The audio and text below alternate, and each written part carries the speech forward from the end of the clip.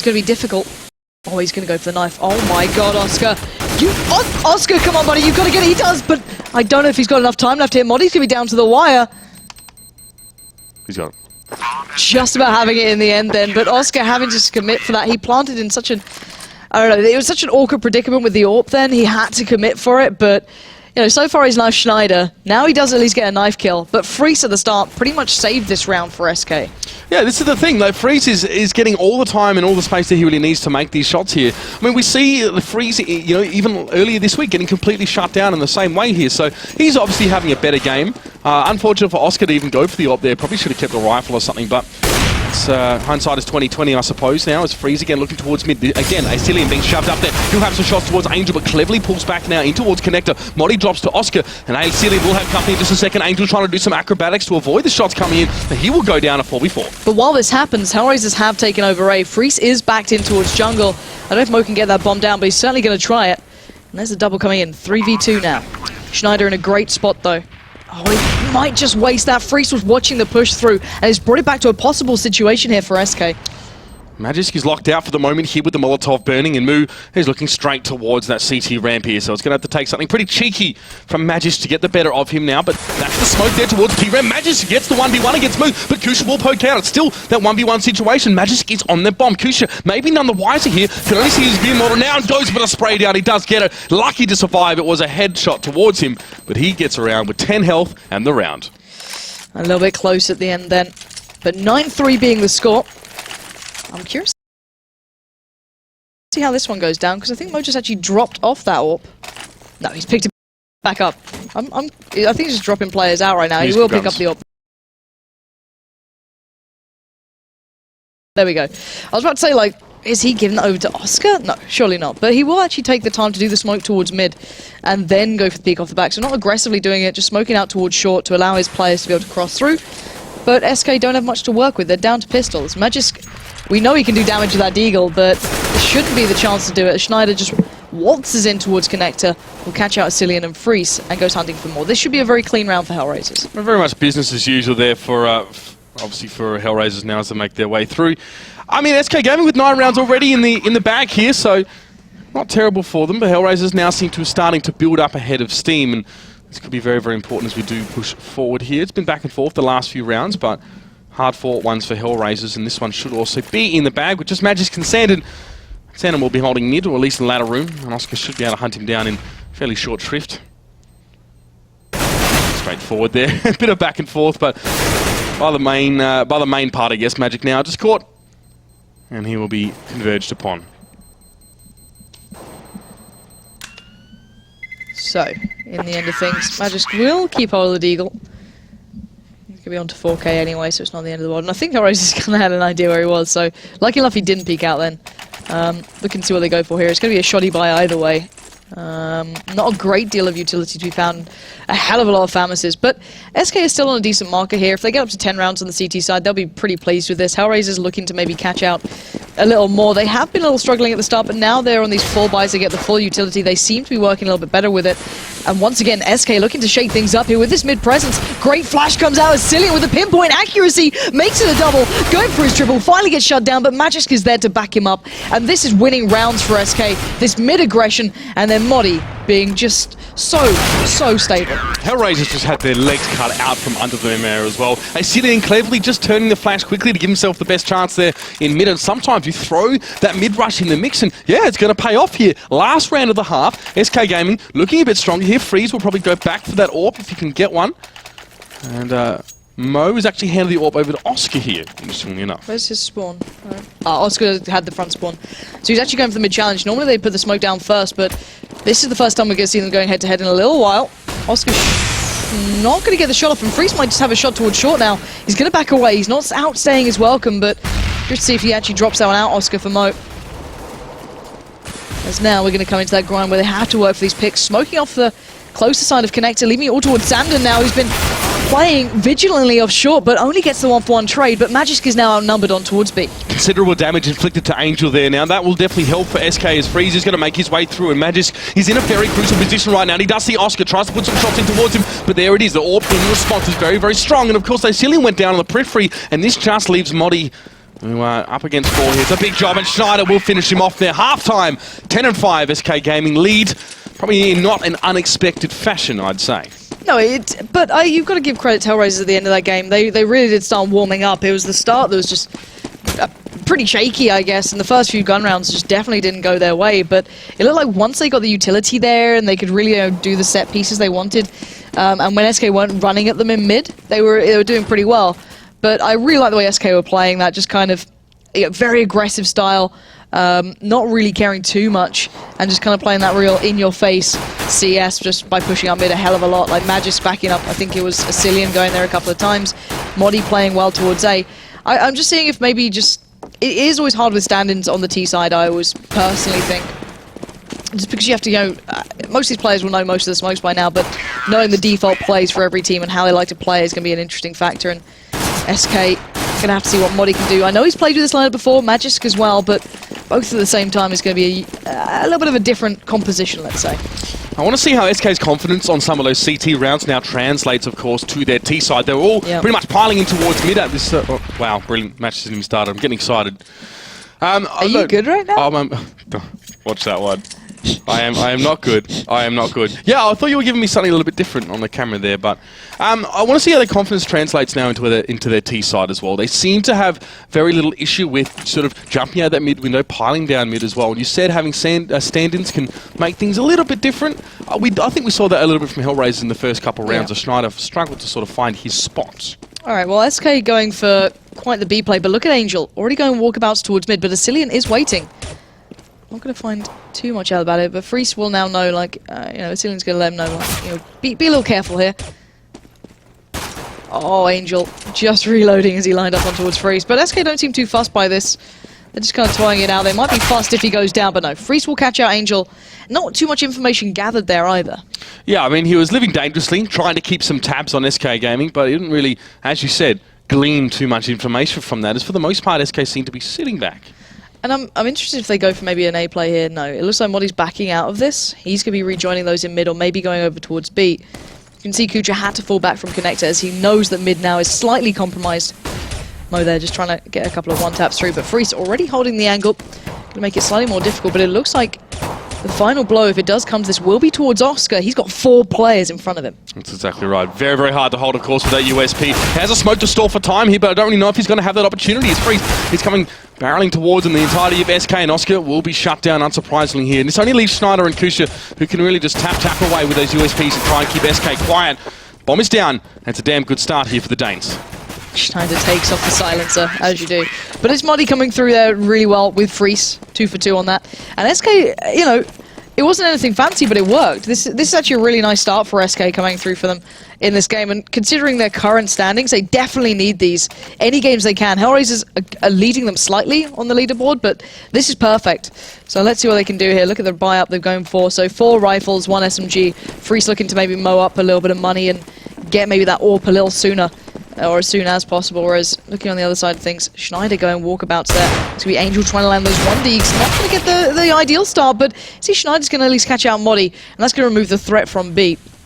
But all of HR now are just pretty much concentrated over on that A side here, so they have to make a rotation without exposing themselves to mid, and Sandard was hoping to catch someone there, but Hellraisers will still be able to rotate through CT. Mo, should I say, is still, of course, in that mid-window. Smoke up and Sandon pushing on towards his B side. The entirety of SK are going to make the push here as well. Magic's trying to trade out. He does take out Oscar. A bit of a shot towards the head, but he's going to be able to carry on. He gets behind the bench, and SK can just set up shop. Yeah, and I think it's save time for Hellraisers. They're already backing out of this. They do have the head armor. They do have upgraded pistols, so it's more the fact of how the head armor they don't want to lose out on. That's a fairly sizable investment by round 2 of the second half. So Mo already going walkabouts trying to get the hell away. Kucha just maybe looking for some exits if he can get it, but already SK with a really good start here. Bomb plants coming in thick and fast, exactly what they'd need. And this is the ideal beginning for them to close this game out fairly comfortably, if I'm completely honest. And looking at the scoreboard so far, it's been 3 players. Well, no, actually pretty much everyone's playing fairly well. Sandon's been a little quiet, but perfectly fine for him. Freeze playing very well, which is the difference here. He was having a very quiet day last time we saw him in the Pro League. Now on 20-6, even got Modi supporting well on 13-9. It's starting to come together for him, and the stand-in for Hellraisers is the one at the top. Yeah, Schneider 13 for 15 right now, and they definitely seem to be struggling to cover all the gaps here, especially in these first couple of rounds, but the buy is only one away, so SK looking to clean this one up as well. Freeze actually opting for yet another SMG, the MAC-10 here, so 2 Galils for SK, and they're all pushing towards B for the most part here, and there's 3 players from HR, 2 aggressively pushing into Palace, so they're going to find themselves in no man's land real quick. Yeah, that B side is completely open. SK should find this out pretty fast. They're actually using those mollies to check corners, using nades, letting Freeze be kind of like the point man Hicks. He wants to rack up those kills on the MAC-10, get the money in the bank, and he's going to catch out one at least. But already Oscar going to back away, make him work for his meal. The bomb will be planted pretty soon for Sandon, and bearing in mind Magisk, Modi, and Asilian already set up for this. Freeze going to get the mow down. That is, 1.2k already in the bank for him just from this round. A really nice improvement. But round the back, Mo and Schneider going to try and maybe catch one out, but none of SK leaving on that route. Well, it's Mo with head armor and a flash. And of course, that's CZ Schneider with bugger all.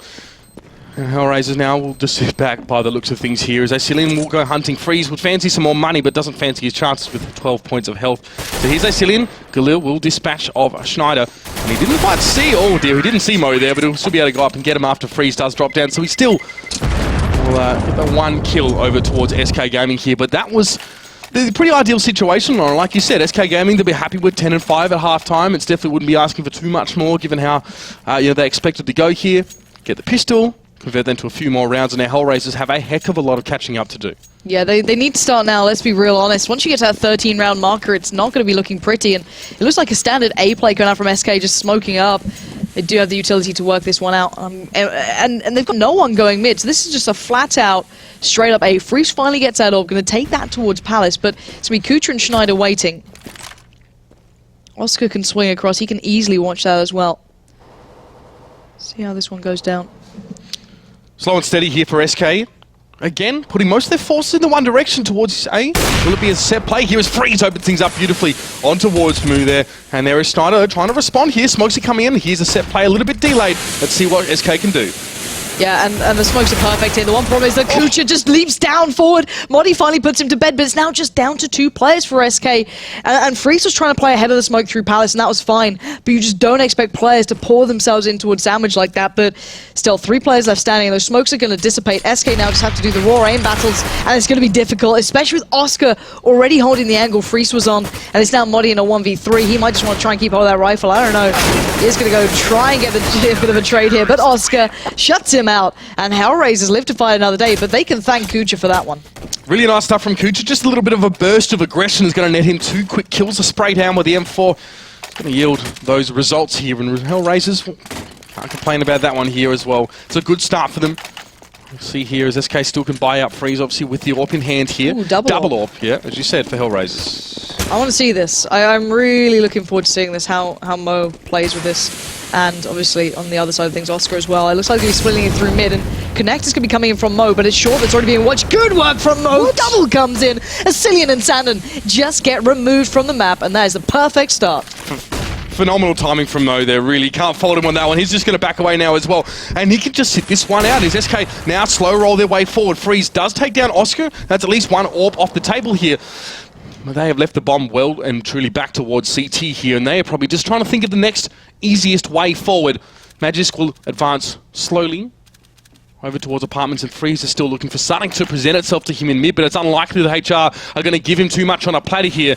Modi will be joining Magisk as well. And here we go. Nice work from Magisk there. In mid-air, Angel's head gets taken clean off, and they're going to work their way on towards his B side, and Hellraisers have to scrabble to attend. Yeah, Mo's on route, Cooch is there. Schneider holding back just in case it's a fake towards A, but Magisk is certainly making this one count. He's already up close and personal. 2 players lining up for him. He gets down another. That's Mo gone, but can he close out this round? Magisk playing beautifully so far here. Kusha, though, will be awaiting him around the corner, and Magisk has to temper that aggression to some degree. He will go forward, though. He will get the kill. Massive work from that guy. And 3 kills for him is enough for SK, surely to clean this one up, and that's devastating for Hellraisers. Just as they start to set their sights towards making up that massive round deficit, they get put back down in their place. And I love that aggressive play from Magisk. Just the timing was impeccable, taking the challenge when required, and they're hunting out Schneider, but he's well positioned on towards A, sitting by Tetris. I doubt anyone's going to get there in time here. So he'll at least be able to retain the M4A1. But, you know, as you said, it must be devastating. After Mo just went off to such a good start, picking up that double just pretty much for free, And now, money-wise, they are not great. You can see, well, of course, Schneider's going to be still sitting fairly well, but everyone else, nothing to be found here. And look at this. They just line up for him in the end. He adjusts across, swinging out on that. But 2 scouts, an M4 for Kucha. You know, Schneider's still keeping his. Oof, Mo getting a little close then, but not going to do much. Schneider going to take the challenge in mid, gets just destroyed by Modi. And you can see SK just speeding the round up. They want to get in their faces with these guns, but slowing down the pace, they'll wait for the challenge. And look at that from Mo, finding Modi real easy. Kucha holding the cross, and actually in these crossfires, Hellraisers are starting to shine. SK brazenly trying to push out of connect when they get shut down almost instantly. Now Oscar to hold with that deagle there. Freeze though manages to get one back towards Angel. He was in mid there, and 3 players for Hellraisers, mostly towards the A side. And Sandon, he's going to scoop up the bomb, and SK are just going to take a step back on this one now and slowly make their way over towards that B side. Oscar will be the first there, and he's going to come straight out the window. He's met by Freeze, and Mo will be there next. The bomb should already start being planted. Yeah, the bomb is en route. It's in the hands of Sandon, and Mo and Kucha are pretty far away. That's the only problem. Kucha was still on the A site. As wow, this has taken some real sweet time. That is the most beautiful sway of the AWP I've ever seen. It's kind of majestic. Oh, nope. We almost... There we go. Way, we're back. But still, SK just always rotating at the right time. Magic's going to catch out Mo anyway. And it looks like Hellraisers, even though they put in a good effort into this one, catching out Zillion. Oh, tell a lie. Okay, Kucha. Takes a little bit of damage on that pickup, but Freeze already sitting pretty comfortably here. Can lock off one angle, leave it down to Sandon to watch the other, and it's SK on 15, Hellraisers on 6. Just as Hellraisers, as I said, start to build up even the tiniest bit of momentum. SK playing with some real consistency here, and well, I've got to say, it's due in a big part to Freeze, who's 26 kills and 8 deaths right now, and has just not wanted to put down the AWP for the whole game, and you can hardly blame him here. He's topping by a considerable amount. And Hellraisers have lacked the tools, they've lacked the positioning, I guess they've lacked the initiative as also to sort of counter him so far, and he's been able to run wild. Really has been, and SK looking to do maybe, not the most default of A, but play towards this A side, 2-2 split there. Kucha can be the one pushed up towards that balcony. Sandon might check this actually. Let's see, Mo's going to find a Cillian towards mid, so that's going to kind of remove that threat. Oh, he's going to commit. This is the thing, when you have this much money, you can commit all the resources you want to. They can always buy back next round. Sandon's still got 4.9k in the bank. He's going to drop that one down. Going to force... Do you know, that went down below, I think. Actually, no, it went too far. It's going to allow Modi through, though. Kucha's going to fall, and now Modi has just a free glance of everything. He's going to catch out Mo. He's going for another. He doesn't have enough bullets for it, but Magis does. And he's going to destroy Oscar, leaving just Angel alive. And Hellraisers, some close rounds to be talked about, but SK overall, just sheer power. This dynamic of Modi and Magisk is really adding some aggressive bite to SK Gaming there as Magisk finishes things off and Angel goes down. And that is Hellraisers getting, well, honestly, a result that they wouldn't have expected up against SK. A very convincing victory for them. The SK that we saw against Titan on Thursday seemed to have bark, but no bite. They seemed to try and set up for some, some big, ambitious plays, and in the execution is where they would fall over. Here they seem to have a lot more regression coming from Modi and Magisk, and it's paying off beautifully for them. They're taking Hellraisers by surprise every time. Yeah, and now Hellraisers have 9 points in the league so far, and SK only have 3. So that's going to get SK a little bit better off, in their footing. But that is a really nice addition of roster. I've got to say, I actually quite like that from SK. I'm not sure if it's going to stay, if it's just a stand-in, but so far it's certainly proven to pick up the results, which is the main thing here. And of course, at this point in the Pro League, they need to get off that very bottom marker. Bearing in mind, 3 teams are tied out on 9 points overall on the ladder board.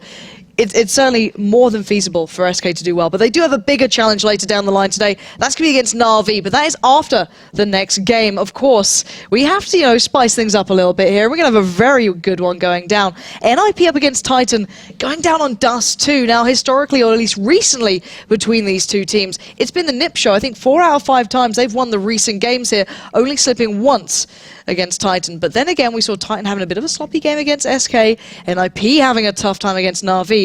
Who's going to come and be able to pull it together here is the main thing. It's funny because people were saying before at least their games against Na'Vi, NIP definitely out of their slump. They're definitely starting to make some results back. And then it was just a really uninspiring performance against Na'Vi. They really got shut down in a big way. And the thing about this is as well, Titan, arguably this is one of NIP's best maps. People sort of, deucing their praises on it, especially more so in recent times. Statistically speaking though, this is one of Titan's best as well. Exactly. It's a map of momentum. It's a map of, a a lot of individual skill, and Tyner certainly not lacking in that department. Neither a nip on occasion, but this is going to be a very tough one for both sides. I think it's going to be a good telling point as to where they both are currently in form. However, that'll be coming up after the break, so guys, do stay tuned. We'll be back after this.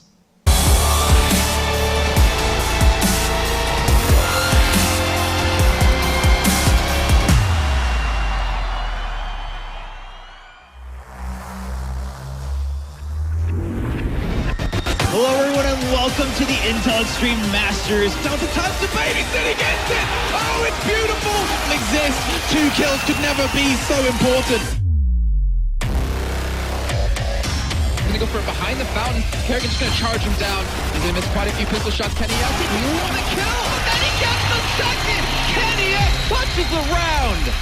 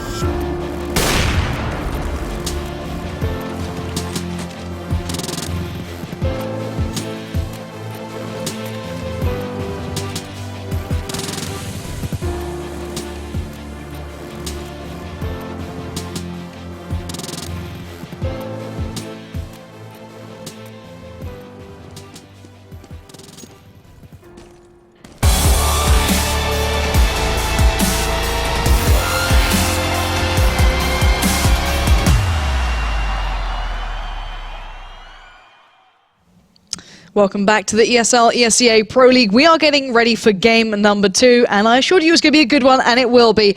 NIP up against Titan on Dust 2. Now that is quite the matchup. Absolutely. Like we said before, this map is definitely a strong one for both of these two teams, and you know, it'll be very interesting to see how they go head-to-head on this one. And you know, there's still question marks over both these two teams' heads as well after some recent results. Are they up? Are they down?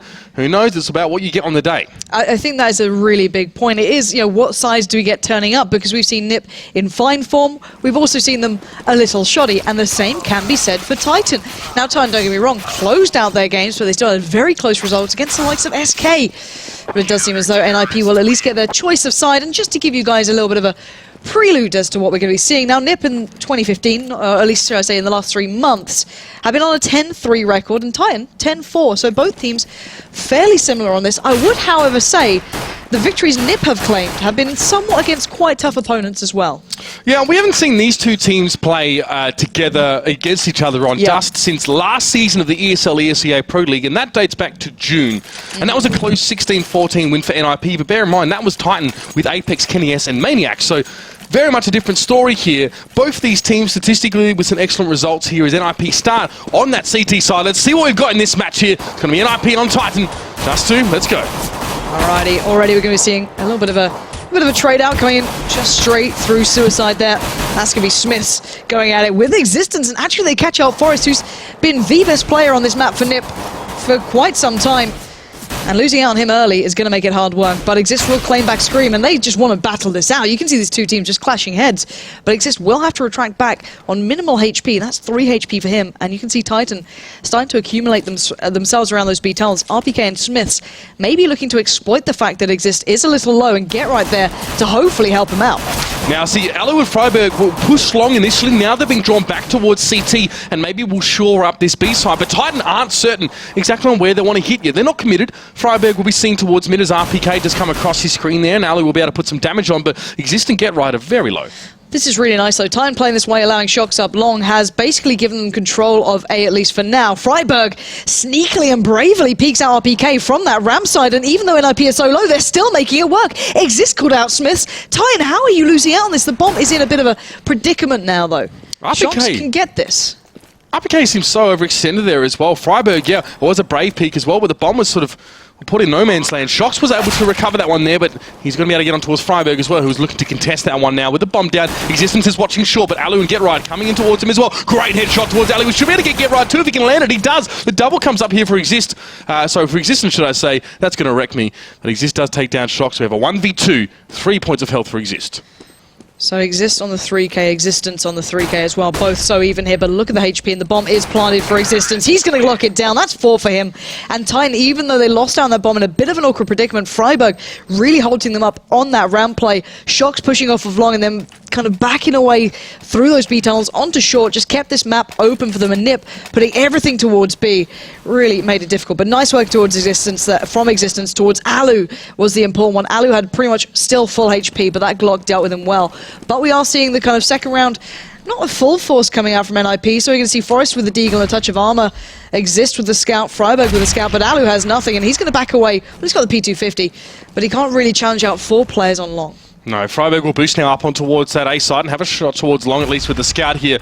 Titan, well, they're diligently just setting things up here now as Freiburg wants to have a shot in towards Pit. Doesn't actually connect that one as well, but he's going to keep Titan on their toes at the very least. There goes Existence, great shot towards their head, and the bomb is out in the open as well, so Titan have to cross out into this dangerous zone to pick it up. RPK with the flash down, he's going to jump into Pit and pick that one up here.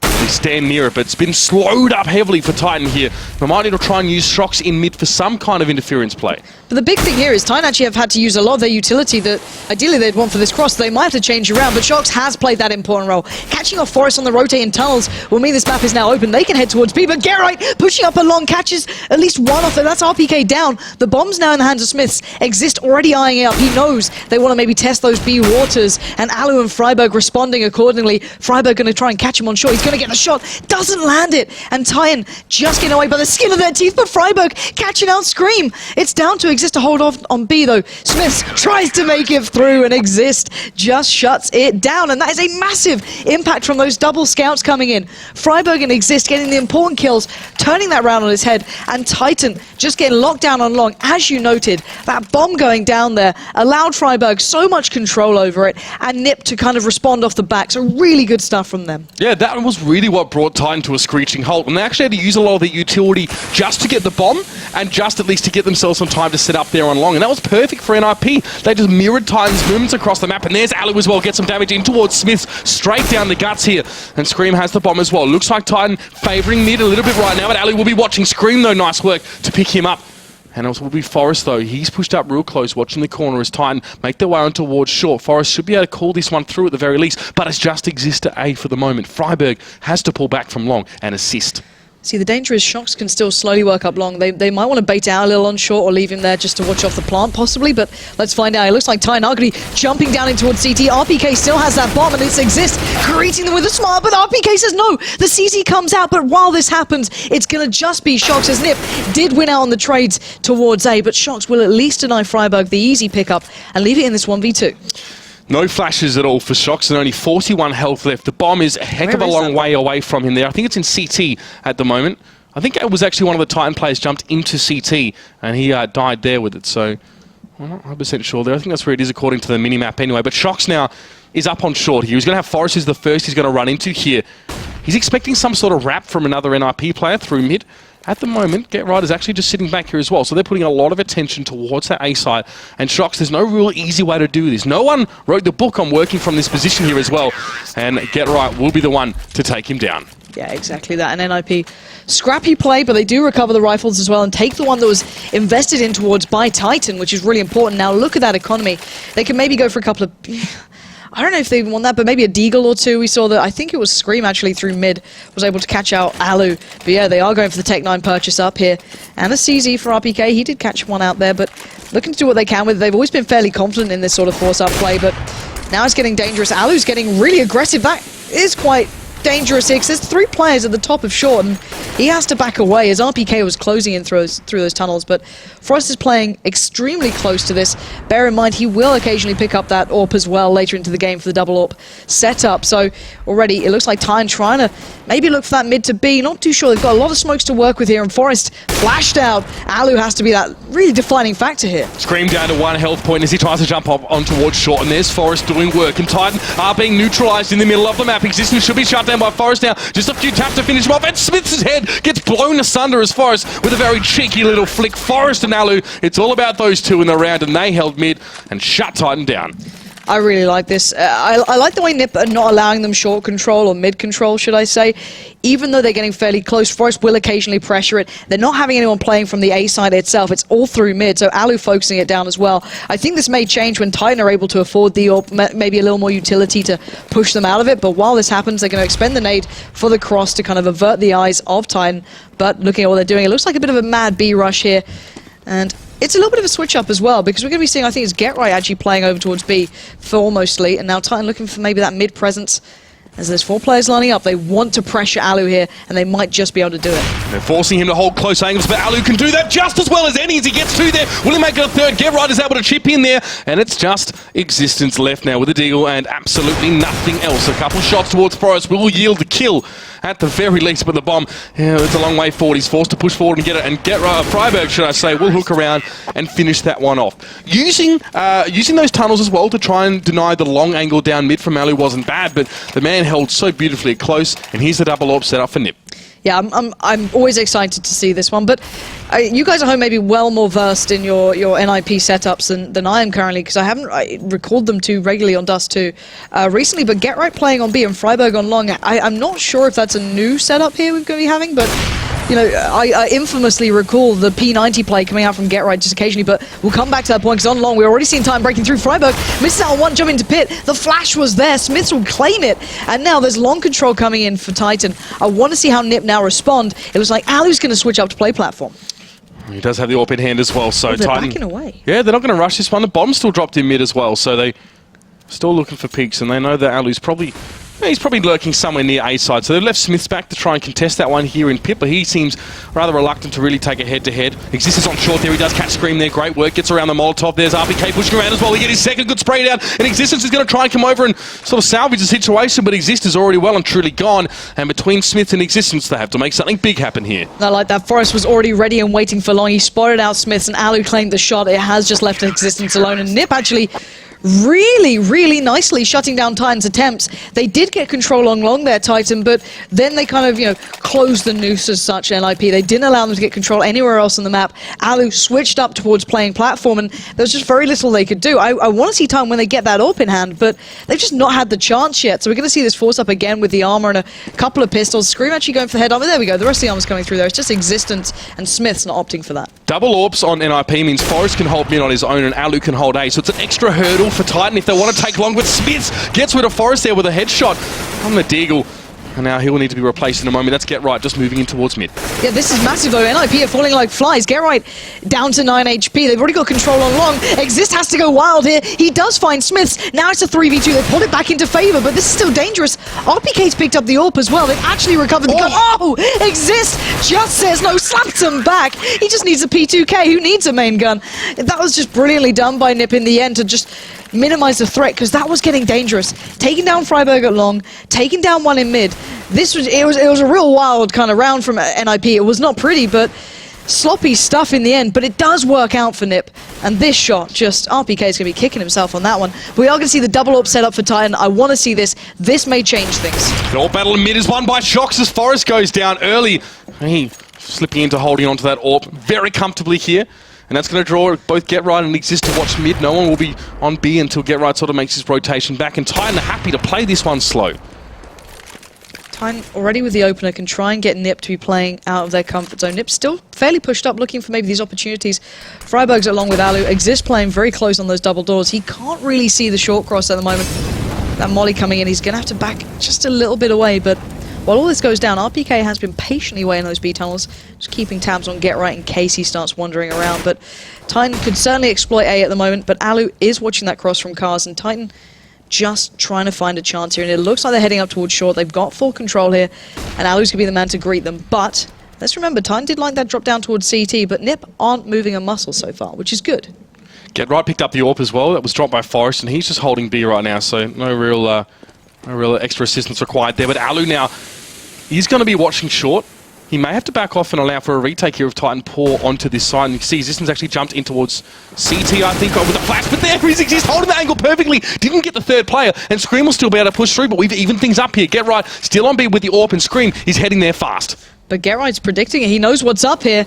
He's waiting real patiently. He's waiting for backup to arrive. Scream needs to make his move, and he knows it. And that's Freiburg coming in with the goods. Now, just read the situation well. He'll know Smiths was coming through those B tunnels, but with 10 seconds left, Smiths has to go against the odds, and Alu just says no. That is another big round for Nip. Even when they were down a player at the very beginning, they worked it the hell back in, and this is the dangerous Nip. This is the Nip that switched a couple of things up. They're playing a little unique, they're playing a little different. And this is Exist really having a big game. He's been certainly scrutinized quite some way by the community on occasion, but he's really turning up towards short. He's been making a big difference for NIP here. But still, Time looking for more of an opportunity, and they might just get it on long again. See, Alu now pushed up quite aggressively here, and the flashes will force him back towards that more passive platform setup. Exist goes down in mid. He actually aggressively pushed forward here. Titan do have the guns to sort of work around this one here, and a couple smokes, and they're set up on short. Alu will get one, but Scream will shut him down straight away, and that's definitely a worthwhile trade for Titan as they work onto A. Yeah, and it's such a tough spot for an IP to hold when you're just kind of cornered in here. Player in front, player out back, and they can't look at both ways at the same time. Scream, though, gets singled out by Get Right, and one by one they're pushing, and one by one they're falling. Gap in the smoke is far from ideal. However, it is RPK to make it across. Existence still with the bomb. Look at this play from Shox coming in, making his way through the double doors, catching him in the heels. And that's Titan finally getting their second round on the board. Big play coming in from Shox. He has been instrumental in Titan's wins. You throw your mind back to that game against SK, which on paper should have been a walk in the park. He was making all the difference. So catching out one that you can see him adjusting around towards Freiburg, I believe that is, and taking him down as well, allowing the final frag to be picked up by his teammates. But still, Nip with the economy to go back onto that double AWP setup, and let's let's see what Titan can bring. Yeah, I mean, RPK, I don't actually know if he's actually been able to get himself a rifle here. So Titans still have a bit of work to do to give themselves some economic safety. And Exist pushing aggressively on long. That's the playmaker down. Shox has hit the deck already. Hit the deck. Just make sure everyone understands the way. I'll put that with my accents now as Smith is trying to make his way out on towards short. And he does get the pick on towards Alu. This is going to open A up here. And Exist and Freiburg actually not really going to contest at all. They've just sort of set themselves way up back in the corner here to wait for the retake and the rotations from the B players. Yeah, but Scream's holding short. Existence already well positioned for Get Right. This looks like a real comfy round for Titan unless something goes severely wrong. RPK looking for the gun pickup. And Existence just buying time towards CT. Good stuff from Titan. Exist making it hard work, but he shouldn't be allowed to do this. He's been having a good game though, but that bomb is plied for short. The time is not with Nip, and it looks like they're going to be able to save this one out, I can imagine. He's just trying to get the AWP. He does actually get away with it. Scream just was looking at it and then like, nah, it's fine. But he just will have to hold those double doors at long as RPK is closing in, but still. Good round from Titan, very, very clinical, quite a classic round. And the setup off the back of getting that short control, really working for them. Well, again, these last two rounds have been a pure example of Titan just trading effectively into these bomb sites as well. I mean, it's not super pretty. They are sort of having to commit players into gaining map control. But you can see there, they've pushed all the way out onto A. Oh, here we go. And Freiburg and, of course, Exist had to back off and come around through mid. It didn't really work out for them here. So Scream, as you said, has opted to go for that AWP here as well. He's held on to it, I think, since last round, and now he's going to be flashing over towards those doors along. Scream doesn't connect the shot here, and Titan have to look for another option to get in. Alu also misses his. He backs up, and there's Freiburg aggressively poking out on towards short, and Shox is going to make him pay. Yeah, it's a lot of versatility with Titan. I know they like to switch up the AWPers. That was just off the back of the spawn, however. But still, it is a 4v5. Titan getting some control now. Exist flexing forward towards short. Try not to allow them too much control, but then again, they know mid's relatively open with Freiburg forcing these guys to play a little deeper now. Make sure I say Freiburg going down, forcing them to play a little bit deeper. It looks like Titan are looking towards B a bit here. Scream and that lot. All edging towards it. Forest isn't far out either, and this is going to be dangerous. Look at this. Get Right holding the off angle there. Taking the instant challenge. Great work from him. He gets so much done here. Now Forest can pick up the mantle instantaneously as Exist tries to find room to breathe towards A. That's going to open up the A site, and Titan instantly take it. Yeah, I mean, great work by Get Right to really whittle down Titan, but it wasn't enough. He didn't get the kills. He ran out of bullets. Now Forrest is actually going to bypass Smith there, and Mid doesn't even see him. What? I don't even know if Smith saw him either, so Forrest might be able to sneak in onto this one. Let's see what he can do with it. The headshot was brilliant towards Scream. He's dropped the bomb on A. Existence has to wrap around and get that, and Smith might have the challenge in CT. Smith does have an angle that Forrest shouldn't be expecting. But still, this is so dangerous. Forrest should walk into it, and there we go. The shutdown comes in, but wow. Just that little bit of play through the smoke was just something you don't normally see, and Forrest made the most of it, but in the end, of course, that little bit of positioning from Smith's waiting out in the smoke will catch him out. But 7-4 here, look at this, he just makes it around, and Forrest making the most once he caught a glimpse of that player crossing towards the site. That could have been so much worse for Titan if he didn't fall back towards CT. However, new round starting, we're seeing double up once again in play for Titan. And, well, not quite there for NIP. You got the scout on Freiburg, which is a little different, and it looks like Titan heading straight towards his B site. Shox trying to connect with his first shot there. He takes some minimal damage, and Forrest trades in. He goes down, but RPK with the one to pick him up now. Get Right's going to double flash over his shoulder, and Titan challenge here on towards the tunnels, but the smoke is up and in his way. Titan happy with the first trade in. Now they might even go for something else. You can see Existence is actually wrapping back in towards the direction of mid, and Smiths is holding that one solidly with the AWP. But Exist and Freiburg have to be careful not to fall here, because last time that opened up that route back towards A for Titan, which they weren't going to give up on. Now Get Right is peering in towards those B tunnels. He's holding that off angle again. It's absolutely wonderful to watch. But Titan just looking for that secondary chance here. These mid-round calls are the important ones. And you can see Get Right does catch out RPK, but there was another player in those tunnels. That is Shox. He's going to get it, but now where did Titan go with this? Do they think that maybe they've stacked out B? Exist and Freiburg are closing in here. Alu does get one towards Shox, but still, this is a back and forth game. It's a 2v2, Mitch. Trading 1-for-1 for a T side is obviously actually favourable here. They're definitely not going to be complaining now as Freiburg, he does see Smith. I think he's only got the scout though. Might actually trade that one away for the M4 here if he can get it, and he'll back away. He won't challenge at this stage as Smith is soon to be joined by Existence, and Freiburg will have to hold on his own for just a bit, and perfect work on towards Smith. Existence might try and challenge as well. He takes a little bit of damage there, but this is time for Alu to rotate through. Existence doesn't have much timing, had to break through, and Freiburg will just stop him in his tracks. Really well played by Freiburg to buy the time then.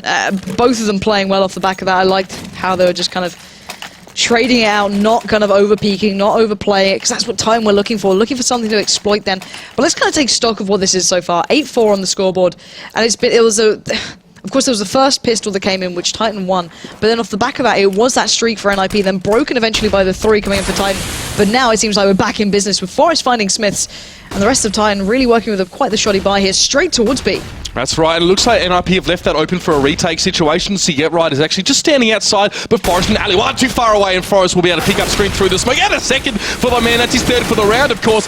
Existence can trade him out, but still, only 2 players left for Titan on this very shoddy buy. As you said, Existence still trying to make it work, though. Get Right just hopping above the smoke. Can he connect? Existence might have his 30 if he's not careful. Get Right. We'll just back up and maybe consider a different angle of approach. There's still 2 players up for Titan. They've made this one work fairly well for them, but here's Freiberg ever on the flank. Shox will be waiting for him, though. The AWP in his hand is going to be able to shut down Freiberg, and we have the 2v2. But NIP keep running into this. They're allowing Existence and Shox to get the damage done, and Shox almost having the number of Get Right then. This is really, really dangerous play coming out from NIP, and Get Right just utilizing the fallen comrade's body there as Existence will drop, and Shox now outnumbered. I wouldn't put it past this man. He does have the Tech 9. He can bring this close. So what's going to go for? Spamming it on the box. No one moving. Singling out where these guys are. Going to plant in the back. Fake it out. 30 seconds remaining. He wants one of these guys to peek in. Fake again. Get Right. Going to take the challenge and close it down. But that was starting to get a little bit dangerous towards the end when they were just running in towards it. But you could see the lockdown come out from Exist and Get Right. And they do manage to keep hold of those double AWPs. Good to see Exist and Get Right slam on the brakes as well when they realise we've taken a few too many casualties. As Forest just doing Forest things here. Because he gets traded into by RPK just after this one here. And a man who only had 2 frags, I think, prior to that one there, is actually was still on 2 frags here. So he's been a little bit more quiet this time. There we go now. Alu now just trying to hold long. It's just Existence again with the AK. That's really all Titan are working with here. 3 smokes for the whole of them. There's Freiberg trying to get the spray down with a FAMAS. He does deliver. Shox and RPK go down. And Alu's able to get Smiths in the meantime here. Scream though, well, he's able to trade back in with a P250 kill. With only 2 players left and 1 smoke between them. It's a big ask for Titan here. Well, Get Right. Trying to do what he normally does. The lurking role paying not quite off as well as it can. And we're going to see the 2 AWPs remaining, which is quite hard to work with, but Scream only has that P250. I say only, Scream is deadly with that gun, but the Tech 9 does come out, rattle off a couple of shots. Alu locks it down, that's a bomb lost. Alu's going to back away and just play out to the time. He wants to keep control of it, he doesn't want to let Existence get that to hand. Now, treacherous situation here, just got to be careful with it. But Existence is locked in. Does get Alu very low, and this is getting to a bit of a meal of things. Forest, you need to go help him out, and he does. That was getting a little bit awkward then for Alu, but still, Nip close it down, and Titan, I don't know, they just don't seem to have the closing kind of moments to these rounds. Yeah, and conversely as well, NIP is sustaining fairly significant casualties in an anti-eco situation. The last 3 rounds, they have won them NIP, but only with 2 players left on the board as well. So Titan are able to get away with murder, literally, in some of these situations here, but still, money is definitely not in their favour now. Smith is forced to use a scout, and Forest will punish him for it instantly. So, can Alu play this one out? Or he's starting to get aggressive and he's got Forest watching his back. He can start going on a tear, and that's exactly what Alu's done. The lovely, just double AWP setup, paying off perfectly for NIP. And I think Freiberg just got a glimpse of Existence, who only has a Tech 9. I say only. But you can see they're not allowing these guys to pick up individual kills here, even with those Tech 9s, even with the P250s, whatever Titan had. NIP were rolling in pairs then, just from start to finish. You can see Alu and Forest, double backing up in mid. You can see on long, Exist and Freiberg, just leaving Get Right to his own devices on B, but never letting Titan pick up a gun then off those rounds, which they're so good at doing. I remember discussing this originally, I think it was with Smiths, back at one of the majors, just saying, you guys, sometimes you can afford a rifle on the T side especially, but you'll go for the Tech 9 armor pickup. He's like, yeah, because we're so confident we can at least pick up one of their rifles and work off the back, especially on Dust 2. But now seeing NIP stopping that, it's making it hard work for Titan. They're not being as much of a threat in these kind of anti-ecos, but still, 4-11, NIP on a great round marker, but it's all about this T side. We've got the Glock train coming through, and it looks like the final destination, maybe that B side, but we're going to have to wait and see if it can make it there. Already they are heading across. It's going to be RPK with a lot of work to do. That's right. He's got to hold his nerve here now, as most of NIP are going to come barreling in towards him. He will drop very, very quickly, and that's nasty as Scream. He's going to push in himself. That was a good flash onto all 4 NIP players on that side, but he goes down to 7 health instantly. This is NIP. This is devastating for Titan. They must win this pistol if they want to get themselves back in this, but Existence now, he's caught in CT. The entirety of NIP have got through without any casualties, and this is very, very bad news for the Frenchman. Brilliant stuff for an NIP though, just Glock training it through, you know, zero care given. There was no finesse to it. It was just, you know, we need to get this done, we need to get the job finished. Let's go. Alright, so 12-4 now. Will we see the double scout again? I want to see it. Last time it kind of worked pretty well, but I don't know if it's worth it at this point. They can just go for the Glils, the MAC-10s, you know. Yeah, the MAC-10's coming out. Something actually I remember discussing with Spuncher about, he was one of the first players to go for the MAC-10 on this map. Kind of historically working up short off the back, building so much bank, and then of course the kind of SMG changes really highlighted what you can achieve with it, but it's nice to see it becoming commonplace now. Yeah, Chad favoured it even before those SMG changes actually. Yeah, we're on first name basis, me and Chad. Yeah. Do you discuss thongs at all? Thongs, yeah. We both got pairs of Havianas actually. Alright. So yeah, he has like the grass, he has like the turf Havianas though, they're really nice thongs, I like those. But I don't have them yet. I've just got the standard You'll ones. work on them. Yeah, You can become a true CSGO Australian. money to get real yes. But while this happens, we are seeing the MAC-10 cleanup and RPK, the last man alive. This is going to be a real tough one as well. Yeah, it went as well as to be expected. So far, RPK only on 2 kills, which is a little disappointing for me because it's something me and Vendetta were discussing in Dubai. Is like both of us remember what it was like watching RPK in his prime, and it's just terrifying to watch. He is such a beastie player, but really, really quiet day for him. But then again, it's only one map, one game. And NIP not having to repurchase anything really here. They're pretty much set for this round as well. And Titan have nothing to work with. No, Titan got absolutely romped in that last round as we sort of digress slightly here. But, I mean, at the end of the day here, NIP got the same guns and they can continue to do the same work with them. Forest has the trade in mid there. His Existence actually going to get the pick and thinking about aggressively coming forward there. That's a good nade by Alu. Not fully aware of his presence for the moment here is Get Right. He's going to be pushing up as well with that MAC-10 on towards that A side. Oh, it's a great initial shot from Shock, so that's going to stop him in his tracks there. But Freiberg is doing so much work here out of tunnels, and that is going to break the back of Titan with only 2 players to work with here. They have to spread them over these 2 sites. They do have MAC-10s at the very least, and Existence might try and challenge in mid. Freiberg thought about giving him a crack at it, but he's going to head towards short and challenge onto this bomb site. Shock just falls in a crumpled heap, and that'll be the bomb plant. Alright, so far, I've got to say, Titan not looking all that threatening, but this is go time now. This is backs to the wall, you know, Nip are already on that big round marker. This is the most defining performance out of Nip in quite some time we've seen. They're able to get the double AWP as well, with a little bit of backup to it as well. 1k still sitting on Alu, 1.9 on Forest, so it's not the most risky of investments, but for Titan, this is do or die time. There's no returning from this one. Going for the straight up rifles across the board, they can't really afford much more. A little bit of utility to work with, but if they get off to a shoddy start, this could spiral real fast. And look at Nip, they look like they want to punish this. Look very confident here. Shocks will challenge on short. He does get 2. He's going to take the wind out of NIP sails instantly. Sometimes a little bit of aggression goes a long way. The best defense is a good offense, should I say now. As Shocks will go try his luck yet again, but Alu at least will be there just to shut him down and waggle the finger at him. But NIP have to work onto this with only 3 players. It's going to be one in the mid holding the bomb here as Alu is actually looking for something again. He's extending himself here onto short to try and open things up. Forest and Get Right will sit back as well, not really looking for anything in particular right now. As Get Right is being very careful about the way he works his way into tunnels. It's all about Alu though. It's all about him opening things up here on this side. He needed that pick there. He's not even going to connect the shot. So Titan will be able to sit back and they'll leave it open to a rotate here, to a retake here, should I say, if Alu wants to keep going. Yeah, it's going to be difficult for an NIP to break into this RPK. If he peaks, though, it may become a little bit more viable. But look at him moving up there. Alu trying to get a little bit cheeky then. Look down towards CT, but Alu's hunting this. They've got rounds to spare, so you can see that the timing on that was just unreal. But still, Alu gets called out. He's down to 2. Titan keeping this one close. That Smith's coming in, finally, to the matter. Catching him out. And now Bomb is down. Let's see what Forest and Get Right can do. The classics, the duo. Forest already getting one, Get Right with the other, but RPK denies it. Now the bomb's planted, they know where it is, and Existence holds firm. NIP not able to pull any of that magic out of the hat, and Titan get their 5th on the board. And the first of the half as well, and not a moment too soon now. 5 rounds for the Frenchman, and NIP 2 rounds away from victory here as well. They must hold them at bay, but bear in mind as well, NIP have had a good chance to build that bank up, and there's Shocks just trying to wave some of his own cash in their face and say, I've got this gun, I'm not afraid to use it. NIP will still buy, won't be the double AWP set up here, but Ali will have the zoom stick. Do you mean Zoom Banger? Magic stick. Did you just like combine like... Zoom stick? No, Zoom stick. Yeah. Okay, we'll go with it, I'm not so sold, but we'll work on it. Anyway, already, Shock's getting aggressive. Freiberg's kind of noted that. I really like that. You can see the adaptation from one round to the other. Freiberg ready and waiting to receive Shocks if he went for that aggression again, but both can back away, not take too much damage. But on long, you're seeing Nip building up here, and already Smith's going to hop himself up towards that platform. He's going to get the shot towards long. Not sure if he's already predicting someone in pit. there is someone there. This is a much slower round from NIP. Yeah, a little bit confident, I think, riding on a lot of momentum before. That's a great pop flash for Freiberg in towards mid, and Shox can't even fire off one of his own.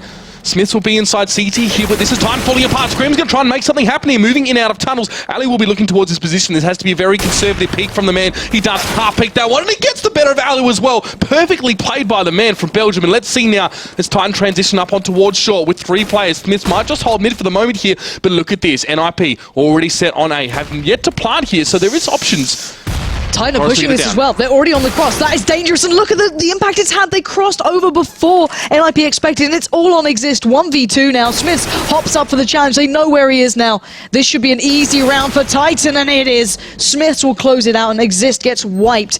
And Titan aren't giving this up. I love that confidence play coming out of shore. They just push straight through. Working on the flash. Having faith that it at least catch 1 or 2 out. And it did. Get-Right had to tuck himself back towards that A ramp. He wasn't able to watch the cross. And then 2 kills instantaneously off the back. All right, let's see what NIP go for here. They're not French, so I don't know how aggressive any sort of force will be. And as I say that, we do already see the AWP going to Alu. They are trying to really close this one out here. It's the Tech 9 for Get-Right. Freiberg has a deagle. Not too shabby considering. I think a little bit of a utility as well. Let's see how they work around it. And I kind of like the way Titan are playing this. They're kind of leaving mid early on. They're not even really bothering it with it that much. Shox will eventually come back around to it just to keep tabs on Scream as well from the B side. But NIP just looking to maybe exploit that a little bit. Forrest already toying with, you can see Get-Right working on long as well, just trying to keep RPK busy and guessing. And certainly also pulling Smiths in towards it. So, NIP working the way through those double doors. Scream is there. The crossfire is just slightly more passive and it works well. Shox, though, the timing is just absolutely unreal for him. He goes to smoke short. They're now going to start coming through. It's down to Scream in existence, but Shox is going to walk through and Scream getting the double. He's going to deny the threat that NIP posed, and that's Scream going wild. That's 3 for him. Easy pickup. Just turreting himself around, and Get-Right just kind of left in that awkward predicament. Last man standing. Titans starting to find their form finally. Yeah, a confident force up there for NIP is going to yield only the 1 kill for them here. And they might just have to be a bit more sensible about this one now and go to the eco. They are only 2 rounds away, but Titan, with the last 3 rounds in a row, 2 of those being defusers as well. So they're really able to neutralize. It showed that they're happy to sit back and play the retake and sort of come forward and take out Ninjas in Pajamas after they've set up here. So this is good from them. Smiths has the AWP in hand now. Mid's going to be smoked up instantly here as NIP obviously lack the, I guess, the arsenal to really go head-to-head with Smiths in this kind of scenario. But he's already seen that play. He's going to get a heavy tag on towards Exist, I think it was. And he'll sit back while the rest of NIP try and get into mid and try and make something happen with his very limited arsenal. Yeah, and they took so much damage from the opening nades. Look at them, they're down to 18, 27, 9. Dangerous stuff from Smith, so to go for that sort of challenge, already Nip being out that far, but Shox and Co should be able to clean this up. RPK still on long. Nice little flash going to come through, allow RPK a little closer, and even though Titan are taking damage, this shouldn't be a round loss. Screaming Existence finally pull it back into tow as Exist and Alu, the last 2 standing. Bomb at least going down. NIP are getting plants in so many of these rounds. Highly profitable round here for the Ninjas in Pajamas, and they already set up on this A side, so Titan just have to work together here. Easily enough. Scream, as he does, takes down Exist as they make their way on towards short. Alu did at least get himself a deagle, but he's not going to have any chance to use it as Stream, then gets his second. And that's not bad from NIP as well. For a round that they really just wanted to cut their losses and see if they can make some dough, they will have a bit of it going to the next round. Yeah, again, a little bit of dollar in that bank. It's not a bad thing at all. I think they only had P250s and 1 deagle. I think it was Freiberg who had that. So very minimal purchase into that round. You can see it paying off. All these bomb plants are certainly padding their economy in this, and they're able to get that double AWP set up back into place. But I wonder how much that's going to affect it now, because Titan have started to warm up. They're starting to hit these shots. You're seeing the big players starting to do what we expect from them. And now, let's see if Ali can catch in on the cross. Not going to even get a tag on that as Forrest barreling down towards long. He does have a fairly decent spawn for this. He is holding the angle on this one. Backing out though as the flash comes in, and Smiths once again dominating the angle. His Molotov didn't quite catch Shox, there. look at this. He's pushed up on short. That's it. He's going to get 1. He's going to get 2 Shox. Doing it like only he can. He's looking for Freiberg as well, but the tap towards the head is not going to find its target. And Freiberg will at least be able to shut him down, but NIP have sustained significant casualties just trying to get rid of that one Maverick player. And they're still in mid. Now, contemplating their next move. RPK is already pushed up here as well towards these doors on Longhouse. And Get-Right may be in danger if he doesn't move fairly quickly here. There's Smith. Alu trying to make his way there on towards short. And the aggressive peek from him will shut him down. Freiberg has to double back for this bomber, at least try and open up something further on as Get-Right comes through with him here. The 2 players back to back here for NIP. It's going to be a smoke for Freiberg. We'll opt for the CT push here. Flash over as well. They're taking their time. 45 seconds are left in this round. And you can see RPK is going to wrap back towards A as well. They're just going to draw themselves together here. It's two sides, A and B, both heavily defended for NIP. Well, to break through at this stage. I start to worry when NIP get to this point. If they start choking this out, it's going to be pretty devastating. As they are just taking their time, their sweet, sweet time. I think Getride's having some connection issues there. We actually saw him drop out in one of the other games as well recently, so hopefully it's not going to be too much of a problem. Maybe NIP just struggling a little bit connection-wise. Freiburg as well, seeming to have some issues. I have to find out if that's okay, what's going on there, because it does seem as though he's kind of chilling out. I don't think he's, generally holding this angle, if I'm honest. But yeah, I hope there is no issues coming into this. There isn't a pause either, which is weird. I can imagine there'll be a pause going into the next round. Just want to see what goes on here, guys. There we go. So yeah, the pause has come in. I think there's just a couple of connection issues on the NIP side. I do see Forest is still moving. Just want to see who's actually here. Okay, well, anyway, that aside, let's kind of recap what we've seen. So, the T side coming in for NIP. Now, it started off well. They picked up those three gun rounds, the 3 rounds off the back of picking up the initial pistol. And yeah, I think Freiburg just dropped out as well. So that does make sense. It's a bit of a shame, though. Could be the NIP Villa under attack there. So yeah, as our beautiful observer, thank you very much, Pan, is displaying, they had a fairly 3 clean round pickup just off the start of things. So the pistol went very, very well for them. But once that gun round came in, you saw Titan starting to really flex what they can do. I love the aggression from Shox. He has been very instrumental, actually, once again in the CT presence.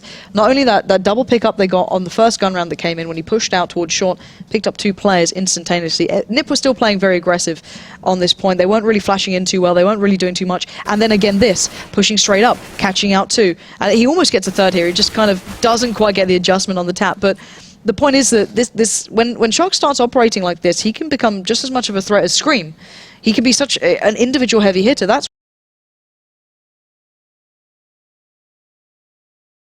why this Titan lineup, their skill ceiling is extraordinarily high. So I fear for NIP that if we keep seeing things like this, it's going to start really going in Titan's favour almost to a degree. But the point is that when you're on these sort of scoreline markers, it's not the mental game that really comes into it. When I talk to the players, they just see it as round by round. It's more the fact that when you're in Titan's shoes, especially if NIP get to 15 rounds here, or soon, probably not into this round, I can imagine, they're still fairly skint. Fairly. It's the fact that there's no mistakes anymore. One player can't miss a shot. They can't misread a situation. You don't get that buffer round. And that's the biggest difference once you get towards those 14, 15 rounds against you. But still, if Titan can depend on their individuals to find this sort of form, they're in a good place. It's important to notice as well that NIP have chanced for the double orb setup here on the T side, and it hasn't worked out nearly as well for them at all. And, credit to guys like Smiths as well, who in that last round as well, shut down a good portion of that with one aggressive push to short with the orb, had a strong angle, and straight away eliminated one of those players as well. He was Alu, actually, was trying to make his way up and sort of find his way in there. So even on this CT side, Titan are in short bursts, pushing forward, catching, T side players out of position who are trying to set up, and the double orb setup as well, not working so well, because before NIP even get into those positions, those important vantage points, we're seeing members like Shox, of course, and Smiths as well, shut them down before they can really get the ball rolling here. They made a significant investment in that last round to do just that as well, and this round I think they probably have to save again. Yeah, so the point I was kind of making out with Shox kind of having the increased performance, it's really just shining in these last 3 games, let's say. The game against Penta and the game against SK. His rating has skyrocketed back to what he originally started at. If you look back to the original days of CSGO, where everyone was singing his praises, like the 2012 days, the 2013 days, especially during LAN events, it did decide to, I say slump is a very harsh word, but around 14, 15, he wasn't exactly, it did decline slightly, but if you see him kind of operating at this level, you've got to start taking note in this one. It's just like, okay, this is starting to get a little worrying, but still, let's also take into the account here that NIP now can just sit back and kind of think about things a little bit, because they have been completely outdone by Titan on their gun rounds. Titan have been playing really, really well on their CT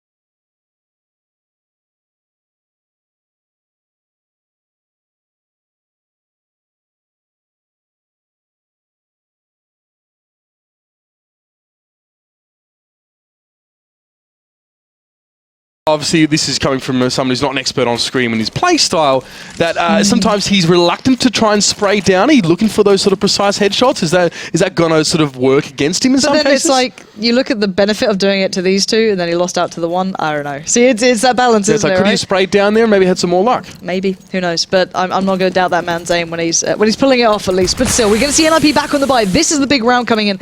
Otherwise, they're going to be in a bit of a tricky predicament, because Titan look as though they are meaning business, and that is the start that NIP were fearing. Exist goes down. Shox picking up the mantle with that AWP and already adjusting, expecting that short presence, and he's right to be feeling as so. That's right. Ninjas of Pajamas still have 2 AWPs in play, but Freiberg drops down very quickly. Smith's just adjusting to that one, watching the push off short, and Shox is there as well. So many time players were in position to receive this one, and there's Scream doing work on towards Get Right yet again.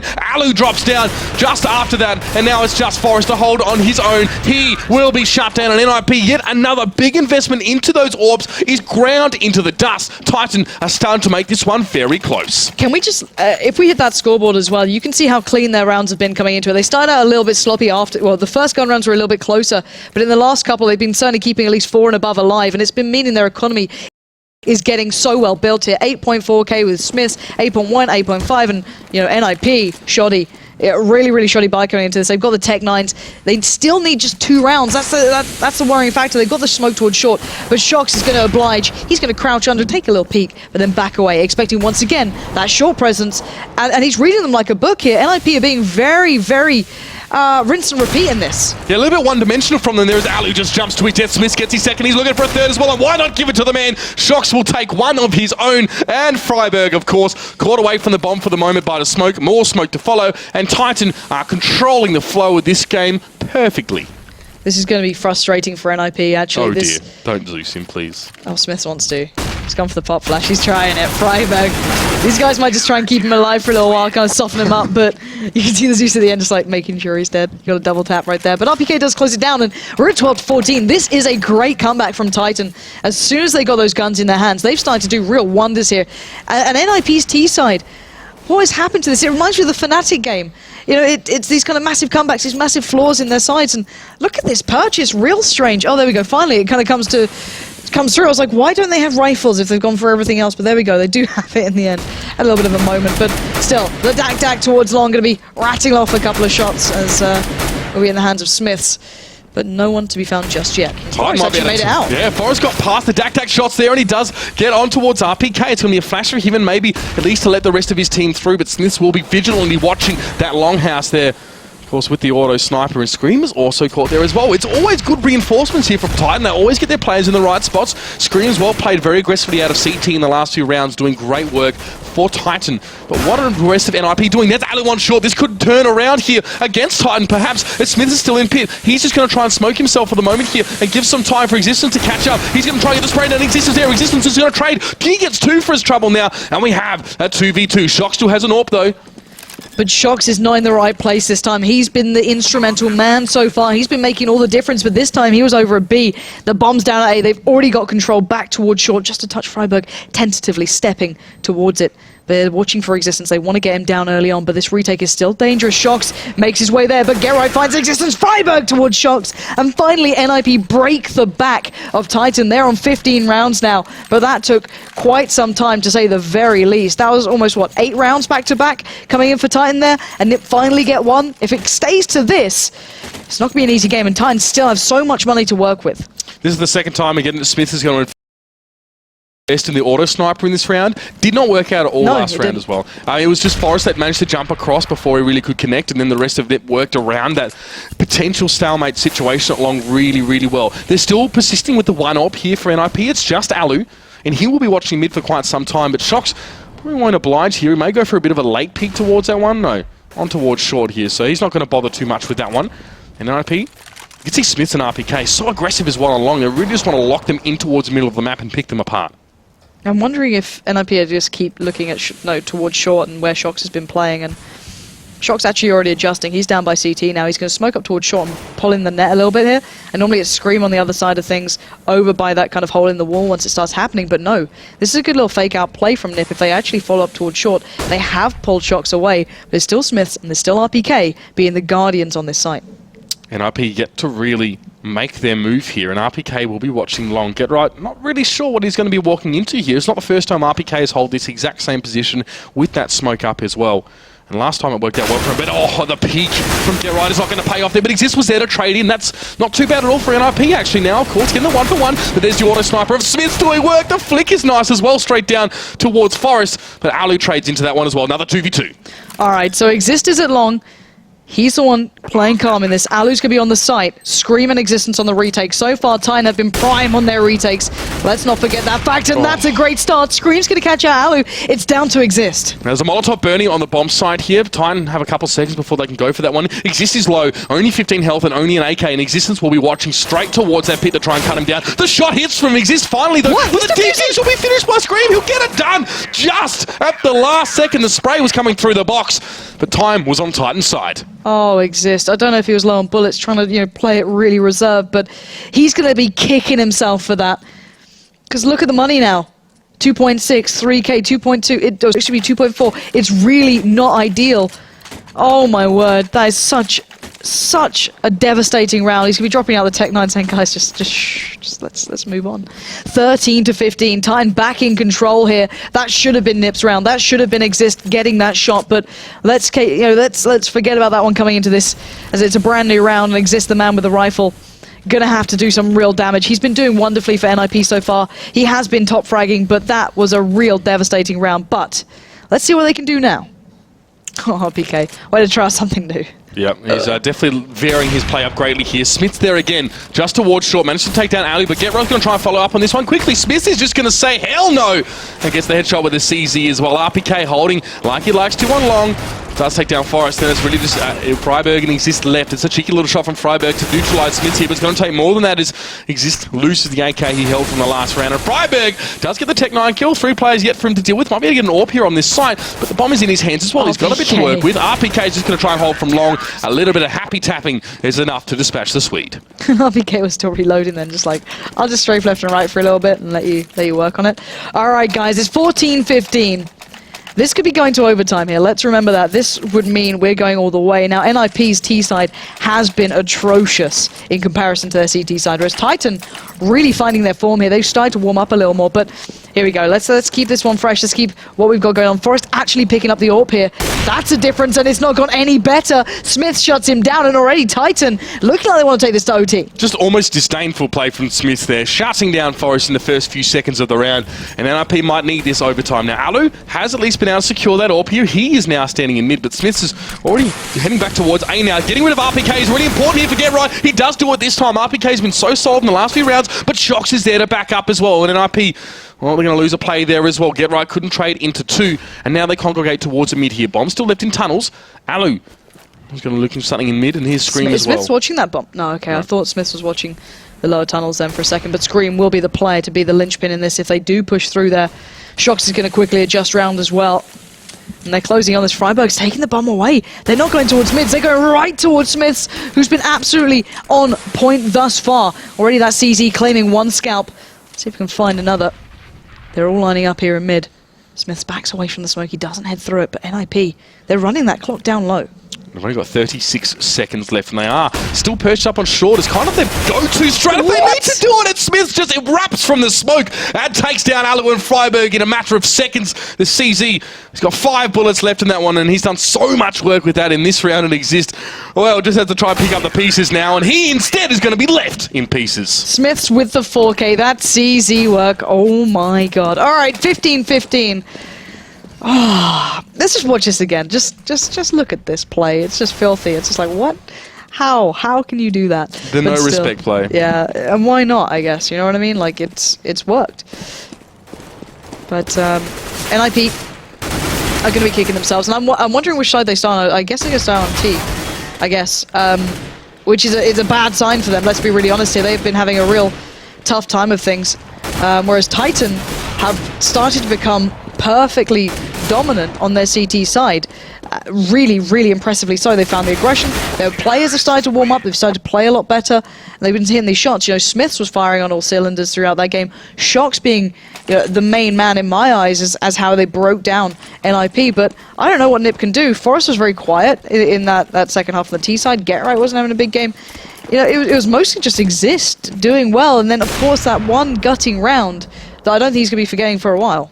They had such a distinct lead come into this one as well. It was ridiculous. 14-5, I think it was, if I'm not mistaken. Yeah. So, you know, NIP squandering that one as well has to play on you mentally.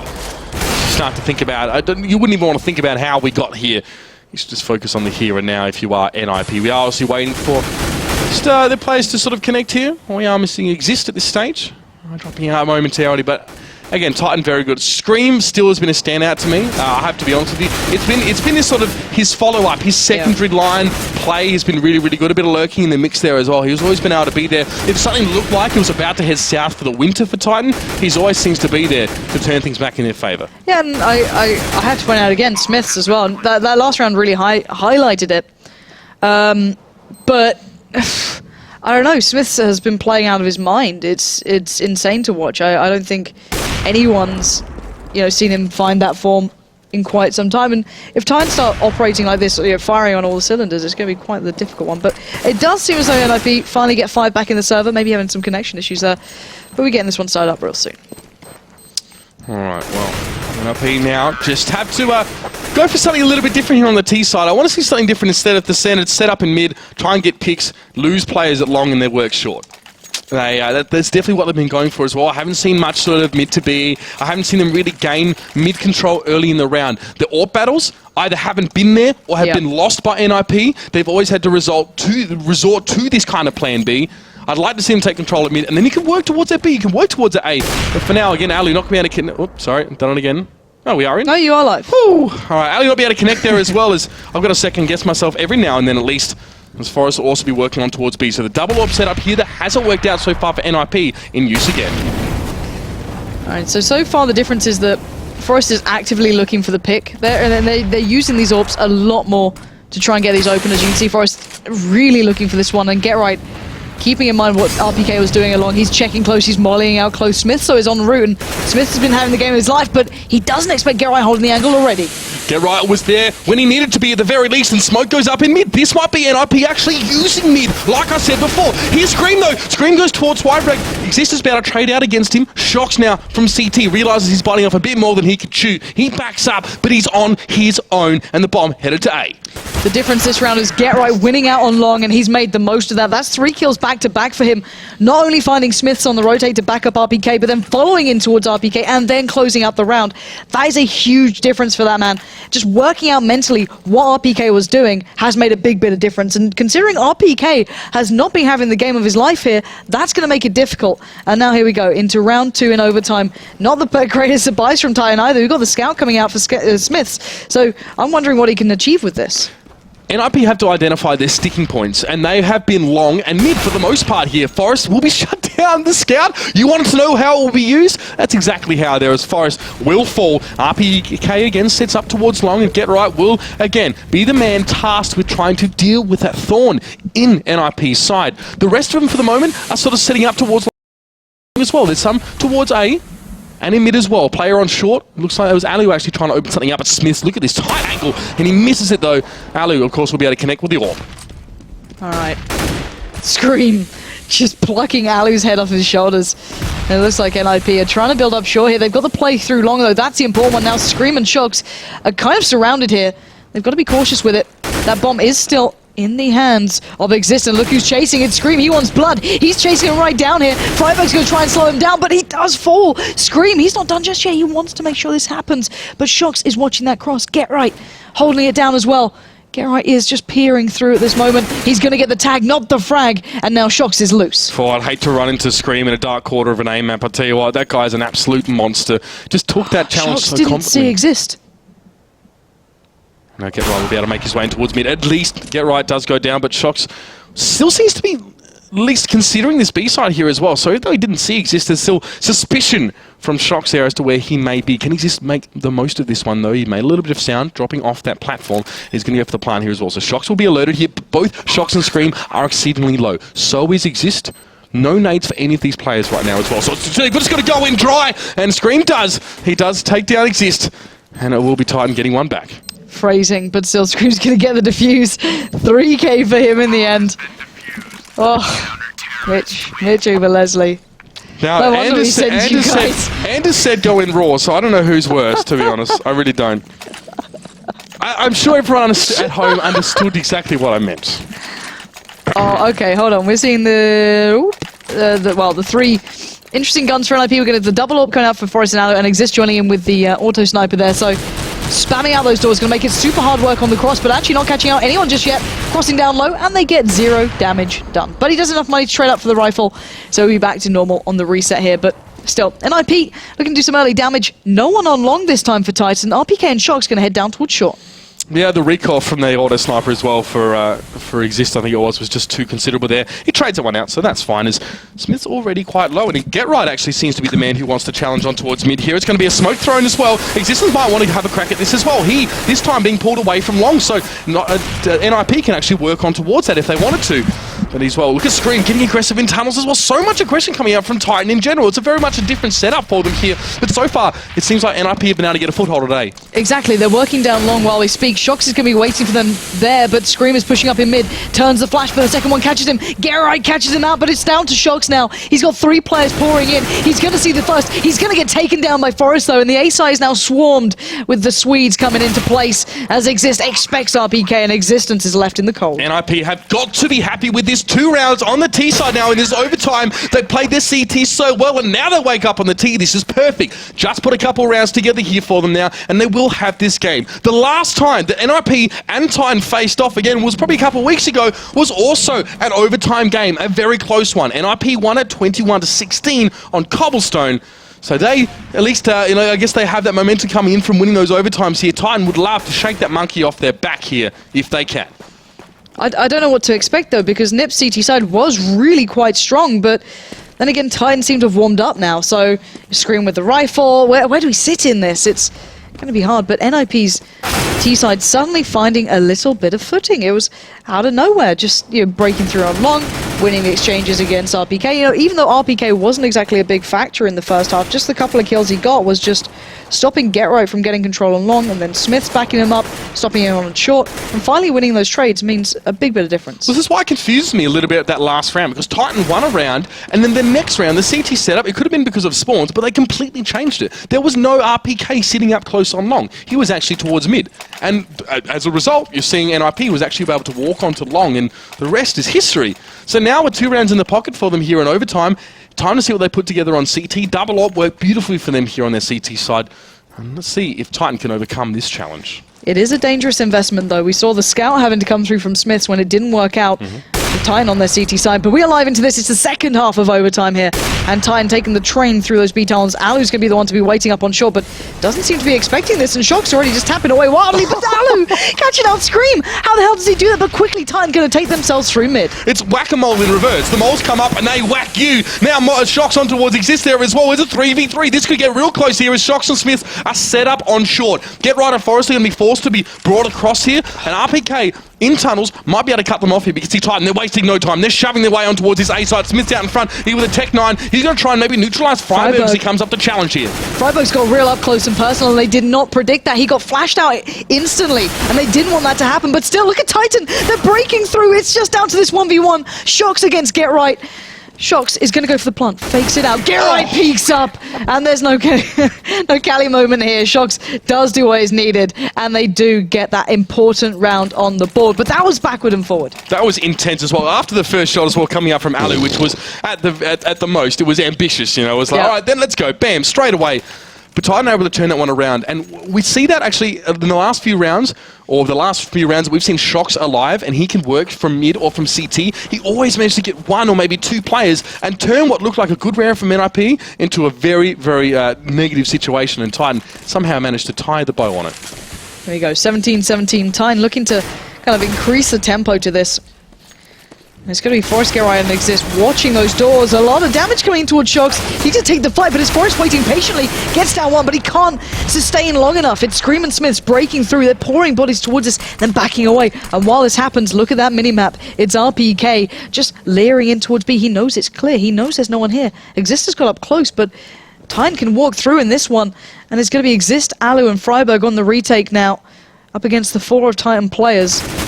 And RPK, flashes come out, great work. Going to give NIP a little bit of control here.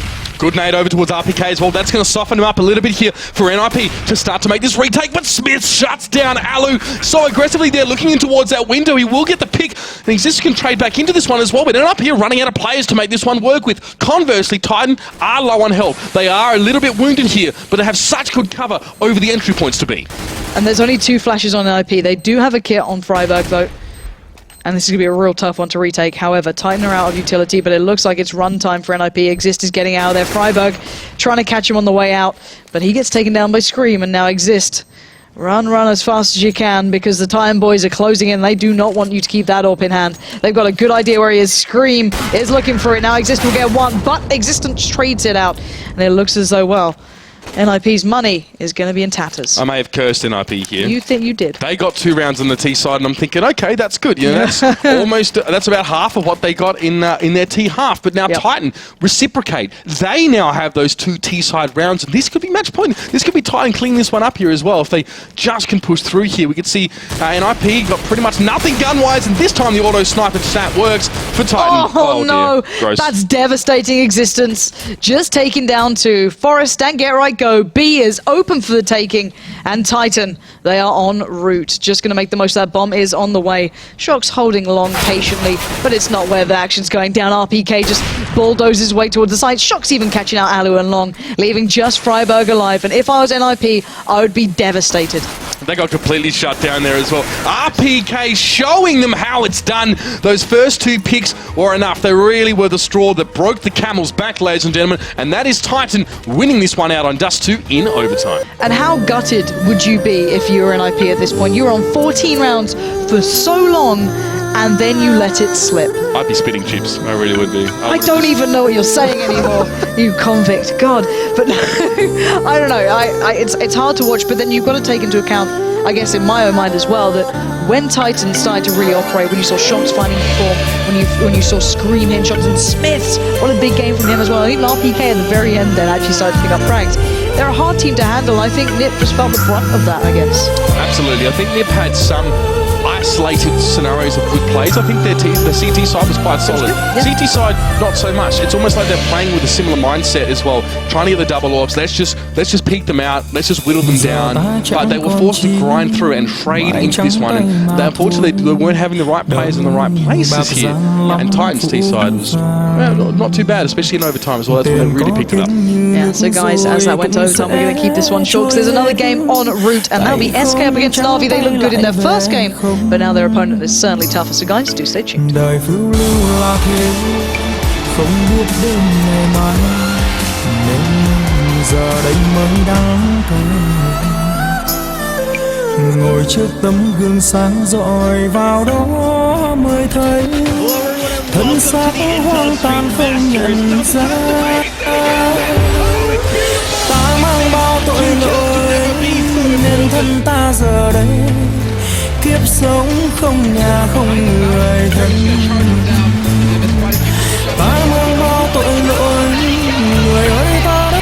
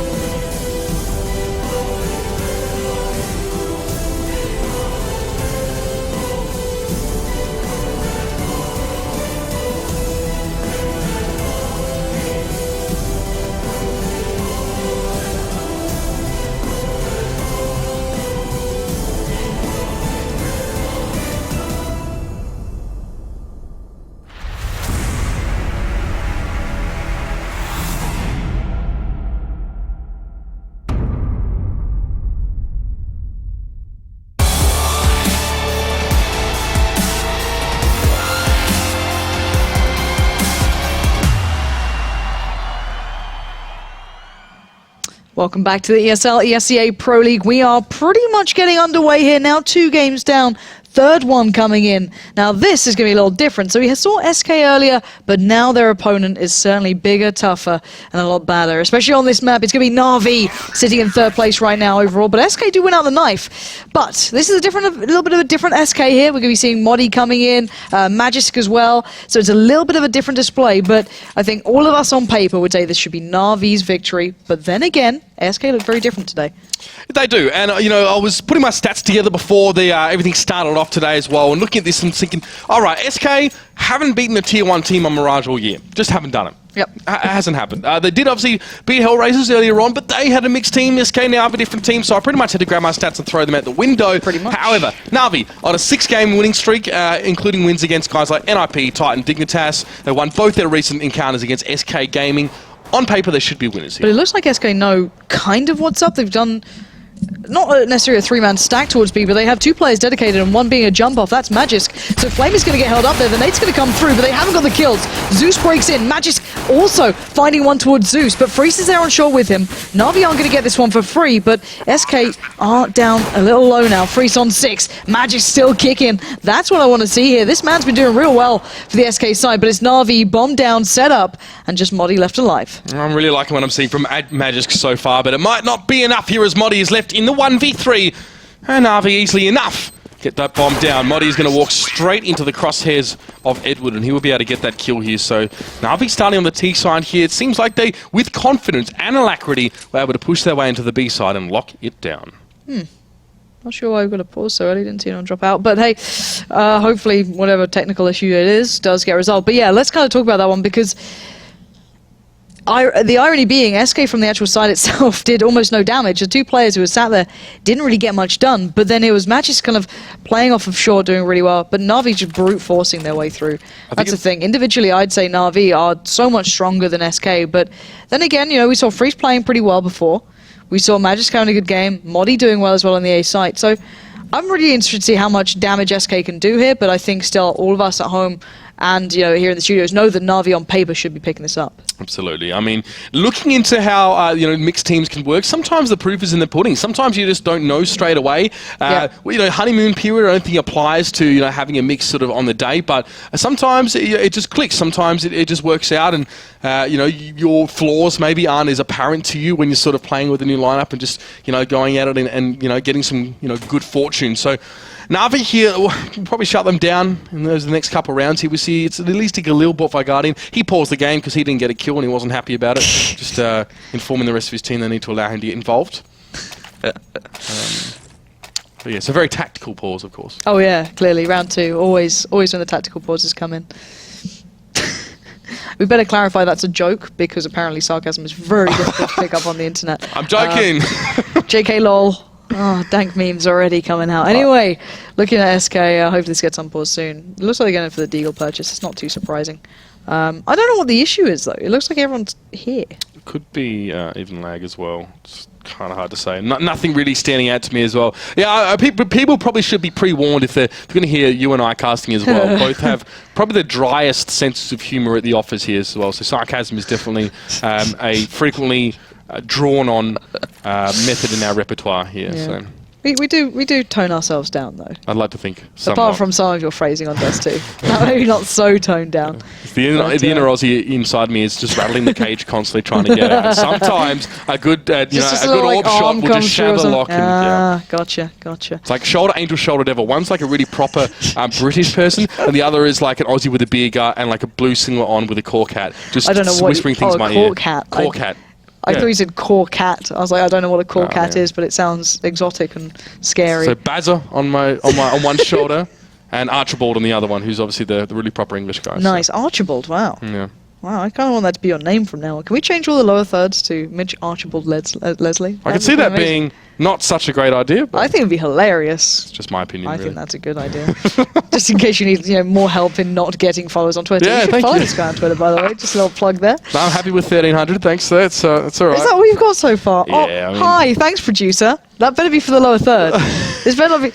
Nice. Good work, guys. Good work. I'm proud of you. But yeah, we also went on the unpause. I don't know what's going on. Trying to find from the admins. What's up? yo, what's going on here? But we can kind of talk about, you know, this map. Oh, it's back underway. Yay! I was about to say we can kind of talk about this map, at least for Na'Vi and how well they've been playing. It's a 7-6 record in the last 3 months for them. Picking up, as you said, some really good wins, and a couple of them against the likes of Virtus Pro, challenging out against TSM. I think it was like 12-16 during PGL. So they've had some really big results, or at least coming very close to against some really big teams. So they're a side to be reckoned with. Anyway, let's come back to that later on as we are back live into this. And now SK picking up the Deagles, only a touch of armor towards Magisk, and Na'Vi running 4 rifles, I guess, from the UMP, even though it does have quite the range on it, still an SMG. With Freeze watching mid sort of so late, or late-ish into the round, not having an AWP here, it's a very light presence at A. It's just Modi and Acilian sort of watching here, and they are up quite close. There's time for Freeze to get there. Freeze gets cut down in mid, so SK really don't have the tools to defend here. Acilian has to just sort of hightail it straight on into Connector. Siege will be able to jump on him in a moment, actually, but he's got to look in 2 different directions. Not an ideal start here as well. Na'Vi put a lot of resources over towards A, and SK didn't really have the ability to canvas as much of the map. Curious to see if maybe SK can recover one of these rifles, though. If Magisk can get hold of one, that's going to get a little dangerous, but no. Flamey's going to catch him out, and Sandon looking for a couple of exits, I can imagine, just getting himself in towards Palace. But actually, Zeus is already, I wouldn't say expected this, but he's certainly looking for it. He was keeping his eyes on that one, and Sandon might not be able to get much out of this. Flamey's edging through. So desperate one. There's 2 players here, but if Zeus doesn't pull all the way through here, it's going to be for nothing. But he does catch out Zeus, and that is a rifle free. If he can get there in time, he will get the rifle. Flamey and Guardian are nowhere to be found, and actually he does at least recover that. Yeah, that's right, of course, and with 3 casualties being inflicted on Na'Vi in that round, it's not too shabby at all for SK Gaming after what was a bit of a rough start, but at least they are not afraid to get their hands dirty mid-round and actually do some fighting there. So SK... actually, Acilian are going to be persisting with that rifle here. Not big investments at all for the rest of them, though. You see here, armor is not really a thing. Grenades, clearly not a thing for SK right now as well. So let's see what more damage they can inflict. Acilian in the mid-window. Great use of that 1 AK on the team, and Edward goes down early. Yeah, Edward's been picked up a couple of times now. He's not had the best of starts into this one. Just maybe a little unfortunate, maybe not, who knows. But that bomb is at the top of mid now, and Na'Vi going to have to try and work for this one. You can see the boost coming out, just going to drop... I believe that's Sandon up towards the side, and Acilian in the right place again here. Let's see if he's got the right timing on it. Seized is edging forward ever so slowly, and Acilian does get the tag, not the frag, takes down Seized to 15 HP. That's right, close. And that's close enough as well. SK utilising this AK really well. Modi is around the back here. Seized only on what? No HP, basically 15. 1 bullet from this CZ should do the damage. Guardian's going to find out Magisk, and there we go. Another rifle recovered. This is looking dangerous now. SK are making this one work a little better. The bomb's still up by mid, though, and Na'Vi realise that A is completely sparse of SK players.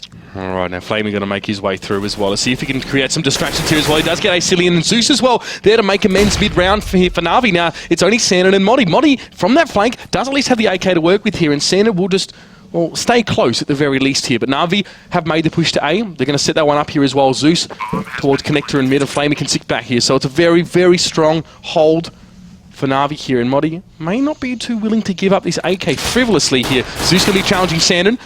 Back and forth here, just pistols for the moment. Grenade's going to be following. Sandon just going to back away, rightfully so as well. He may still want to try and get this AK away. He might fancy himself in this head-to-head. It's going to be a buy next round. Oh, obviously after this one either way, so we'll get it. Modi in mid. Yeah, Zeus then just trying to change out the Galil for the AK, make sure that no one from SK can recover any more rifles. Modi is very close to Guardian here. He might be able to take him down. He does, and he should be able to keep hold of that rifle. So well done to Modi then to get 2 and take the gun into the next round. So doing well here. Even though they're not picking up the rounds, SK, they're at least doing the damage financially, and it's not allowing Na'Vi to build up too much bank.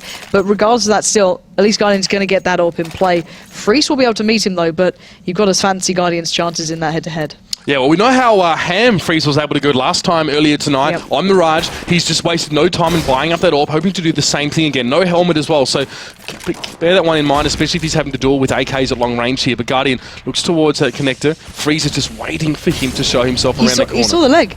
I think he just saw a piece of the leg then, so he's going to be predicting it. Freeze really starting to find form. This is what I was waiting to see. When he has quiet games, you can see SK kind of shy away from it, but he's really starting to make a little bit of a difference now. As you can see, Na'Vi down to 3 players. Edward going to pick up the AWP, but Freeze already predicting Zeus's position coming out from that underpass position. As it's going to be 2 players are starting for Na'Vi, Edward and Seized. Na'Vi expending a lot of their utility here just to actually buy themselves some crucial seconds in mid here. You can see the smoke towards wind window, one towards short. Edward picks up Sandon, and there was also a smoke in towards connector as well. So they just tried to secure mid. And it might make it harder for him to hit a side here, especially only with 2 players. But Edward aggressively coming forward. Magisk will shut him down. And C's now in mid with the bomb in hand. Let me go towards this mid window here as well. Try and come from maybe an unexpected angle. Still possibilities for him here with a flash and a smoke in hand as well. There is possibilities. There's a good couple of chances in this, but SK are playing it, almost leaving that option open for him, saying, okay, you take that ball, play the sites themselves. Magisk can freeze by B, Modi and Asilian by A. Seized is going to try and give an attempt towards that A site. Peeks out one by CT, but no, Asilian was waiting, and SK actually getting the round on the board is really quite important. They do go for the double AWP in the end as Magisk picks that one up, but SK picking up the first gun round. Really nice stuff from them. Na'Vi, I think there was a little bit of sloppiness in a way at times. You know, Edward just kind of barreling in towards B, then just flying down with the AWP. But still, the beginning was all thanks to Freeze, and he's still got that AWP, and he's still looking for more. Hasn't purchased a helmet yet as well, by the way. And we do see the double AWP being picked up here. Ambitious by SK in towards this sort of eco, well, save setup here for Na'Vi. I guess they have gone at least for some Tech 9s here. Couple all smokes for well. all of them as well. So they have spent up here, as I correct myself. Let's see, the set play towards A is going to come down. Now, last time Modi adjusted really well to this. You can see he's weighing with the smoke towards stairs, Guardian getting ready for one towards jungle. Everything's going to come over there. Actually done the one right towards that balcony as well to allow Zeus the room to breathe. But Modi holding the off angle, waiting on the side patiently for the plant. Wonder if he's going to peek early. No, he is going to wait this out quite substantially. Now plays his cards as Asilian did get one. Sprays in. He gets flashed up though. That's a danger. That was a team flash as well. That's opening things up a little bit for Na'Vi, but not too much. Sandon comes in over Sandwich, and again, that aggression paying off for them.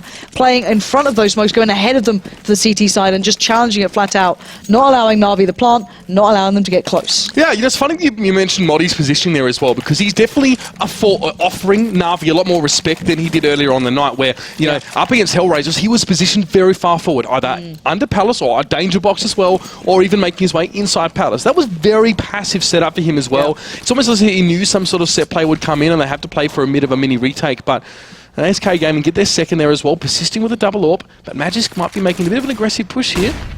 See what they can set up. They definitely have mid control, but Na'Vi don't even want a bar of it. Freeze getting a little aggressive. I like that. If they start building some confidence here, he's peeking underpass. He's seen that's clear. Doesn't know about top mid though. Needs to be a little cautious on that one. Be careful. We're going to back away. Magisk actually picking up the AWP, something we didn't see too much of previously. Excited to see what he can bring. He's playing on short at the moment. Not where Sandon is, of course. That's C's edging in towards him. The smoke separating the two. That's all. And Sandon holding that angle very, very well. Dependent slightly on the flashbang if required, but no one really going for it. As you can see, Na'Vi just congregating in mid. 4 players starting to edge around it. Flamey still with the bomb, though. Can split off towards B. And SK going to be tested now. The Na'Vi slow pace is going to come in. And Magisk showing he suddenly does have some prowess with that AWP. He does get the pick. He does suffer a little bit of damage in the process here. And the Molotovs come down. More fire than my upcoming mixtape. If you want more information about that, hit me up on Twitter. But now Magisk just trying to hold on here. It's going to be a nade in towards those apartments. And the most part, Na'Vi want to make a push on towards this one. They've got 3, but Sandon will be there to shut them down. Guardian responds accordingly. And Magisk is quite low. This is a very precarious position for him. Flamey is low as well, but the pistol is not enough from Magisk. And 3 players left here. 2 very low Na'Vi ones, though. That's a great nade from Asilian. That's going to hurt in the morning, especially with Freeze there. Beautiful combination from those 2. The bomb does go down. And they will get the defuse. Yeah, they will. And they can recover both AWPs if they want to run that again. Or just stick with the AK and the AWP in the hands of Asilian and drop that out to Freeze. But really well done again to SK, slowing down the players towards B. I am substantially more impressed with this lineup than I expected to be. Just in the fact that they're not being steamrolled by Na'Vi or getting caught out a lot. Because a lot of teams do get caught by Na'Vi's kind of slower, more meticulous pace that we see coming through. But still, Na'Vi are a little bit struggling for cash now. You can see the Galil's going to be kind of brought up. Now, every time we see Na'Vi normally kind of go onto those shoddier buys, it's normally to look towards A, but it seems like maybe they're going to split over towards B as well. So we can see what they can bring into this one. Smoke going to go quickly towards short, I can imagine, there from Flamey. And maybe we can see them try and get some opening control. But Freeze, ready and willing to greet them. Actually, no, it bounces into window. Wow, that is a really accurate one off the little railing on the side. A little bit of a patchy buy here for Na'Vi, so they'll definitely be trying to sort of carve something out here, maybe even grind it here. They worked their way towards mid. Guardian and Seized are in connected Edward's here. already in window. He's literally used the back of that smoke to get into window. They're going hella aggressive. Modi's trying to push himself to get some map control here. He does almost catch out Flamey, who had the bomb, but Na'Vi just engulfing that A site. Incredible swoop down on towards that one here. They had 2 in connector. They had him pushing out of T-Ramp. And of course, Edward was in window. There was no support to be forthcoming for SK Gaming. And Na'Vi so quickly executed that one as well. And I don't think SK even knew what hit them. No, I don't think so either. I love that play, getting those players early in towards window. Magic's going to try and stay alive with this ult, but he is going to be kind of chased down here by Na'Vi.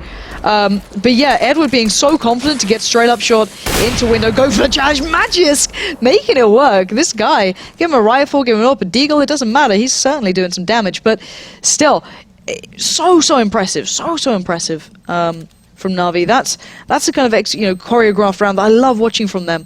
But then again, even if they're being pushed to that by SK, that's quite an impressive feat. Absolutely. This is obviously Na'Vi. I'm just going to get the detonation there as well. And Zeus is still hunting for Magisk. The man will just hang on for a moment here. And, Na'Vi's definitely looking to be applying some pressure here as well.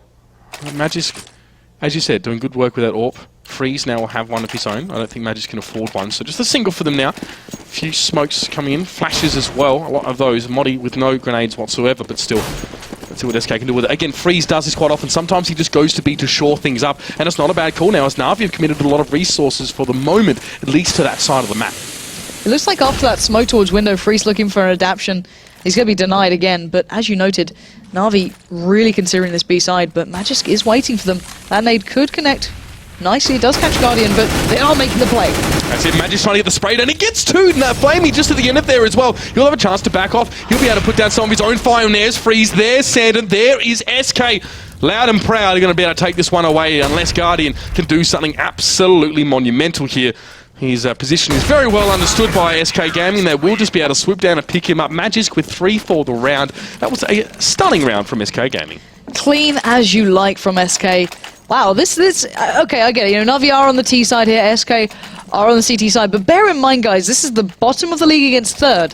So if you look at it that way, these are 2 very different teams, but with the current form of Modi coming in and Magisk coming in and Freeze being able to operate well, this is starting to, not necessarily the most dangerous side, but certainly a team to be reckoned with here, as Freeze might be asked a couple of questions. Once again, he has that peek towards mid. Guardian and Zeus are there, but it's only a pistol round for Na'Vi. They don't have that much to make out of this. Yeah, they can't afford to smoke it, obviously, as you sort of said, so Freeze will be able to, if he has patience, that is, be able to pick some kills here. It'll be counterproductive for him to push down, though. He should just stay there. Sand in the great positioning as well. He might be in a bit of trouble being contested from the top of mid. Freeze will be able to take down Zeus, but not before Edward picks up Sand. It's still SK. They're in the right place at the right time for the most part. And that's what I was about to say about Freeze. Getting a little bit too big for his boots, poking mid there. Guardian is going to take his head clean off for his trouble. So, 3v2.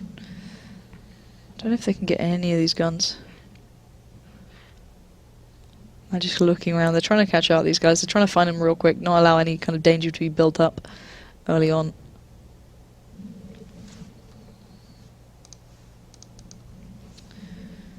Edward. Taking his time. This is a very slow round for Na'Vi. I doubt they'll catch anyone off here. I'm not sure, though. Cillian's starting to look. Maybe they could boost Edward into window. Can't let that bomb drop, though. And look at this. As Cillian, he was predicting it, but it's all about timing now. If Cillian looks away at the wrong time, Edward may be able to catch him out, but no. Nicely done by Cillian, holding his nerve, kind of predicting Na'Vi. And now just Guardian left alive.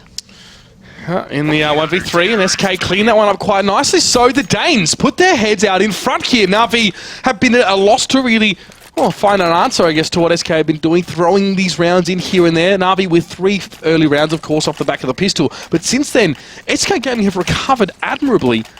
I have to see now what the weapon status is going to be here. Na'Vi, well, a bit of a force here as well. You can see that, for the most part, most have helmets here.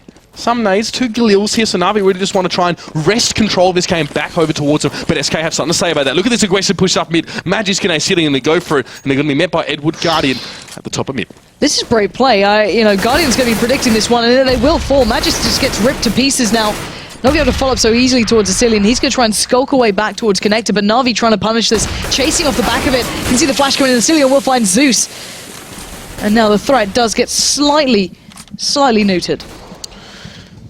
Ceiling there. We'll be watching through Connector. He was lucky to get out with his life, and I think Zeus caught a look of him as he just jumped across mid and wanted to chase it up, and it didn't work out for him. Look at Modi, though. He's done this a few times tonight. He will happily push through down on that tier ramp if he can get a kill. But Flamey seems to have caught him unawares. I think Modi was actually looking up towards a palace entrance at that time.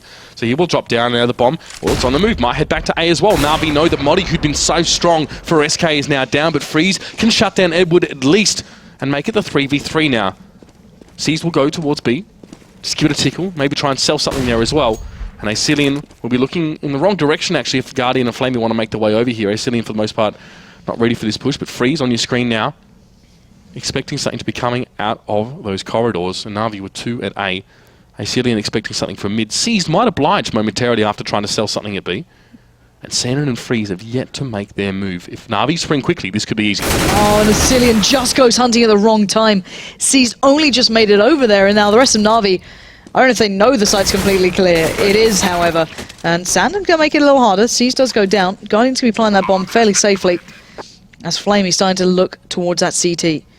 No one there just yet. Freeze already through. Guardian ready and willing to challenge down by jungle, but Flamey now watching the cross. That's right, he's in a good spot actually as well. Guardian quite low, so he really doesn't want to poke his head up there. There's a couple of flashes for Freeze here if he chooses to use them. That might come in handy. Freeze picks up Guardian. Guardian went for a peek, maybe, I'm not sure. The flash came down, but now Freeze through the smoke. He's looking for the kill there, going for the bomb, and Flamey is going to be able to shut him down then as well. Just conservatively holding that angle there from CT, and we have a 5-5 game. Yeah, we do. Na'Vi's starting to pick up the pace a little bit there. Well, not literally, but, you know, they like their slow rounds, and it worked. And you've got to feel a little bit. I think it was Acelian who was playing on the stairs then.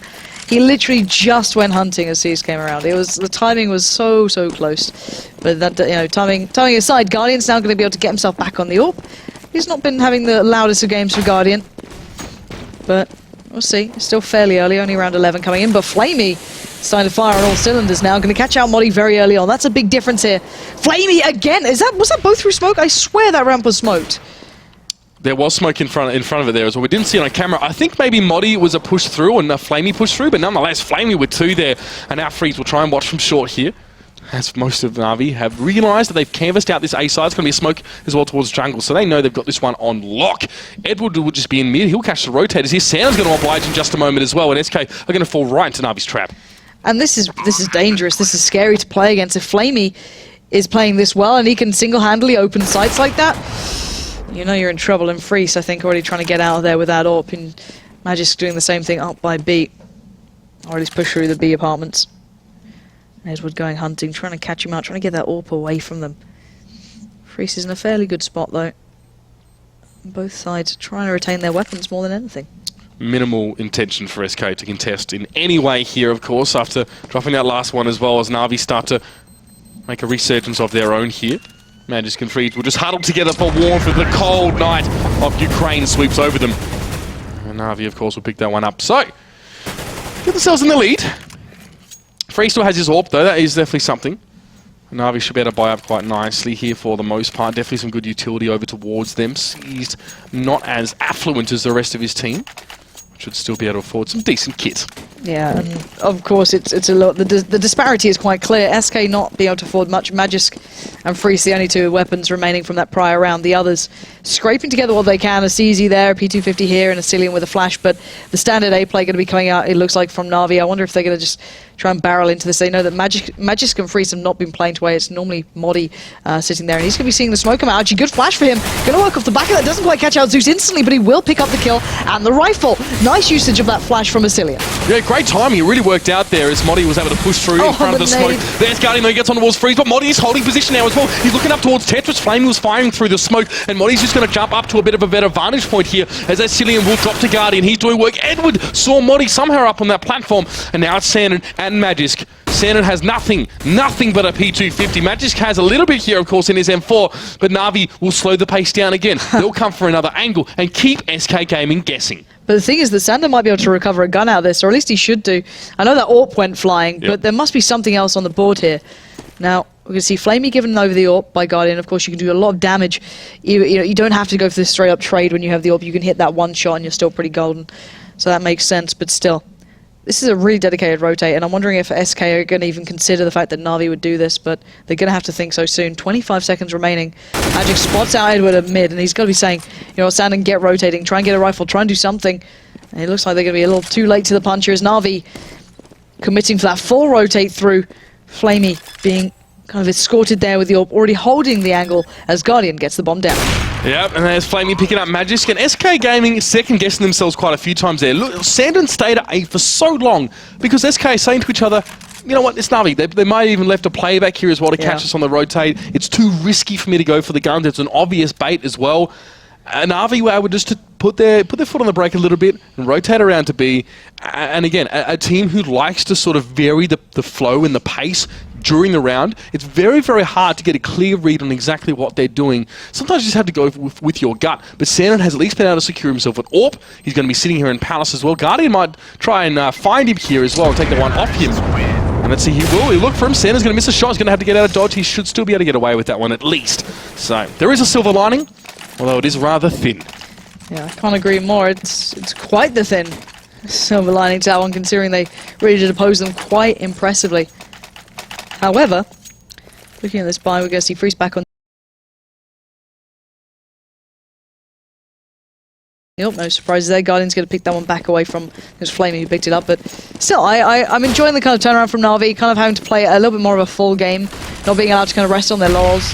As SK really are pushing them, but this is still Na'Vi on their T side. It is a very, very good performance already. And you can see that little gap in the smoke might allow Guardian a peek through if anyone fancies to cross. And Asilian getting close. Modi closer. These 4 players towards A have got a lot of damage to do. Let's see, Modi though holding strong against Edward there on that side. Zeus was forced to back away, but this is C's now as well. Still yet to find clear passage through mid, and Freeze, this aggressive player, is going to give C's a gimme kill. Now he jumps down towards mid. He might be able to challenge this one out as well, but Modi with 3 for the round. That guy was a freaking bastion over at that A site as well. Na'Vi didn't really know whether they should go forward, go back. Do we have time to actually pull our forces out of A and slow the game down? Modi came after them with blood in his eyes, and he managed to get the 3K.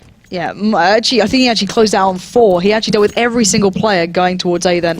So really was the Guardian of that A site. And that's a big impact. That's a big difference with SK. They can actually hold back these sort of plays, and then Freeze can deliver in mid, then maybe he tries to body block the smoke. It doesn't work out for them. That will now kind of force him out of position, and Na'Vi will be allowed to take mid control. Yeah, and they're happy with this one as well.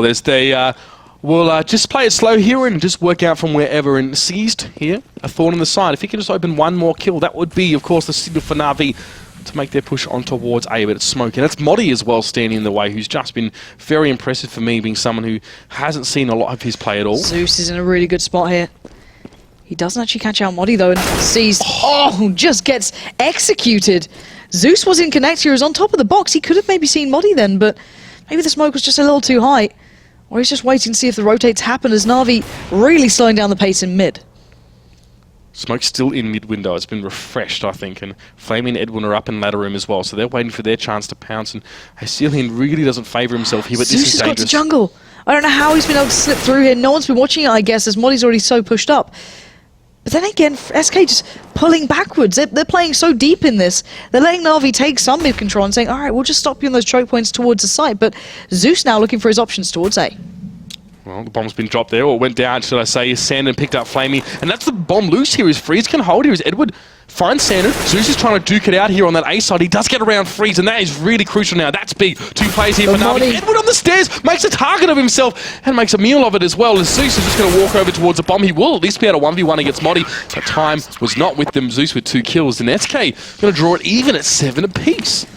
I'm just so impressed with Modi. Every single time they go A, he's been such a really big force, and I like the overall idea from SK as well. Just say, all right, if they're so focused on taking mid, sure, let them take it. We'll just play further back. We'll play from jungle. We'll play from CT if we have to.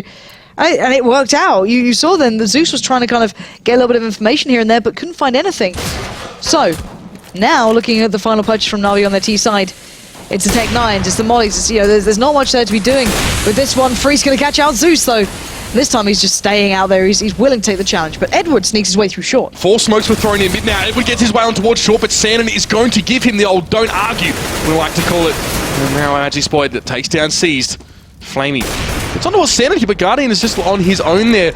Interesting from Na'Vi, actually, the investment they made in smokes in that round just to tell Freeze to bugger off. Just like, no, we're pushing mid, we're using it, you have no choice, you have no say in the matter. But still, it was a little bit of a last-ditch attempt at the half there. And SK come out with 1 round lead as halftime comes up. Now, if you want to take map bias into this, then sure, you know, Na'Vi still did really, really well on their T side. But you've got to give credit to SK where it's due. They've been playing a lot better than you'd kind of expect from their previous performances, especially when you take their opponent into account. Na'Vi are within the top 3 thus far in the overall ESEA Pro League. I'm just so impressed with just these small differences, but I just don't know if they can really threaten Na'Vi now on the T side. That's what I'm waiting to see, is how well can they transition into their T side. Well, it's one thing to be able to hold Na'Vi back. It's another thing to try and come crashing through them here for SK Gaming. And yes, like you said, Lauren, very unconvincing stuff for them sort of earlier in the week and last week as well. Just not a lot of things that we would really highlight as indicators of potential or future success here, but SK Gaming now showing a little bit more promise now. And we honestly have no idea. I don't know who has any idea about SK and what their plans are. I don't know what Cadian's up to today. He might even be going out. He might be, you know, just sort of relaxing or whatever, but yeah, SK in this permutation now are looking good. Always, of course, things to iron out here as well. You definitely see a lot of players playing to their own, their preferences or what they like to do. Freeze as well definitely likes to sort of extend himself as far as he possibly can and see if he can sort of, not luck, but sort of, you know, get one of those kills that you wouldn't normally expect to have and actually sort of slow the enemy team down. So, it looks as though we're going to be getting ourselves underway pretty darn soon here. And here we go into the second half. The third game of the day. Second, actually, for SK, remember. Of course, they have played this match, or this map, should I say, against Hellraisers not too long ago, and they did pick up the win. So, if they can keep that up, that'll be some outstanding form. But it looks like Na'Vi going to go for that opening B stack, or at least a little bit of a B presence here as Guardian will take his place in mid and not stack it outright. And the question is whether SK actually go for something big here. You can see the way that they're set up. According to that mini-map here, it's very much... I mean, Sandon's not pushing forward aggressively. Mighty looking for something towards A, so they're not going to gain a lot of information. They're really going to have to go a little bit further here and commit and dip their toe in the water to actually start to eke out an advantage here in this pistol round. Obviously, the importance of it at this stage of the game with how close the scores are can't be understated. And SK have shown that they've got what it takes to go head-to-head with Na'Vi, even on those full buys here. So now Cillian dropping the bomb. It looks like he might try and go and set something up in mid as well as Modi wraps around. Here's Freeze as well. Smoke towards Connector. Flash to follow, surely. And SK are on the push. It does look like a split towards B, but Cillian's backing away from that. He's going to join them over by the B side.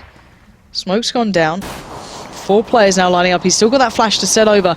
He's going to put that into practice. That's the one going towards Zeus right now. He's going to be forced to back away. But C's did find Freeze. But SK pouring out that window. Zeus already finds Muddy. Sandon towards Zeus. They're making it count, but Flamey waited ever so patiently up on that balcony until Sandon did put him down. It's a 1v2, but it's not very likely with 20 seconds left. No, Bomb, he's actually going to go up and recover that as well, and that makes him really, really exposed, especially to... Oh, it's just dropped off, actually. That was lucky.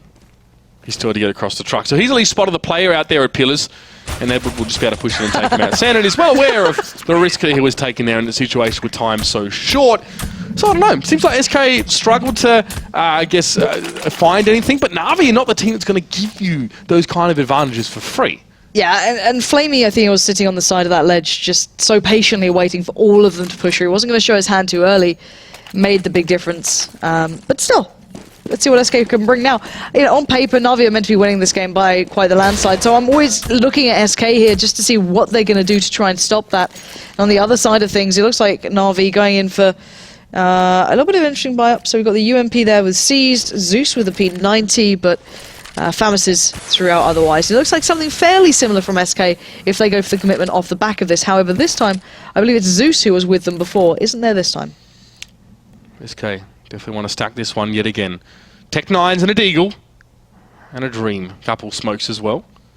Flamey again, just will always be checking that corridor as well, just for a changing game state. It is CSGO. At any moment, things could be turned on their head. And Guardian, he's pushed so far up mid now, so a lot of information going over towards Na'Vi in terms of where SK aren't, which can inform where they are.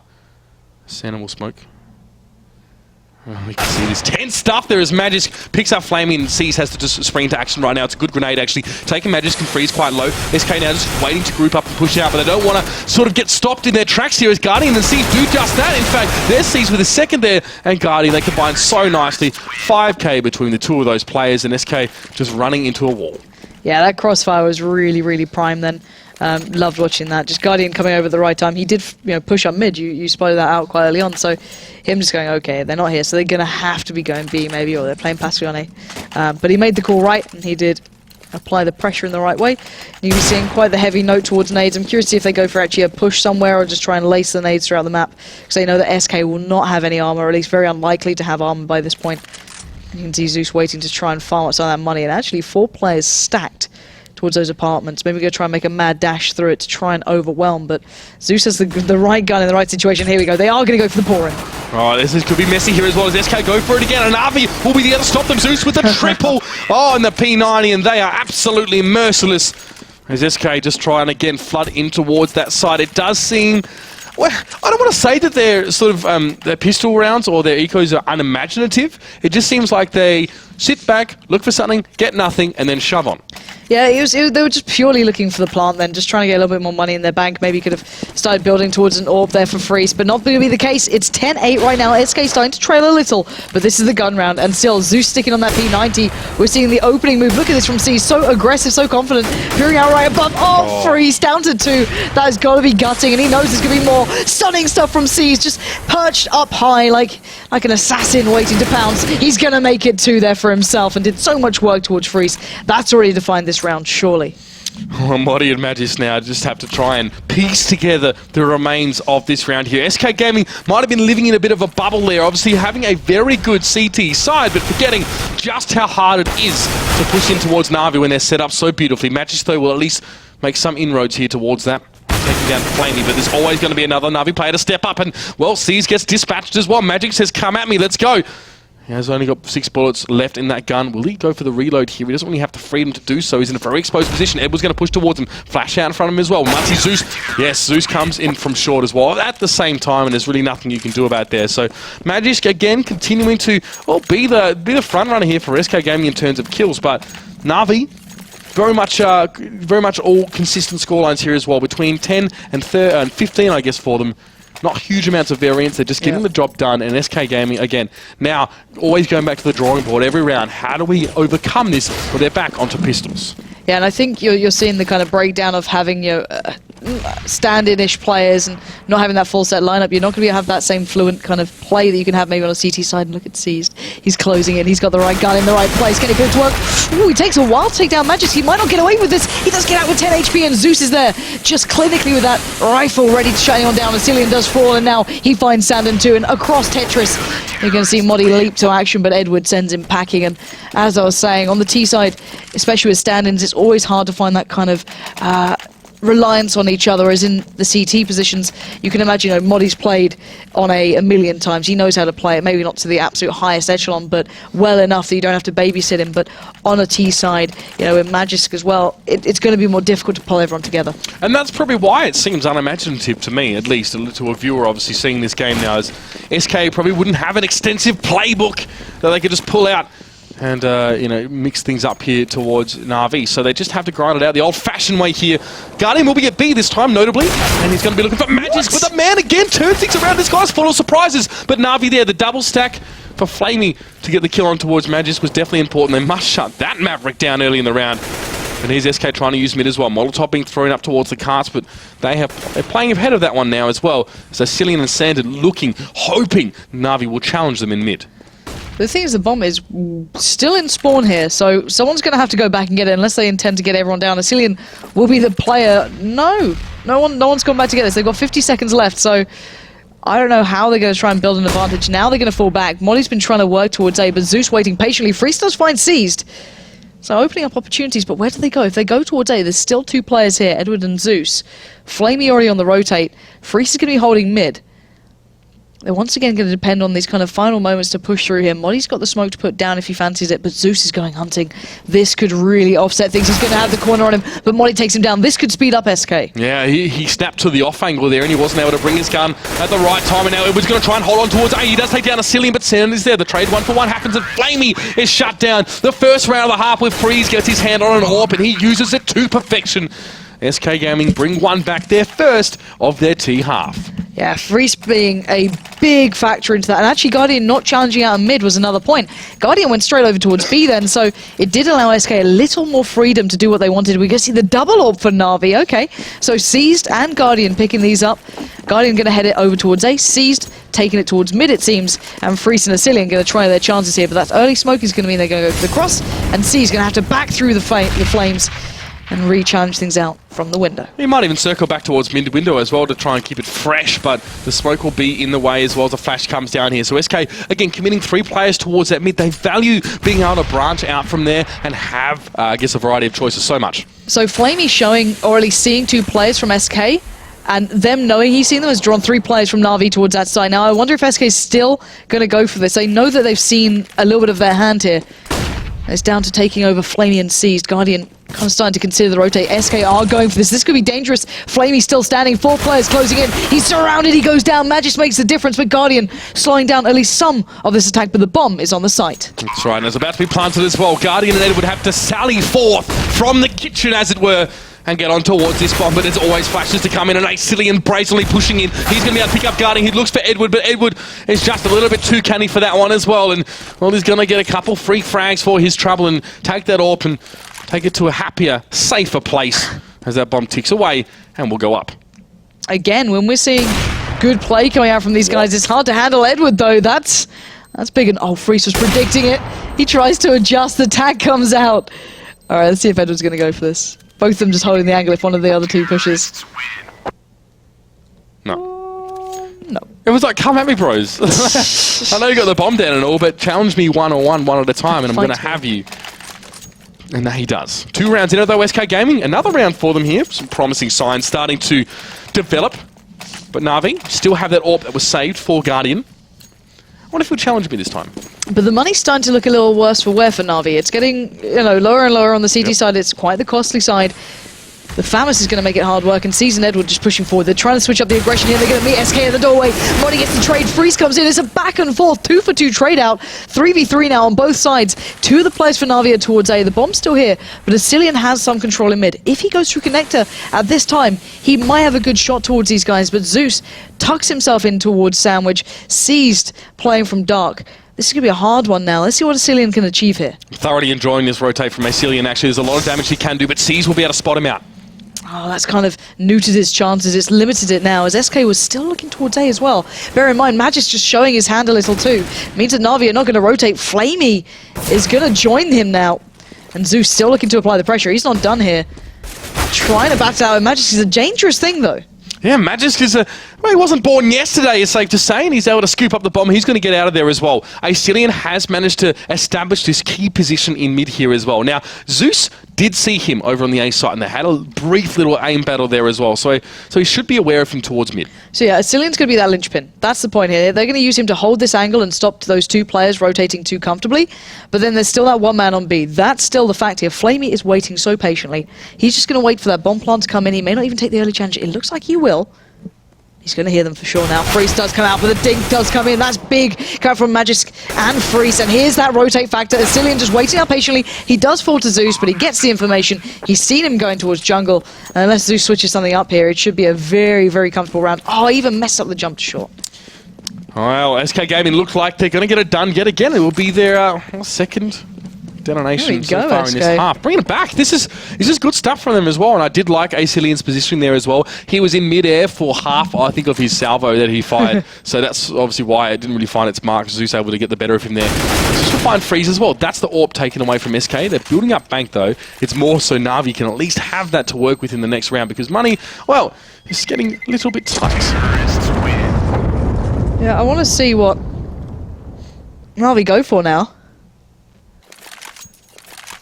it's a little bit of a mix, isn't it? You've got some players able to fall up. You might see a couple of guns dropped out. We are. C's the one on 2.9k at the moment, but I think there's a gun on the floor for him, so if needed. But these are going to be the last couple of real big buys coming in for Na'Vi before they have to start really limiting themselves on budget. Actually, Seized is going for the 5.7 already, but hitting out with the utility to kind of supplement it in some way. And for SK, it's not clean sailing either. There's still the Galil with the Cillian, but T-side, they're going to cobble it together, and Guardian maybe going for a cheeky peek out of short here.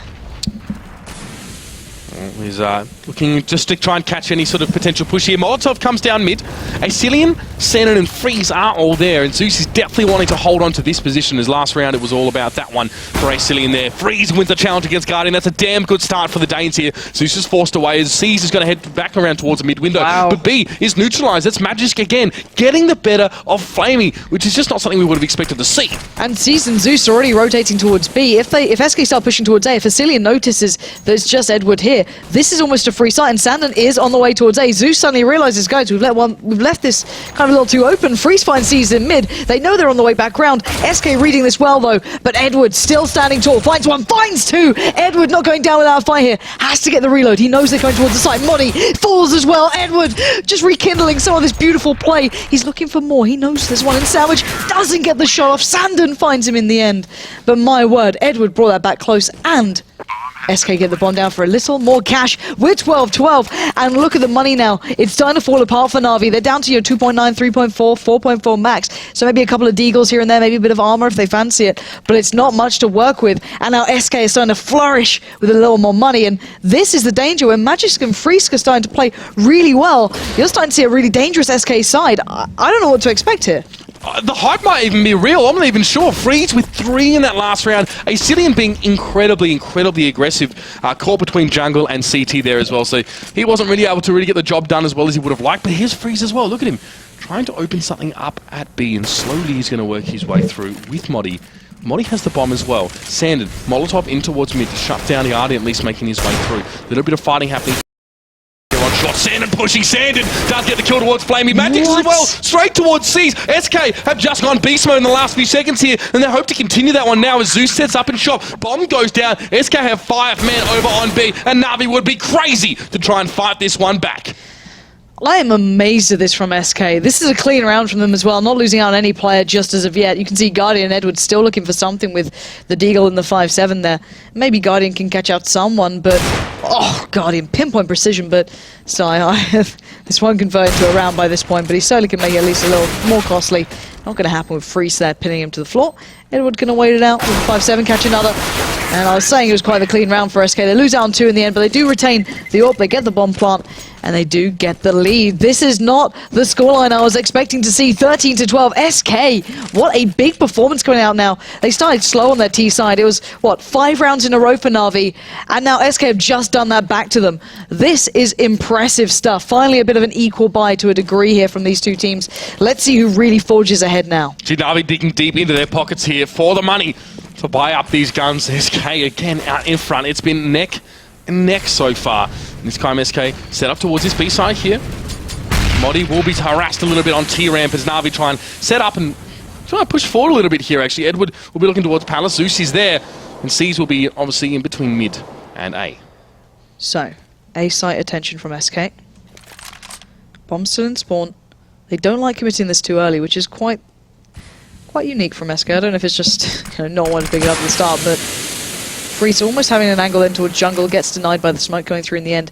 There was 3 players stacked here. I say stacked, there's 3 players paying attention towards it. Now 2 towards Dark, Guardian and CT.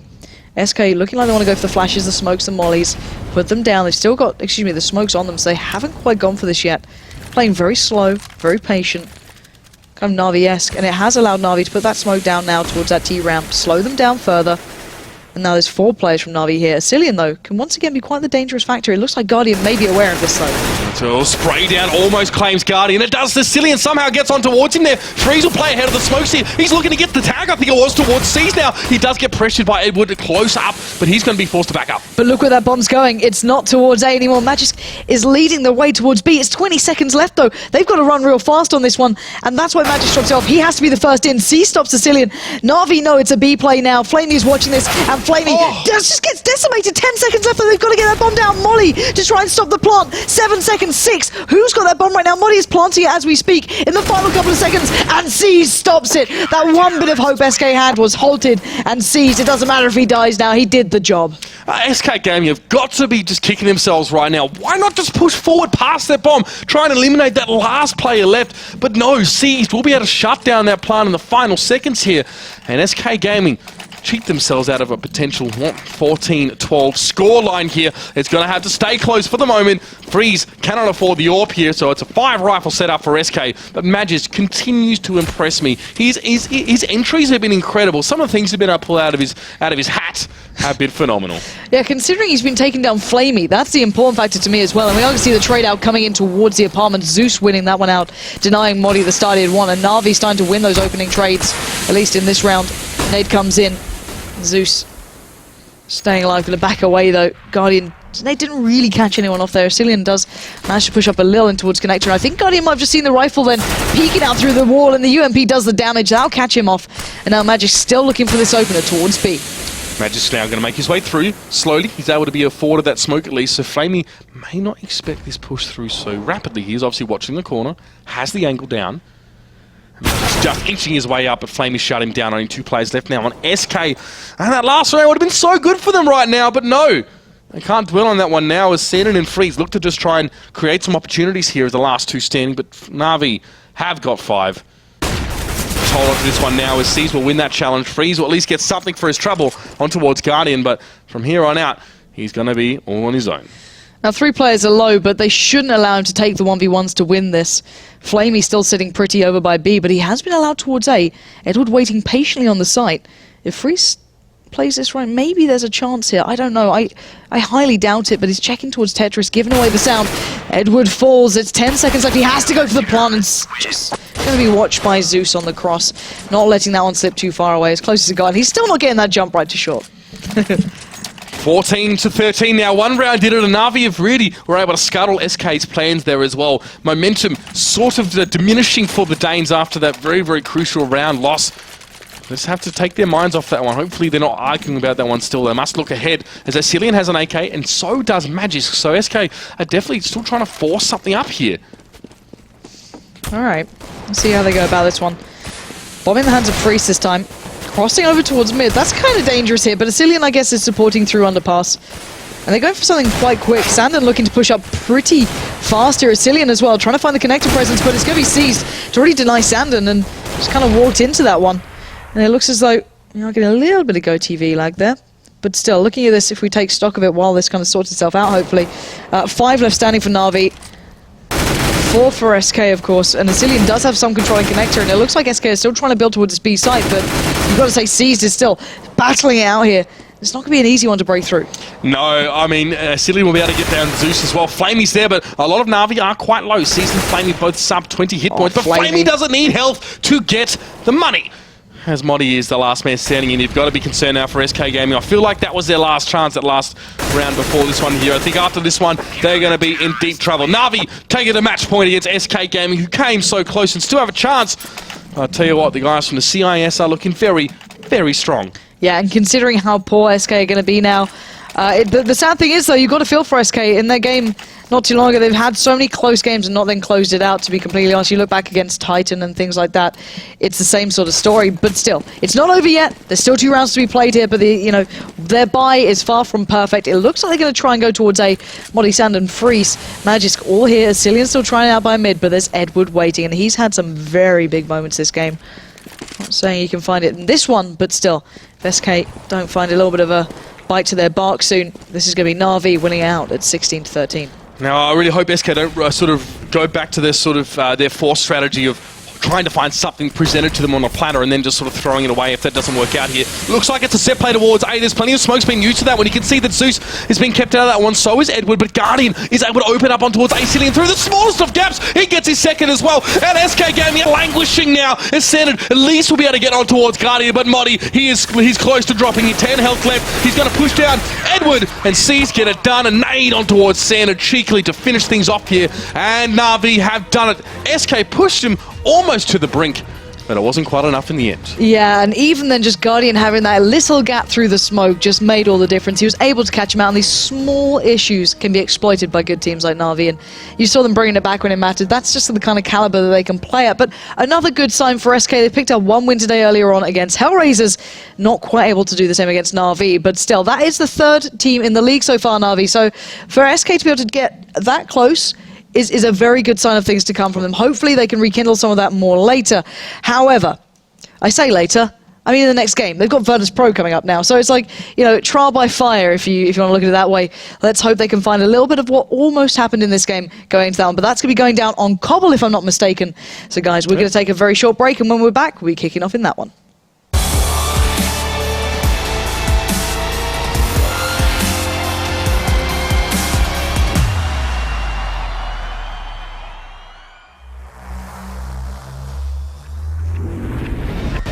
Hello everyone and welcome to the Intel Extreme Masters. Delta Time's debating it against it. Oh, it's beautiful. Exists. 2 kills could never be so important. Gonna go for it behind the fountain. Kerrigan's just gonna charge him down. He's gonna miss quite a few pistol shots. Kenny X, what a kill! And then he gets the second! Kenny X punches the round!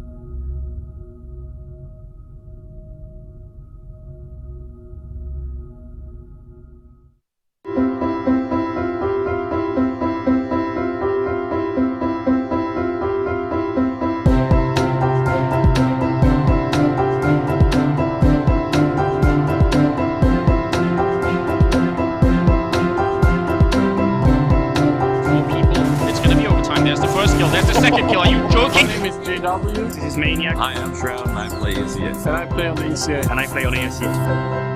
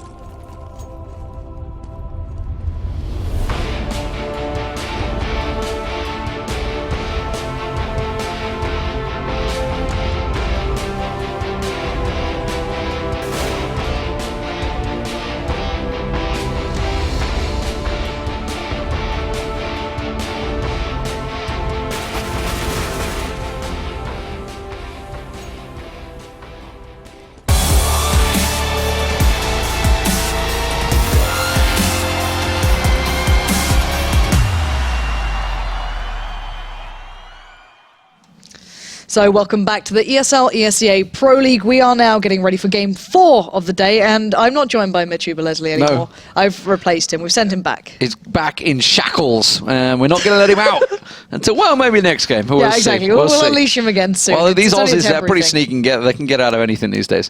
But yes, Virtus Pro versus SK Gaming. Now, SK 1-for-1 tonight actually destroyed Hellraisers earlier on. I was quite surprised by that one. Very close game against Navi just a moment ago. Yeah, it's been a good night, I guess, for SK. Maybe not reflected directly in the results, but the rounds, the scorelines have been quite impressive. So hopefully for them, they can keep something up here. But then again, Virtus Pro are another beast, unto themselves. They've had a slight underperformance so far in the Pro League, I've got to say, sitting quite far down on the rankings. But now it's their chance to start building up, and they need to if they want to start qualifying. Now, it is on Cobblestone, and memory serves me correct. Actually, Cobblestone was a map that SK used to be pretty good on.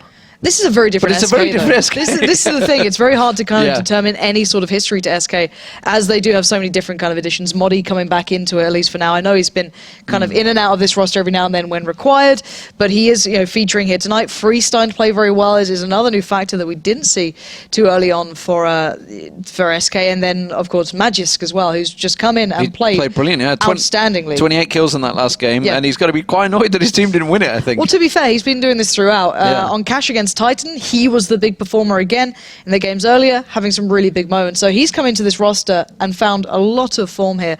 However, though, it's Virtus Pro. It's hard to kind of ever underestimate them, even if they're sitting slightly lower down on the rankings. They can go top 6 with 2 wins today, which is what they're probably going to be looking at. However, their later opponent's certainly not going to be easy. That's TSM just after this one. But this is their starting point. They need these 2 wins to start getting towards that top 6. Otherwise, everyone else is going to start running away from them. Yeah, absolutely. The problem is for Virtus Pro is they've got those 8 losses, I think it is, already stacked against them, which really we were talking about with Alex back on Tuesday, I think it was, how they really can't afford to lose any more games. And the fact that they got TSM later, they lost to TSM 16-11 on Tuesday. That was on Mirage, which you would argue is probably one of their better maps. Now, it is going to be on Overpass later, I believe, which is, again, another map the Virtus Pro have played a hell of a lot of games on, but it's TSM they're playing. But let's get to this game. This game is all about SK versus Virtus Pro. Virtus Pro on Cobblestone actually are one of the teams that have put up decent performances against Fnatic, and Fnatic clearly the best team on Cobblestone. Pretty much. No, Virtus Pro have always been quite good at this. I like the way they play it. They have quite a nice style. Pasha's played towards mostly that B side, how he kind of solos through is always really something enjoyable. And our producer said there was 10 in the server. Unless Cuban is signed to play again, he is a liar. We'll have to wait and see if he does go to they are all in there. They are. Okay, so Cuban's just coming back for a little while. Maybe he just wants a bit of glory days back in there. Just relive it all. He's just not quite as happy as being a coach anymore. Well, he sees Modi back in there, so he's like, well, if Modi's coming back, maybe it's my time as well. Maybe it's my time. No. Your time? Jesus, let's not go that far back. Players haven't sunk that low yet. Don't know about that. Anyway, we are going to wait for him to get into that coach role. Knife round. We've just done that, and we are getting ready for the knife round. So, just as I was about to abuse the delightful producer, I have to shut my face. But we are about to go ready into this one. And yeah, I'm just looking at what SK can do, because you've got to feel eventually the steam will run out. It can only go for so long picking up these sort of results, but they have won, I think, every single knife thus far this evening, so maybe they can keep that up again. The thing is that SK really only need to pick up a couple of wins. You think of their Piston, they're basically fighting to get out of that auto-relegation spot. That's the one they want to get out of it. If they can just pick up a couple, bearing in mind it's probably, Penta, Hellraisers... So they were 2 wins behind the others. Yeah. So they were on 3, I think, and the others were locked on 9. So the 3 teams above them were on 9, if I'm not mistaken, and they were a little bit of a step behind. But they have picked up 1 now, so they're en route. 1 win today, at least. So if they pick up another 2 wins somewhere down the line, or even just like 1 more, they will be at the cusp of the other teams like Hellraisers down there as well, and they are running out of games, so that's the danger. Exactly. SK have been playing a lot of games and losing a lot of games, so that's the only issue there. But regardless of the side, we are ready to start this one up. So Virtus Pro will be starting out on the CT. SK, good luck. You're starting on the T side, and Virtus Pro looking ready to get this one underway. Yeah, they really want to get this pistol under their belts to try and get things rolling. You can see Bialy, the only man that's going to pick up the kit.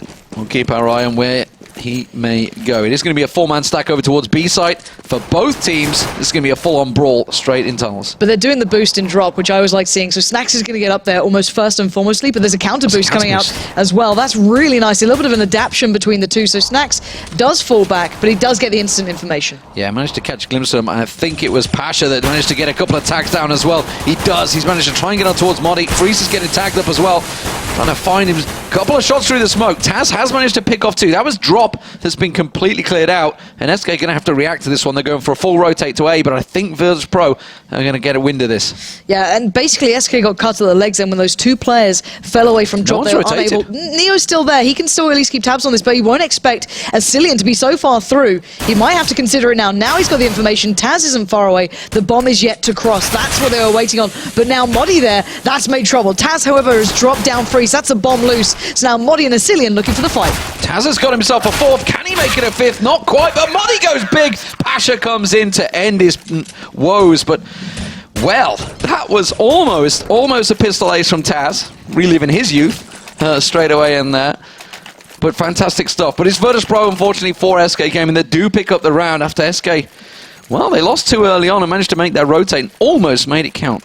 If only they'd got that bomb down. That's the thing. If maybe Freeze had made it across, who knows? It could have changed around, but that wasn't to be the case. And Taz then doing the real dirty work, taking the players out of drop, dealing with that threat, and now Neo peering out along. I think he might have seen one, but backs away regardless. And now SK kind of taking their time throughout this map. Pasha doing what he does best, just kind of taking over onto that kind of platform over by B, whereas Snacks and Bialy focusing towards drop, playing it quite passively, but Neo has to be careful here. Yeah, Neo up close and personal. It's Freeze and Asilion over on A site. The rest of SK all just stacked around drop at the moment. The bomb just got dropped over on there. At the moment, Snacks is holding drop room. You can see he's got Bialy just there with him, ready and waiting. It looks like it is going to be possibly a 3-man push down here. Trying to sell the fake, flash over towards Pasha on platform, but no push. I kind of hope they split through towards A and they do like this 3-2 split, but I don't like the bomb being in the hands of Magisk in this. And we're going to see the smoke go down.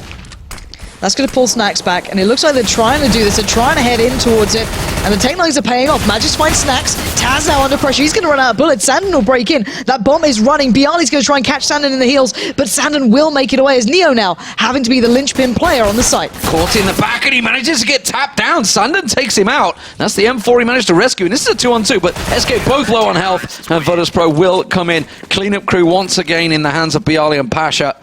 And Virtus Pro do get the round, but that was tight. Tight for just a Tech9 round. Yeah, but Bialy's confidence then, you could see him just leap into it. He just knew he wanted to take that fight. Just good stuff, but as you said, quite close, and you can see the theory of the play coming into practice, and sadly Taz getting a little overwhelmed at times. You know, there's only so much you can do with that silenced M4. The limited bullet supply, of course, will kick into practice.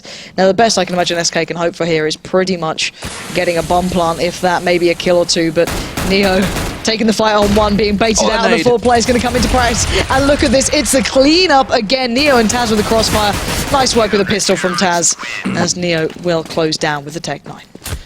So, standard stuff there. Glock train not quite working out for SK Gaming. What will they do now? Finally, rifles in hand. But you can see the idea behind that as well. You put the 1 player up high, so you get someone like Neo trying to focus him down, and the 4 who are closer can push forward and try and capitalize on him. Wasn't to be the case as Neo smartly fell back, didn't fall for their 2 Max 7s coming into this round. Ways. Why not? Why not? Okay, I'm guessing they're going to go drop. It's Pasha and Snacks that are stuck with him. Now, Pasha's been platform last few times. Snacks will be drop, and Pasha is going towards platform. Last time we saw Virtus Pro trailing, actually him picking this up made the difference. Now we can see a lot of nades coming through, none of them catch, and they hit the brakes. So Pasha let one slip through there. That's Asilian, but he's checking it. He's not sure. He might just have an inkling. Now he knows. That's the tag as well. Asilian's in trouble. He's going to back out of that. Yeah, he has to get the hell out of Dodge. But the bomb is with Modi all the way over on A side. You can see Neo scoped up, getting a glimpse. He now knows there's one to the left of him. That's Modi that's making the shots count, but it's Freeze and Sander that are about to push on Taz, just on the top of long. Neo's about to rotate and join him. Taz manages to lock down Sander. Neo comes around, finds himself a scope on Freeze, and will land a shot. Now back over on B side, the bomb has been collected. Asilion making his move, but they're pushing on toward Pasha.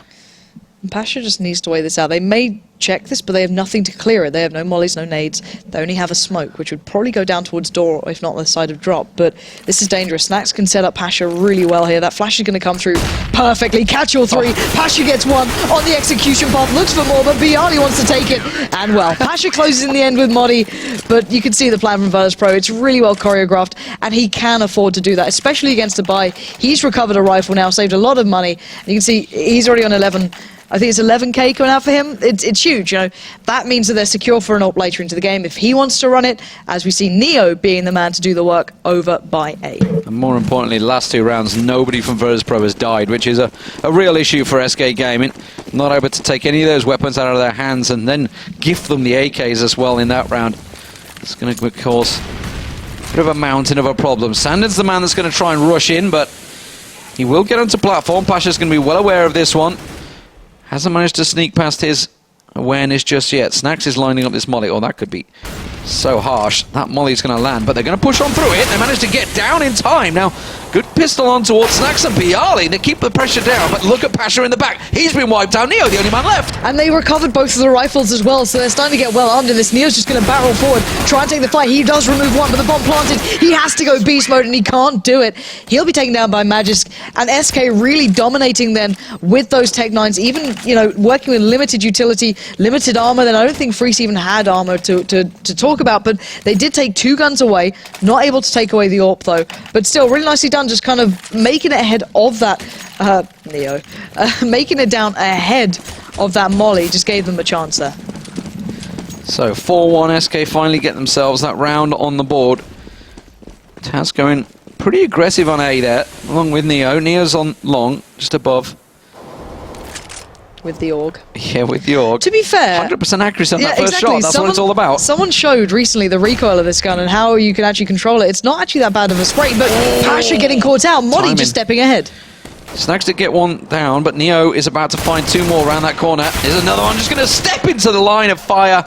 And that was all easy for him. Can he get a third? Can't quite close it out. Now, Taz and Bialy got to go on the rotate here. As Modi all the way over on B side. They think that's where the bomb is, but it's actually a Cillian that had it all the way on A. And looks like he's going to make the rotate straight into Taz. Oh, Taz, you have to land the shot, and you should do. He's heard a Cillian. He lines it up. He delivers. Now 1v1 again. Taz has to come up with the goods twice now as Modi on for his 3k.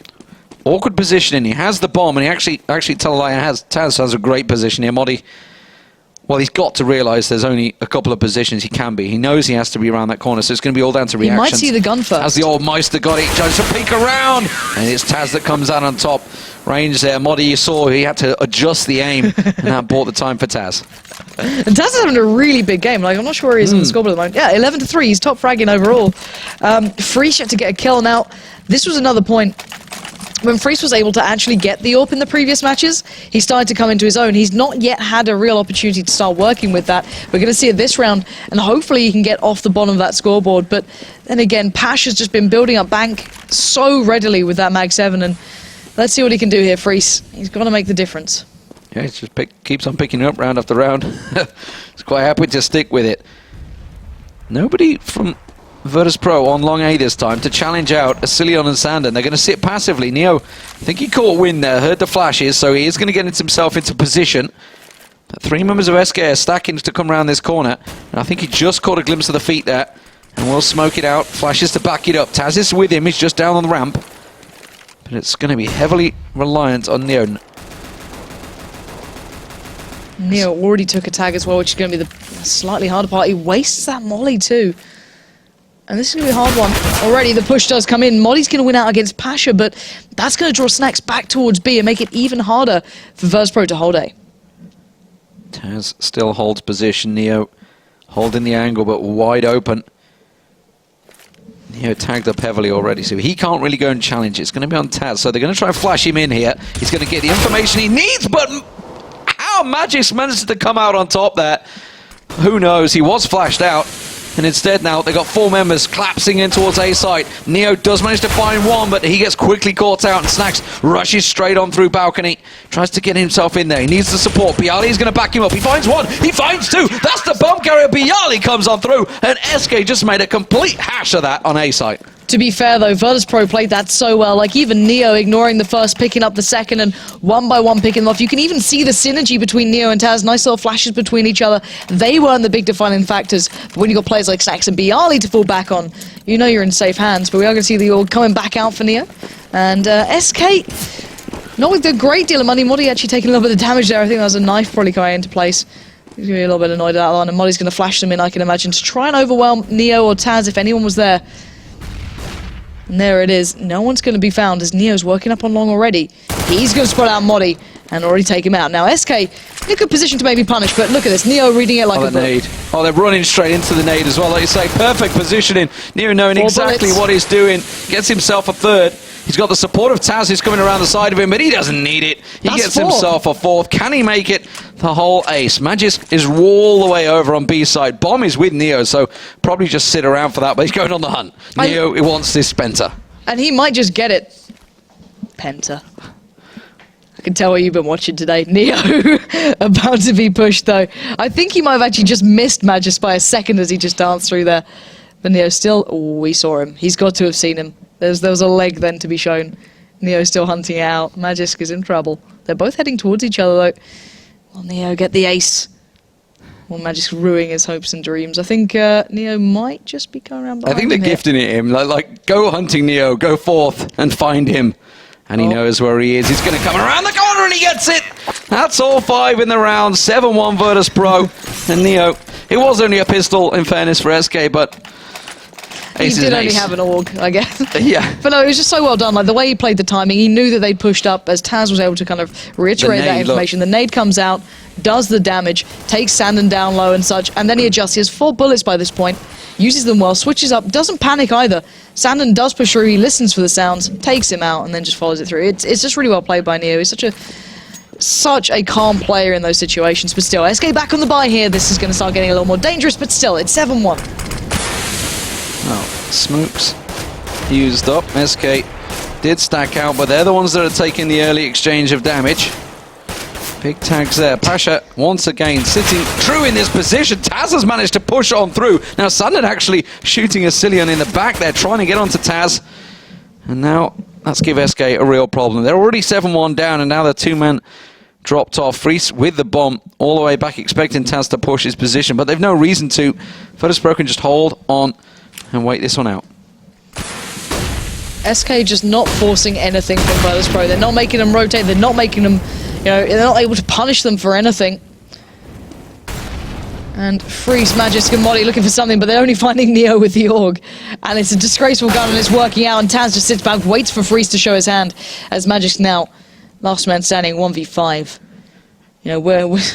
How do you want to go out in this round, basically? Is it to the Mag 7 of Pasha, the AUG of Neo? How do you fancy being killed, basically, by this point? He's got 25 seconds. Bomb nowhere to be found. Taz just being tagged as well, just for the funsies. But yeah, it's been a little bit of a one-sided affair, to say the absolute very least, as Virtus Pro just looking so much more dominant overall than SK. Yeah, Magisk just going to save his weapon here. Neo, 15 kills so far with that AUG. I reckon he should keep hold of that. I think he's found the niche between the M4A1 and M4A4. He's onto something here. Trend-setting Neo. We'll see how it works out for him. 8-1 Virtus Pro. Dominant start for on the CT side here, and honestly this is a map that a lot of people do prefer the T side on, so you've only got to worry for SK Gaming how high this score may well go against them. 16-1 would not be pretty figures after such a great start to the night overall. Yeah, that's the thing. You look at their first 2 games, it was a really kind of good display of things to come. I guess maybe they haven't really looked at this map. Maybe they just don't know how they want to play it as a team. And once again, Pasha back with the Mag 7. The double nade's going to do the damage. He doesn't need to do much more, but he knows he's there, just kind of lurking. And I love seeing the fact that Pasha already plays the position to push out towards that balcony, so he knows exactly how to handle it himself. So already they're just walking into crossfire, and that wasn't him, that was Taz. That was Taz, I was going to say. But still, this is so dominant from Virtus Pro. Oh, just got a glimpse of him, knows he's there. Tries to get himself a second. There's a big tag. Just one more will do it, but Sandon manages to find the head. Unfortunately, he's pushing straight on Bialy's crosshairs, and he's not going to be allowed through. Freezy's trying to sneak out back, but the rest of his team have already gone, and it's Neo, the dastardly AUG in his hand. calls himself a chameleon, but really we know what he's all about. It is going to be Freeze pushing up just to his right. Oh, didn't even bother scoping it. Just finds the head with ease. 9-1.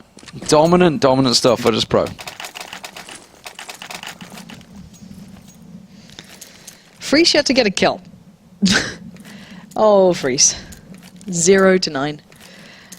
And I was singing his praises earlier. That's the thing I was saying. You know, he's made such a difference for them. He was playing the AWP really well. He was outdoing Guardian on occasion. He was actually taking him down there on Mirage, but just not having much luck in this.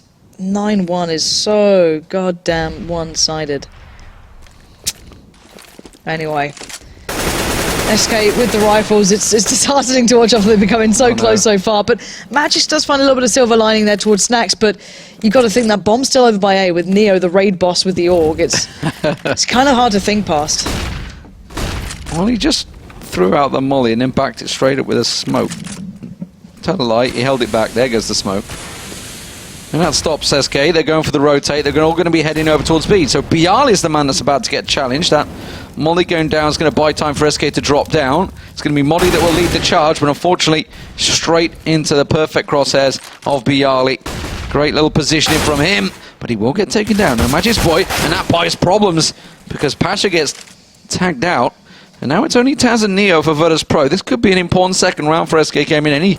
Every round counts for them right now when they're this far behind, and it looks like, yeah, Taz is just going to wait. Neo's on the creep around, but I think they're only getting exits. Bomb finally planted. They may as well go for this, to be fair, Virtus Pro. Like, there's nothing that can go wrong with it, and Taz should be able to, you know, bait out Asilian, and Neo should be able to get him if they fire again. See if Neo can get it. Nope. He saw him, didn't he? Probably not in his aspect ratio. Yeah. He double checks it though. We'll find Asilian. Could be on 4x3, so probably didn't see it, yeah.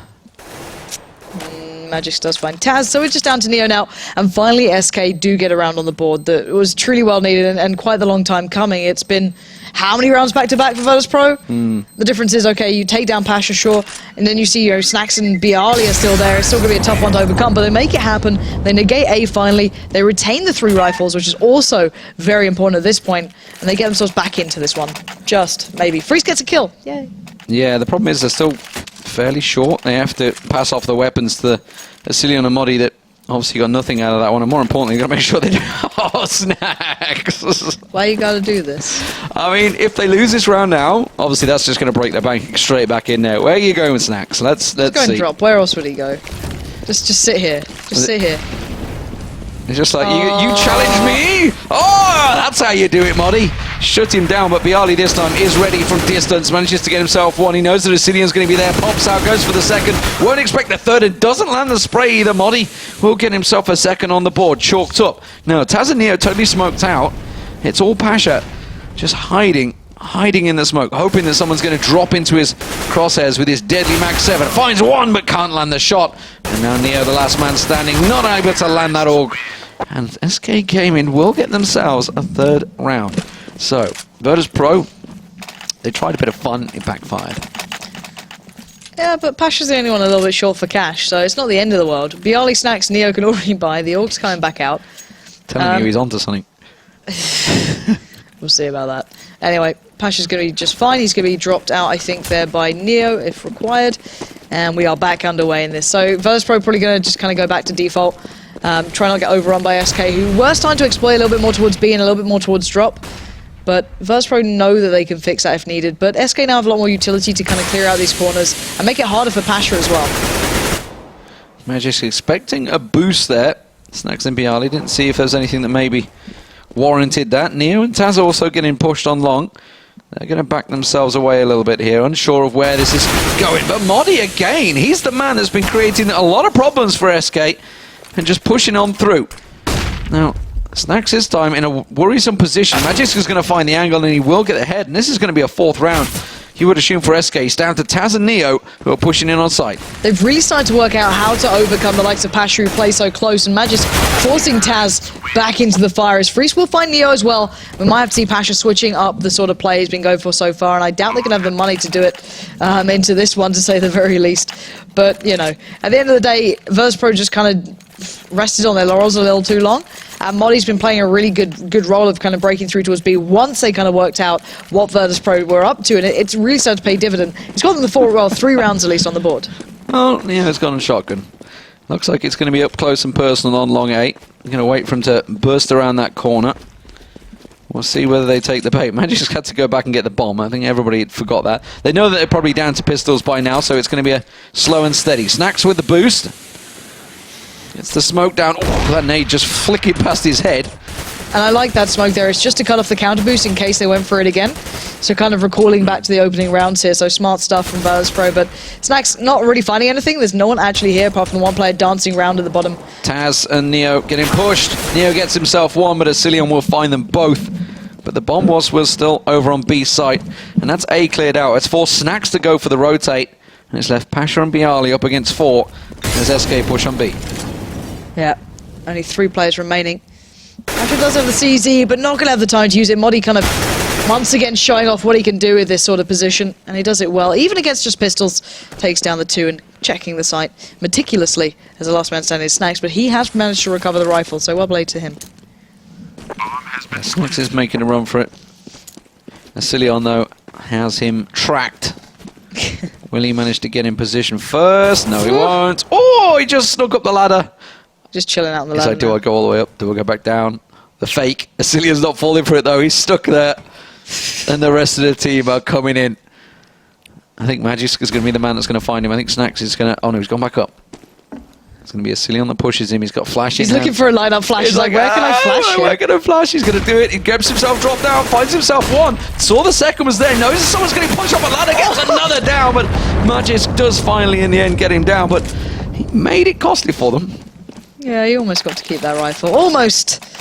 So 9-5. And we are going to see not quite the proper buy, but Pasha this time, no Mag 7, going to go up to the M4. The AUG still in the hands of Neo. But when you're, I guess you're top fragging, is he still? I'm not sure. Yep. When you're top fragging, I guess you might as well retain it. So, who am I to judge? He's got a good spawn here, so he can have a little peek up towards where Freeze may be heading. But Freeze this time doesn't have an AWP, so he might need to be a little cautious about that. But once again, SK putting early presence down towards that drop room, and Modi and Magiska burning alive. Snacks just waits ever so patiently, and there's so much going towards them. Virtus.pro just turn up the pace here, and it's starting to get a little bit difficult. But Sandon now having to pick up what Modi was doing, but just gets shut down instantly. Straight away dealt with, and this is looking to be a 10-5 first half. Modi and Freeze, the only 2 alive. Oh, the knife. Didn't see that one, but Neo having fun in this game, no doubt about it. 10-5 first half. Virtus.pro looking comfortable as they move in towards the T side. That's 10 rounds on the CT. Now we'll see. Generally, it's all about the T side. So you got to feel Virtus.pro going to be feeling pretty confident as this pistol round will get underway in just a moment.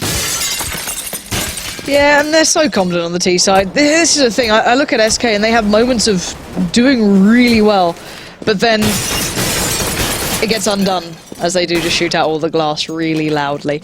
But no, it's the fact that we were seeing Pasha playing with the Mag 7 the whole time, we're seeing Neo with the AUG the whole time, or almost, and then Pasha finally goes for the M4 and they just get destroyed. It's, you know, SK, I feel a little for them, but Modi's gone for a CZ and a nade.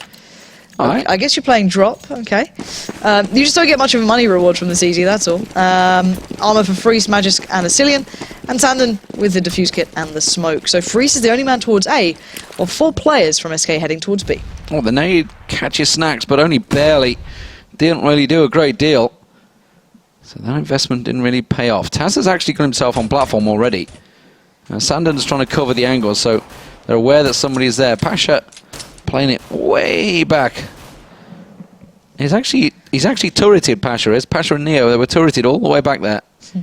Expecting maybe a push from SK to come around, but now they're going to creep the way and long, while the rest of Virtus.pro create a distraction on drop. It's still a split. It's the same split we saw come out from SK. Let's see how it works this time. They are in the drop room. Snacks allowed to find Asilion. Modi, where were you during this? You just baited your whole team out then. And now look at this. Virtus.pro through. You better make up for this. Gets down one. Magisk finds Taz. The bomb is now loose. Virtus.pro against the odds here. Pasha ready and waiting. Modi tries to get a little peek there. Sees him come in. Knows that Modi's around the corner. Pasha, don't go for it. There's too many of them. Instead, they're going to line up the angle. This is buying time for the rest of his team. He finds the head, and now Sander's going to check. He gets himself another, and they just walk into his crosshairs. And now Magisk, they haven't got the bomb. It's Magisk sitting on it right now, so they have to try and pressure this angle. Pasha's going to get himself another peek. Neo's going to back him up. They know exactly where he is around this tower. He's trying to duck and weave. Finds himself one, spins around, has to go for the reload, and it buys time for Neo to get the kill. And with that pistol down, you've got to question what was going on in drop room. Yeah, looking back at it, it almost worked out. Molly almost came around to save the day, but then leaving that 2v1. But I want to highlight Neo then using the decoy as like a pop flash, because like bouncing off the floor, and you saw Magisk having to turn away, and then they were to kind of progress forward. So nicely done by Neo. He's having a really good game actually today. Kind of looking forward to seeing what they can bring, but it looks like SK are just buying what they can at this point. There's not much left with them. They've got what, CZs, Deagle, P250. And Snacks is going walkabout, so that's the big thing here. They've got 3 SMGs, a Galil and a rifle, so quite the light investment from Virtus Pro. Snacks getting a little peek there. Cillion tries to check around there, but instead there's a MAC-10 bearing down on him. And Snacks makes it very easy. Bialy drops on down. He didn't notice there was another one in window, but it doesn't matter. Pasha has managed to gun down. It was Modi that was around there, but everybody's being cleared out now. Snacks is about to find Modi. Bialy also coming into position. We'll clean out the rest of SK. 12-5, Virtus Pro. Looking solid, not slipping up in the second round. Yeah, and 4 of those kills going to the players with the SMGs means that their economy is really starting to bulk up. For the T side, you can see them still sticking with this. They don't need to change it. But they're going to see a couple more nades with maybe SK just so they can put out some damage. That's pretty much it. Apart from that, I'm looking to see if Snacks goes back again towards drop and SK with no armor. So this is going to start hurting again and again. And you can keep kind of exploiting that. You can kind of keep pressing the issue. And it looks like maybe a counter boost coming in, but those nades already being put into place there. Modi going to be... Oh, it's Bialy who's taking low. Look at this. They've taken them both blow. They've kind of realized what happened last round, and they've gone and countered it. And the boost with Modi. This could be huge. Snacks gets caught out. He ducks it. Modi finally takes him down. This is round maybe back on here. Modi recovers the SMG, but remember, a Galil with Neo, a rifle, an AK with Pasha. This is still hard. Freeze is just pushing up on Neo as well as they try and creep. Look at that, he's staring face to face, but they just don't know in the smoke. And Neo will manage to get the kill. Modi with a spray down onto Pasha, forces him back away from platform. Tries to check around the corner, but Pasha this time with the AK, not falling for it. Everybody very low from Virtus Pro, but unfortunately, it is 4v2 now. And SK Gamer just pushing on Pasha's position. They get themselves an AK for their troubles. There's also a MAC-10 around there somewhere that Modi dropped, so Magic should be able to find that. That's not a bad little haul that they will have recovered from Virtus Pro. But bomb goes down. VP should be closing out the round. It is SK just backing away with their weapons. Yeah, Pasha dropping out, or losing out, should I say, that rifle towards the Cillion is a really big pickup. Neo still gets to retain the Galil he started with, but Magisk as well is just going to be kind of playing bodyguard on one of the angles to make sure a Cillion can get away with that AK, and they can actually supplement it with everything else. So Bialy is going hunting. He's so low he can't really commit to much. Instant Whitney Houston in my head. As soon as bodyguard? Come on. Come on. Straight away. Don't know why. There we go. But Magisk not quite going to be singing. Good luck finding any reference. You tried for a whole second, you're like, no, there's nothing. Nope. Just going to be a sad panda, which I see you've drawn. No, it was Is that not a sad panda? It looks like a sad panda. I was going to start drawing the Virtus Pro logo, then I messed it up. But still, Freeze does have the... really messed it up. No, it was meant to be that way. It was meant to be that way, and then I got distracted. But Freeze still is now running with the AWP, so locking down long. But this means that the Virtus Pro are just speeding up. This is the role I was talking about with Pasha. He's normally really good at getting to platform here, but Cillian's caught off Neo, so that's a big difference, and Magic's going to be boosted up. One of the big heavy hitters for SK. Can he find Pasha, who's just creeping around that smoke? The tree blocking his view, actually. As soon as that smoke disperses, which it will be going in just a second. Sanders also checking the angle. Now Pasha does manage to get found out. Magis takes him down, but the rest of Virtus Pro are going to keep on pushing the angle, and they're in a great little crossfire. The smoke not going to be blocking Magic's view, but he backs away, and Taz catches him as he drops. Snacks is just going to push straight on through. Aggressive stuff from him. He gets stopped by Modi, and it's all down to Taz now as he's the last man with the bomb in hand. That nade's going to get flung out, but he's not going to have the time to get this planted. Surely SK won't allow it, but they're going for the boost around the side, but they're going to come from every angle, and this is going to be very hard for Taz to hold.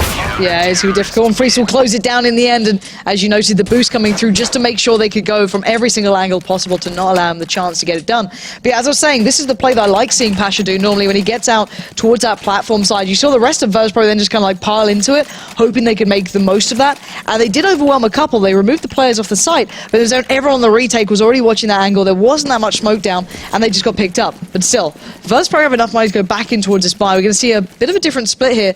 Pasha and Snacks over towards B, but the 3 players towards A, and Freeze did check this last time. He pushed up a little further, flashed out, gonna make the noise. They know he's on long now, and Neo leading the fray.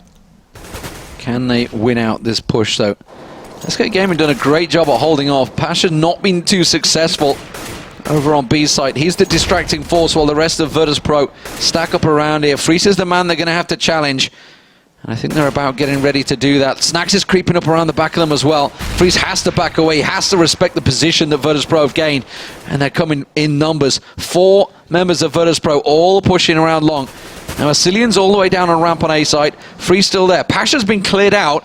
That buys time. If SK want to rotate, and it looks like they might rotate Modi here, they can go for it. Asilian gets flashed in, but Neo comes out on top. Almost a role reversal from what happened against him. And now Freeze all alone. Modi's coming in, but Neo's position should cut him off a doorway. Yeah, Cillian really fluffing up his lines then, but Modi is watching the cross now. Sandon going to get towards that kind of balcony ledge. Freeze trying to peer above the smoke. He's going to see these flashes, these mollies, these smokes, whatever is being thrown at him towards the side. But you can see now, slowly but surely, Virtus.pro encroaching forward. The great crossfire from SK comes in. Freeze going wild. That's 2 already. Looking for his 3rd. He's going to claim that one. Really well played to him. He fell back from long. He gave that control up to support Asilian, who went for the challenge on a fully flashed Neo. Failed it parlously, but then Freeze picked up the pieces. This is the player I was looking to turn up for SK, and he's finally starting to build up here. Great little spawn coming into the next round as well, but this was really nicely done. Didn't panic too much, took his time, helped support that crossfire. And just pick them apart as soon as they tried to get in on site. Now, uh-oh, Freeze, let's see what you got. it's a pistol train from Virtus.pro. They are all going towards Freeze, as you say, but he gets flashed out, and that forces him back. They're going to find him on the way to ramp, though, but he will throw a nade out. Just managed to switch the USP, but it's only going to get Snacks down. And now they're all in on site, but SK rotated in kind, and Modi just picking himself up a couple more kills to get those stats stacking out nicely. Doing a great job for SK Gaming. I think that's his 20th kill plus already there. Definitely stepping up. Him and Magisk, as you mentioned earlier on, doing a great job. 20 kills and 18. The rest of the team yet to hit double figures. So those 2 alone are carrying SK hard here. To be fair, I love the way Modi plays in kind of adjustable positions where you can kind of fall back from the fights. You saw it especially on Mirage, on A, how he's playing, always like dancing around the boxes on the side. Now you're seeing it kind of then on the APC as well. Really, really nice stuff, and I think that's something that he does perfectly. And you can see it as well on B as well, towards that flower bed. If he boosts up Magisk, he kind of like dances around the bottom of it as well. But still, Sandon this time going to get the one up and close towards possibly where Virtus.pro are going to go for. But Virtus.pro losing a little bit of that kind of fire, that little bit of kind of confidence, let's say, only, you know, the way they play it. They're not as just barreling in as much. But you can see this very clear divide. Taz and Neo working together a hell of a lot. That was even on the CT side, whereas the 3 players, Snacks, Pasha and Bialy, mostly focusing towards B. They yet to secure themselves an actual rifle round on T side, I believe.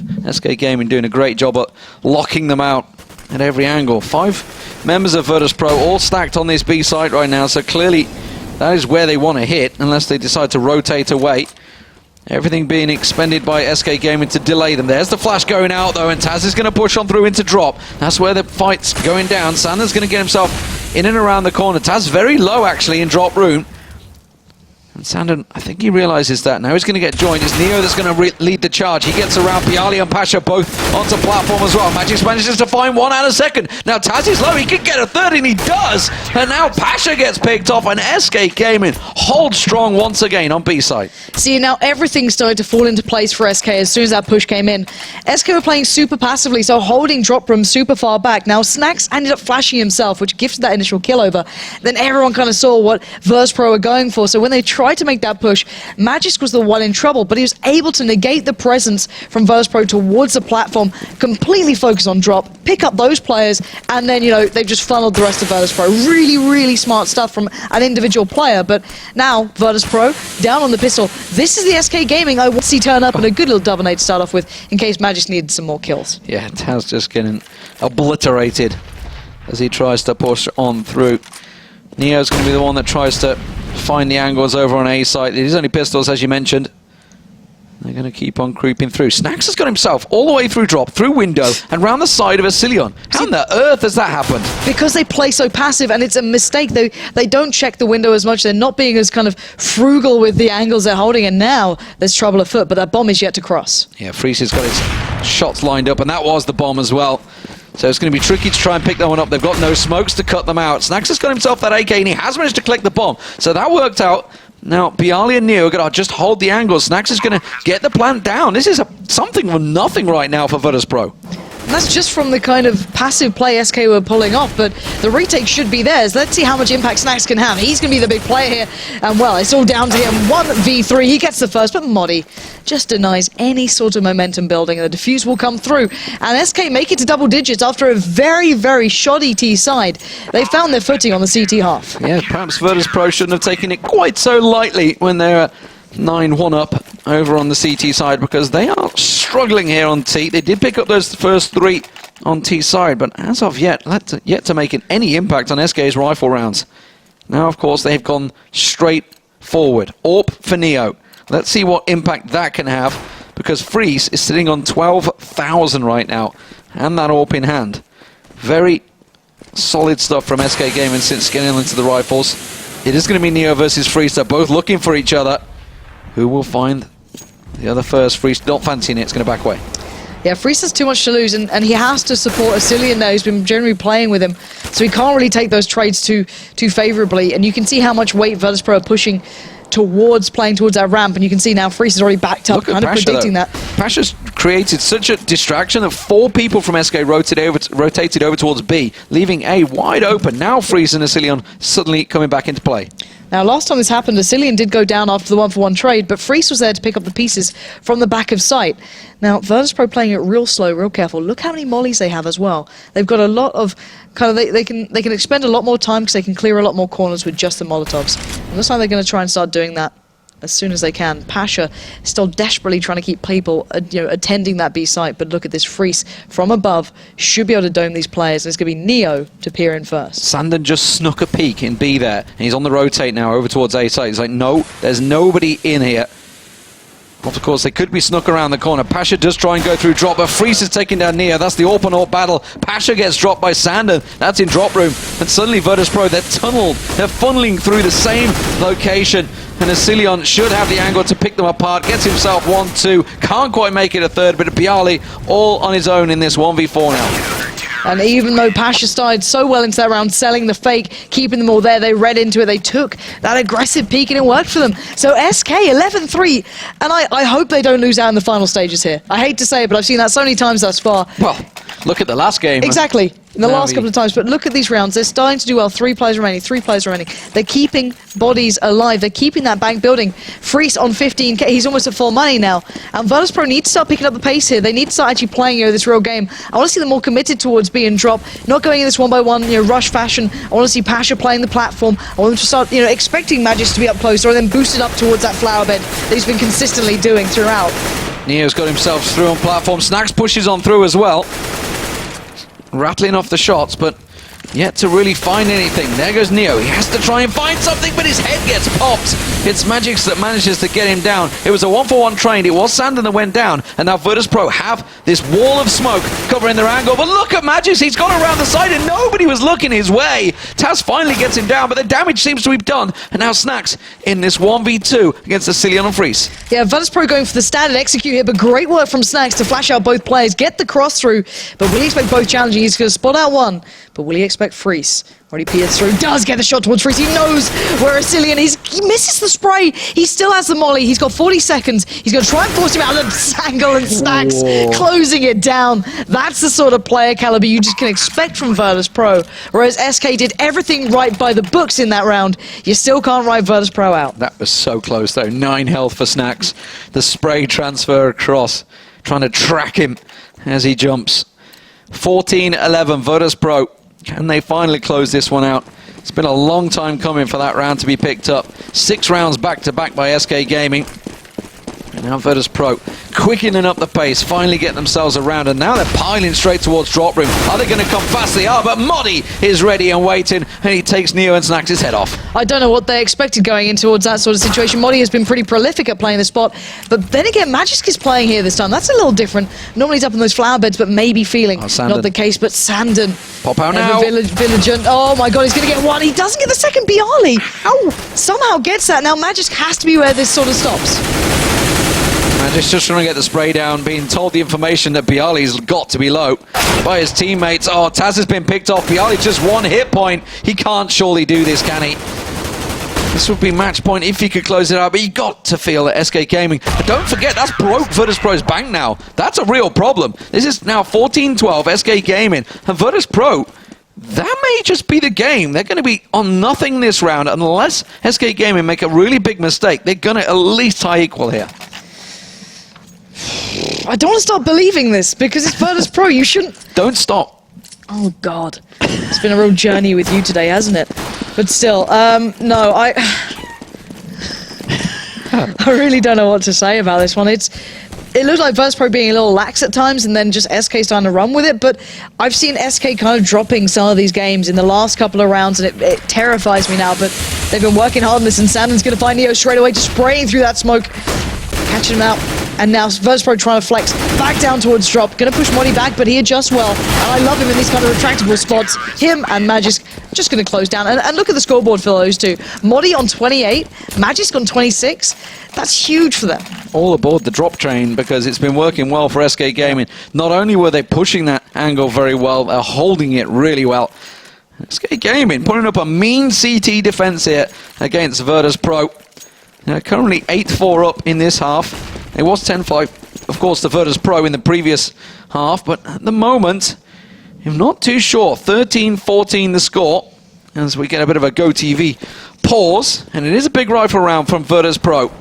So, Freeze with the AWP. Pasha, the sole man to distract on B side once again, and again they're going to try and push, but this time they're much quicker on A. Yeah, they're pushing way quicker here, and Freeze has been overwhelmed. He goes down now. Remember, Asilian normally is the next player to fall off the back, but Freeze has always had his back in this, and Virtus Pro just speeding up the pace. The smoke's already coming in. The Modi won't stop Taz. He may go down, but he does get the kill regardless. Pasha finds Modi, and now look at this play from Virtus Pro, speeding things up, and there's going to be broken hearts for SK fans everywhere if Virtus Pro make this round count, and they will. Pasha comes through with the goods. It's 15-13. Virtus Pro finally make it towards match point, and now they just need one more on the board. This can't happen again. They just lost 13-16 to Na'Vi. And they did this before in the last week as well. They had another really close result against Titan. My word. My word. SK Gaming, you've got a feel for them.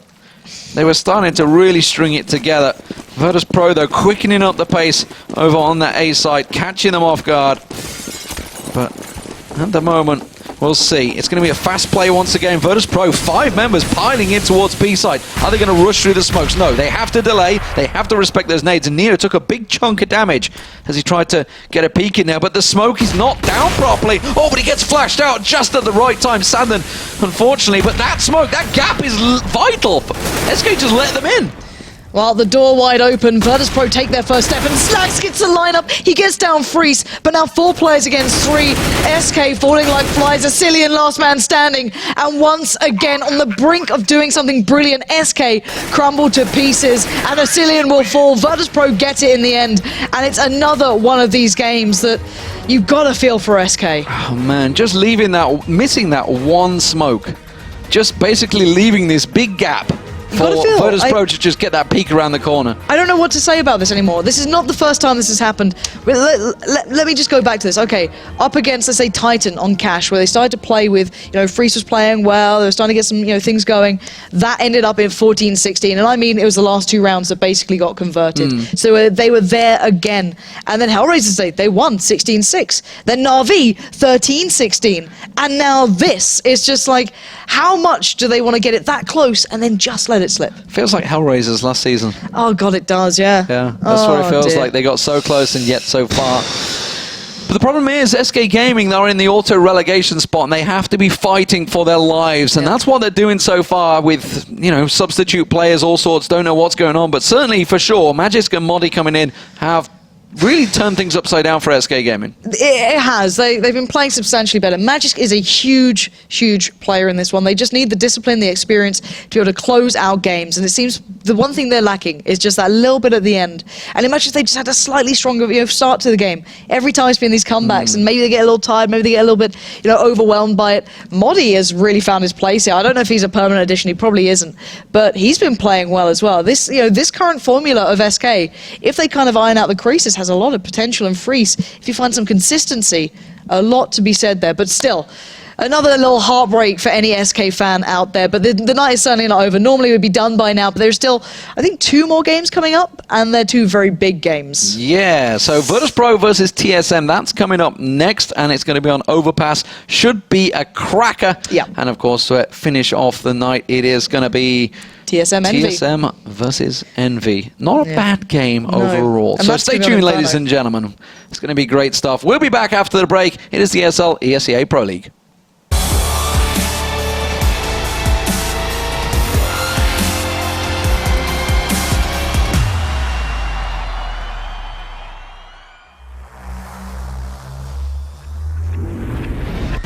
Hello everyone and welcome to the Intel Extreme Masters. Delta Time's debating it against it. Oh, it's beautiful. Exists. 2 kills could never be so important. Gonna go for it behind the fountain. Kerrigan's just gonna charge him down. He's gonna miss quite a few pistol shots. Kenny X, what a kill! And then he gets the second! Kenny X punches the round!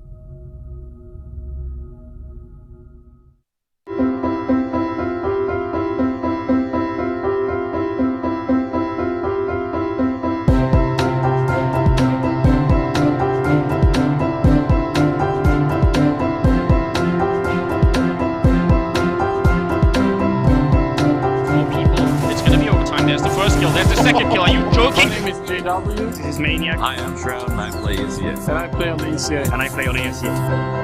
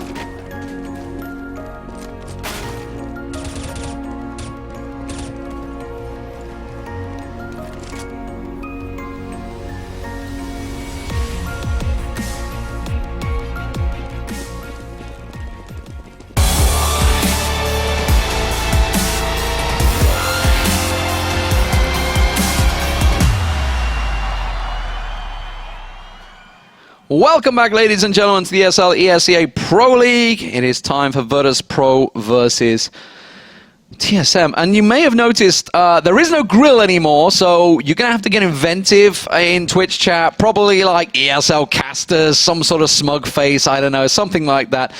Get into there. But it is Mitch Leslie. He's back with me once again at Ubershouts. Don't forget to follow him on there. But let's talk about the game. Let's get into this matchup because Virtus Pro just scraped the way back out of SK Gaming there. 16-13.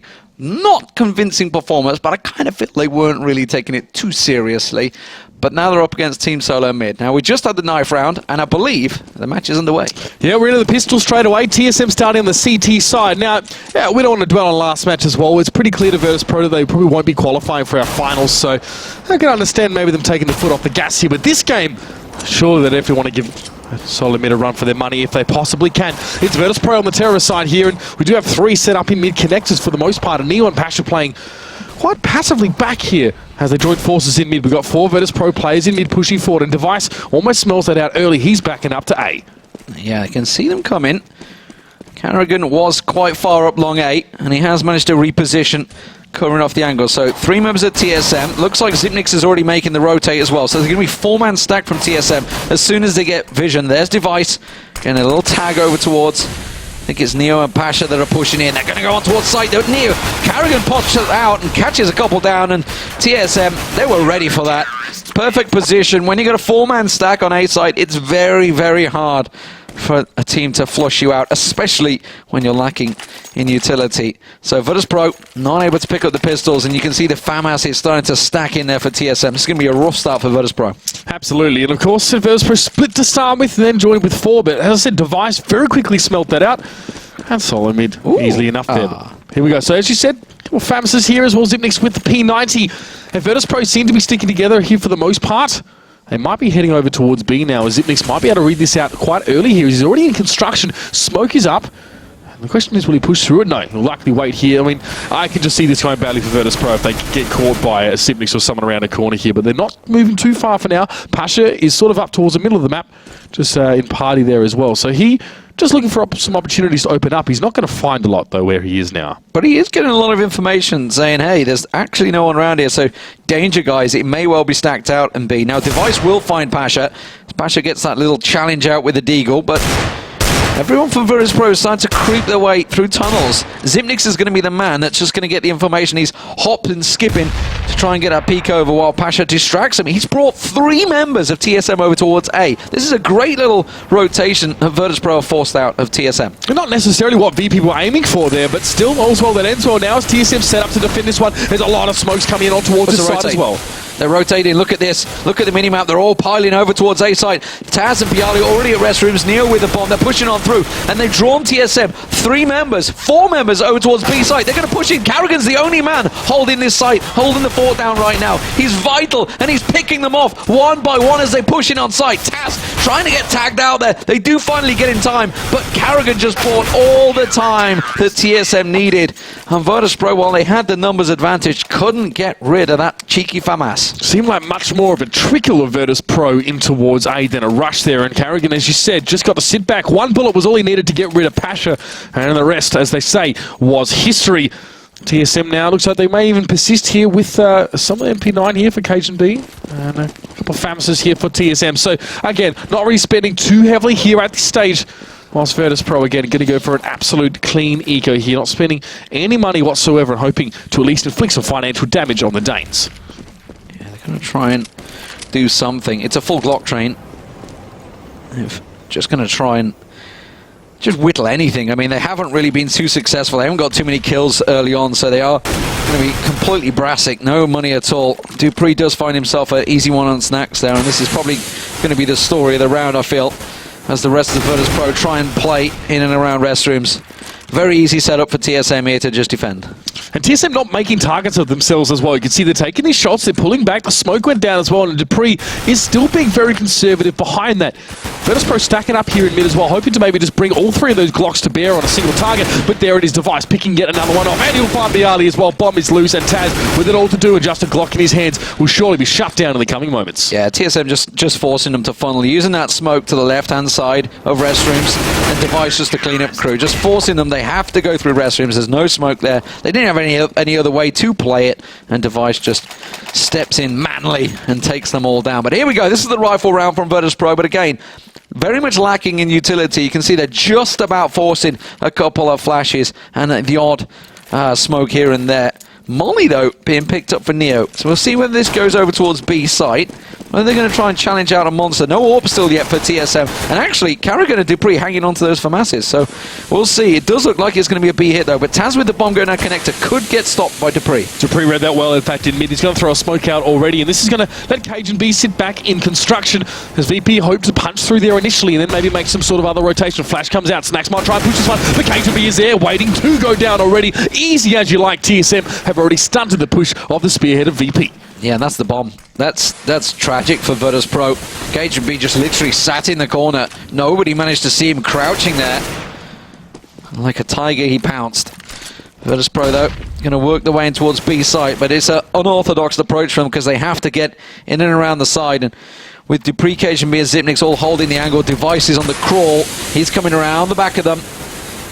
This is buying time. 50 seconds on the clock. They have to push through tunnels. They're going through the smokes, and it's just not working. Zipnix is getting the spray through there and managing to find targets. Pasha got tagged up heavily, and Device comes around the back for cleanup. Neo, last man standing here as well. This definitely hasn't worked out at all for Virtus.pro here. The first gun round being completely shut down. Only the one casualty on the side of TSM. So Virtus.pro have only really been able to make a minimum amount of money off Team Solo Mid at all here as well. Funny that you say these things as well, because last time these two teams met, it was Virtus.pro 16-5 in a dominant performance.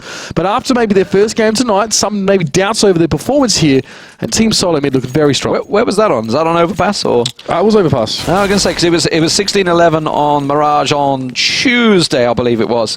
And actually, Virtus.pro started off 10-5 up on the CT side of Mirage, and then just couldn't pick up a T-side round for love nor money, which is why TSM closed out the game. And that was obviously Tuesday in the Pro League, but I'm guessing they played recently. Face it 3 days Face ago. it, yeah, I'm going to say they played a lot leading up to the major, which is, actually a very good sign for TSM overall. They've looked pretty confident throughout, but Overpass is a map that Virtus.pro have played a hell of a lot of. The most played map for them in 2015 so far, but TSM are TSM at the end of the day. Very solid, very strong team, and as you can see, just the pistol round for Virtus.pro getting picked apart here. No surprises. Passion, unfortunately, in a 1v5 situation, not going to come out on top with that Deagle, making it a solid 5-0 start here for TSM. And look, as Pan is just showing us, they've killed, what, 2, 3 people, 4 people overall the entire game so far in 5 rounds. That's not good news for VP. To reflect on that scoreboard as well, and of course in the account balance of Virtus.pro right now. And at least Neo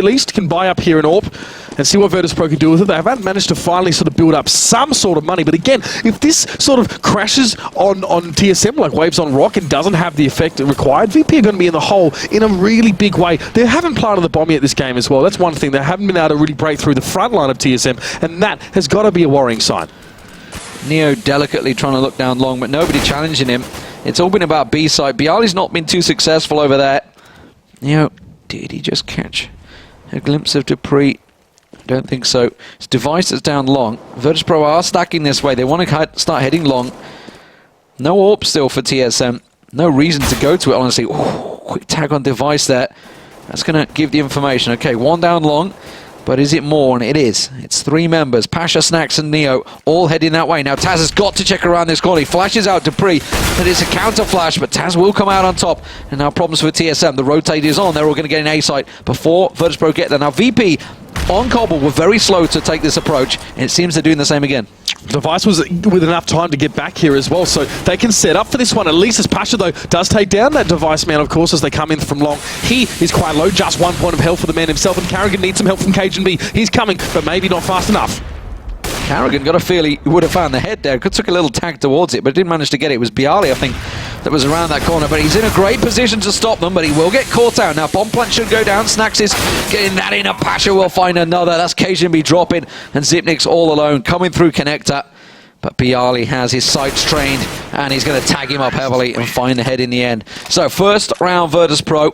It was slow and methodical, no doubt about it. They took the time to get in towards A site. TSM had rotated, but just couldn't keep them at bay.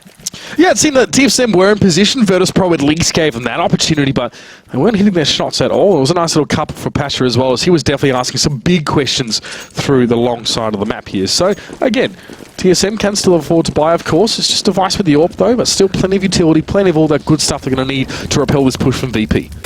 So 4 members of VP heading towards B site this time. Bialy and Snacks, can they get any early aggro? But look at Carrigan. Carrigan's all the way around. He's completely give all TSM the information. They know it is a B hit because there's nobody to be seen. They haven't got information on Connector. They know that Taz is probably down there, but Carrigan is so far up. It's giving so much information to CSM. Look at them, all rotating. There's going to be a 4-man stack on B site before VP get there. And it's a shame for VP. They didn't really push that fast. Device and Dupree were way out of position, running to try and get back to B. They couldn't go through mid because Snacks was there. But VP have actually sustained a casualty in the process of trying to set up here. Here come the smokes, here come the Molotovs as well. Cajun B's feet getting a little bit crispy as he's forced to back away from that one there. 4 smokes covering the site and sort of protecting that from TSM as they peer in towards it. But still, Virtus Pro haven't made the main hit. Big push through Monster, but look at Carrigan. He's going to get right around the back of them. Gets himself 1 and a second, and this is tragic. He finds the bomb planter as well. Hits a 3-man, and TSM just clear out Virtus Pro in clinical style.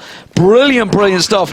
Nobody, but nobody was looking that way. Normally, they was leaving Pasha just around long just to keep distracting, but they decided that 5-man stack, and TSM just made them pay. Absolutely, and honestly, Carrigan wouldn't have got there in time if Virtus Pro didn't take their own sweet time and actually making their hit towards that side. I think losing, it was Neo, one of their players early in the round, probably slowed them as they pushed onto that one. Smokes were up, but they weren't even looking or challenging for those frags, and unfortunately that is time wasted and time that Carrigan spent to get the kills on towards him now. Device pushing towards mid here with the AWP, and Dupree again setting up towards mid. Taz is actually being very tentative about this time. He's got the bomb in his hand. He's got to be very careful if he's making that push down connector. It was him that got took out early, and it was the bomb that got dropped down there again. Neo is pushing forward. Now Device is holding the angle, and unfortunately Device is pretty much man of the moment in Counter-Strike. Arguably the #1 player in the world right now. Very hard to take down, and now with an AWP in his hand, Pasha's going to find a hard time as he tries to push on him. Instead, they're going to go towards restrooms. Now, Dupree lurks the other side of that smoke where Snacks is peering. TSM playing this by the numbers very cautiously. Virtus Pro again, this slow methodical approach, it's not really catching TSM off guard. Oh, Device just got a glimpse of Pasha's toes. Dupree thinking about pushing through smoke. This guy is the classic flash himself through a smoke and push on kind of player, but he opts to just sit back this time as well. TSM are more than happy to let Virtus Pro play this slow game. They're going to try and rotate towards B side. Bialy and Taz lining up. Cajun B's looking. Now, did he get the information he needed? I don't think he caught a glimpse of Bialy there, but they know that something's up. Carrigan has joined them, but it is still, of course, 20 seconds on the clock. Taz has got to push through here. Cajun B in a perfect spot, pops around the corner. They can't get the bomb down now. VP should just try and save something from this round, but instead, they get massacred. They are being mauled right now by TSM. 7-1, big score already. But this is the slow play thing as well. Team Solo Mid, they don't actually have to stall Virtus Pro so hard early in the round. They're doing it themselves. And then you saw just towards the end there, the pipe, the Molotov, the smoke going off, and then you put Virtus Pro in a position where they don't have a margin of error. They don't have a plan B anymore because they simply don't have the time to adapt and change their strategy. So they just have to throw themselves into the crucible, as it were, and try and make something of it. And so far, it's put them in a 6-round hole. Yeah, and they're really struggling to make any effect. Now it's going to be a straight-up Glock train, straight towards Cajun B. Gets flashed out, but that nade's going to come through. They do manage to catch him pretty easily, but Zimix finds 1, which is all he needed to try and slow this approach down. Gets himself a second from Pit. No, Neo turns it around. Carrigan round the back, gets himself 1 on the bomb planter. Now that bomb is loose. He's going to find Bialy as well. And the rest of TSM now coming in. Still 3-on-2, but it should be clean-up duty. Last man in Pit is Neo, who does get 1 down. Made it costly, but unfortunately they didn't even get the plant down in the end. So 8-1 is the score. Maybe that's what they're going to do. Maybe when they get these rifles, maybe they need to speed things up, because they caught TSM kind of napping there. And if they had rifles, perhaps they would have come out better. Again, it was Carrigan starting to style himself here as a master disruptor, coming around from sandbags as well. Another angle that Virtus Pro just weren't watching. Quick double, slow them up. Rest of TSM gets there, easy as you like. Good lord. Device is on 14 kills, 1 assist, 1 death. 1 death in the entire game so far. And we're in round 10. Make that 15. He is picking Virtus.pro apart. They're playing very, very well right now, and TSM are just using that as well. They can, you know, he can be the focal point. They can sort of work around him on the periphery here, and you can see the Snacks is hoping for an opportunity out of that mid connector here as well. A couple shots come down, and he does manage to gun down Zipnix, but Cajun B, a little bit slow to react, does find the frag in response. I just wonder whether he's the reason that they keep hitting B side now, because they're getting picked apart over here as well. Just trying to play away from Device effectively. Pasha in a 1v3. Very tricky situation for him, and his Device that gets himself another 16 kills and 1 death is pretty mighty. Now, this is the man that almost got 30 kills in one half. 29, I think he hit on Inferno at that one point.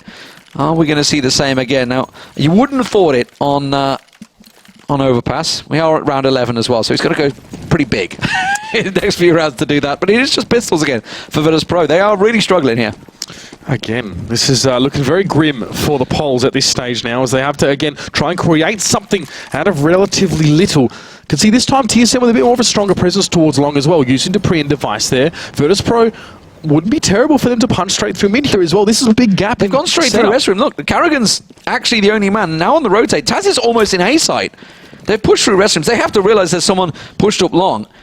They're not going to find him, though, but they delay again themselves. They could have actually just walked straight in there. They only had pistols. They had nothing to lose. Don't know what's going on with Virtus.pro here. They just want to take their time, but Device again finds himself on that kill feed. Almost finds a second with a CZ, but Carrigan is there to contribute from the left side. Make it 2. Lord. Will he make it 3? Zipnix, though. He wants to get involved as well, and a lobs nade through there. Will claim Bialy, and there is Device. And Team Solid Mid look untouchable right now. Absolutely. They can't seem to put a foot right. Very much a damn squid, I believe this match is what we'd refer to as 10-1, although probably nobody outside of England understands that reference, but nonetheless, 10-1 is a pretty mighty score on the CT side for Team Solo Mid. Coming into this one, very much on top. Fnatic, of course, did manage to beat them the other day. Crazy match, that one, by the way. Intense. I managed to watch. Intense is definitely the word. Carrigan went huge in that game as well, but it wasn't quite to beat, going to overtime, but Fnatic, TSM, it's the old rival battle, and I'm hoping we see it at the major finals. Well, Cajun B always can be counted on for those crucial frags. He was mid-rotation as well, and he still managed to stop and gun down Bialy. Device went down to 1 health earlier in the round here as well. He's maxed out money-wise as well after last round, so he is just rolling in it so far. Virtus.pro seem uncertain. Neo, Snacks, and Taz trying to create some opportunities here through construction through the middle of the map. And then as Neo and Pasha now sitting back towards their own spawn, they're really unsure of where they want to go here. And this is aggression purely from Dupree. He'll hear footsteps. There you go. He heard the footsteps go past. He hears the rotate. That's all the information he needed. That's Neo and Pasha that's going past. Now, the problem is the bomb is still actually at B. Dupree's going to go up the ladder and try and get around the back of them. Neo and Pasha pushing into restrooms. This might actually be fake information. This might backfire on TSM because they're stacking 3 over A site. But I think Snacks and Taz, I think they're going to go through connector in towards A site. Yeah, they've smoked off B, they're pushing in towards it, and Dupree's going to be in a perfect spot to catch them with connector. Oh, this could be good. Snacks goes down. That's the bomb loose as well. Taz, he's in trouble. He doesn't want to poke up and try and pick that one up as well. Dupree will be watching the whole time, and VP, that strat again just got completely cut off at the knees. Well, Pasha's got himself into sight. He has fine Carrigan. There's a wall of smoke down. They're just waiting for Taz to get in and get the plant down. But by the time he gets there, that smoke might be cleared. And Dupree still hasn't been dealt with, remember. He's still in restrooms coming around the side. Device still alive. And 1 hit point still takes down Pasha. And he manages to get Taz too. Device, you are unstoppable. Just 1 hit point is all he needed. And now he's on 20 kills in 12 rounds. Just single death so far. Really is just astonishing from this guy as well. And it's not as if he came out of nowhere, but his performances in recent times have just been mind-blowing. Look at this, so brazen as well. He'll re-peek now with the AWP to get the pick on Taz. So much confidence from the man as well. It's amazing what happens when he can play like that. Just the balls that man had. I mean, to be fair, I guess he's thinking, well, I'm at max money. I got literally nothing to lose to go for this re-peek. Dupree was coming around the back. Everything was set up for them, but TSM seem to be reading Virtus.pro like an absolute book right now. Bialy has managed to get himself pushed through tunnel quickly early, but Zipnix is going to try and chase him out, and he does find him. So that's Bialy going down. Dupree holding the angle, along with Device down in connector. Taz is about to peek around this corner, creeping. Device feels that somebody has managed to push up on him, though. But it's Dupree that's going to find the action. Neo pushes on. Taz will get taken down by Device, and now Carrigan, he's going to get dropped. That's A-long cleared out. It looks like Neo is going to waste no time in getting down there as well. Device tries to 1v1 against Snacks and get aggressive, but still Snacks is going to be able to hold his ground a little bit there. Neo thought about pushing towards A. I think they're going to rotate. I think KGB might catch them though. And they were looking towards it. Xyp9x and KGB are in such a difficult position. KGB's going to go big here. Neo will get the plant down. And they're actually going to stack it the other side away from restrooms because they know they don't have position from this one. So Neo planting correctly. They have site covered. Desperately, Virtus.pro need this round. They might not have it yet as KGB takes down Neo. It's the 1v1. Pasha does have the health though. He's just on the other side of that smoke. And he's hoping for a gap in that one. Oh, he just backed away. Pasha in the corner. And it's a real tricky situation. KGB's going to have to peek it and fire first, but just looked away at the wrong moment, thought it was cleared out. And Virtus.pro finally get a second round on the board, but you got to feel it's too late. They're going to have a mammoth turnaround here to try and get anything from TSM. They built up such a huge bank that they can just rebuy up and probably again, because look at Device. He buys himself an AWP and still has 6k. Spent 9,500 this round. Just throwing money around. It's just not enough for Virtus.pro right now, really. I mean, Taz has only got himself a Tech 9 there as well, and limited utility for that team. Device aggressive pushing again. This guy has so much self-belief. Let's see how it translates into his gameplay. He's looking for Snax, though. Smoke was up there, and he's just going to have to sheepishly back up. Yeah, he realized he was in a dangerous spot there. Snax is going to push the smoke, but they're still with the P250. He almost took down Snax. Didn't really have the support from Dupree he needed. Dupree, meanwhile, will get picked off in restrooms, and now Carrigan trying to hold them back from A site. He did it before. KGB finds his Bialy, and again, Carrigan gets another as they try and push up. Xyp9x has the angle. Stepped away. The second Neo showed, but he realized it. Now, KGB is on the wraparound. They have to come at this at the right time, at the right angle. Pasha's going to get the bomb plant. Xyp9x needs time. He needs to sort of stall out for KGB to get there, but he'll take Neo on head-to-head anyway. The bomb goes down, Xyp9x backs up as he goes very, very low, and Pasha will try and buy himself a bit of freedom to cross here. He wants to go for Xyp9x. He wants to turn this 2v1 into two 1v1s, but Cajun, great positioning. Well played. So well played. Xyp9x literally backed up. He's like, he's going to push me here. He has to come at this angle. KGB is like, okay, I'll run through restrooms all the way around long. I'll have the angle. And he manages to shut him down. 12-2 for TSM.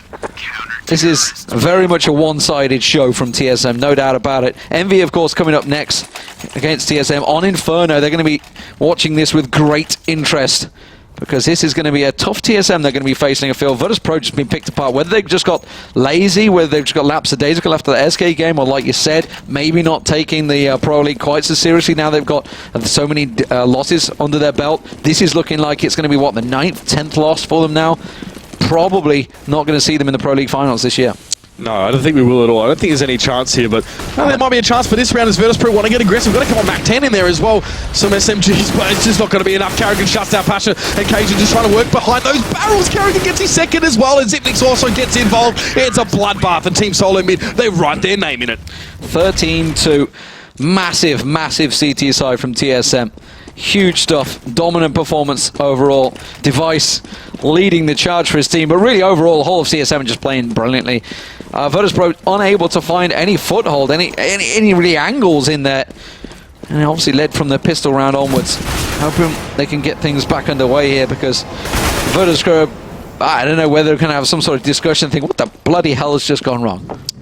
You know, it's so hard to deal with TSM now, especially with Device playing the best CS of his career. You know, okay, so you deal with Device, then what? Carrigan's going to be there, Dupree, KGB coming in from off angles as well. There's just so many hurdles that you have to jump if you want to try and get through a team like Solo Mid. And pound for pound, Solo Mid stack up far stronger than Virtus.pro in this match. Yeah, we should also talk about Carrigan. He's stepping up, but once again, Carrigan's been huge, by the way, obviously, since he's gone full-time, and that's the big thing for TSM. All of these players have gone full-time recently, probably over the last 2, 3, 4 months.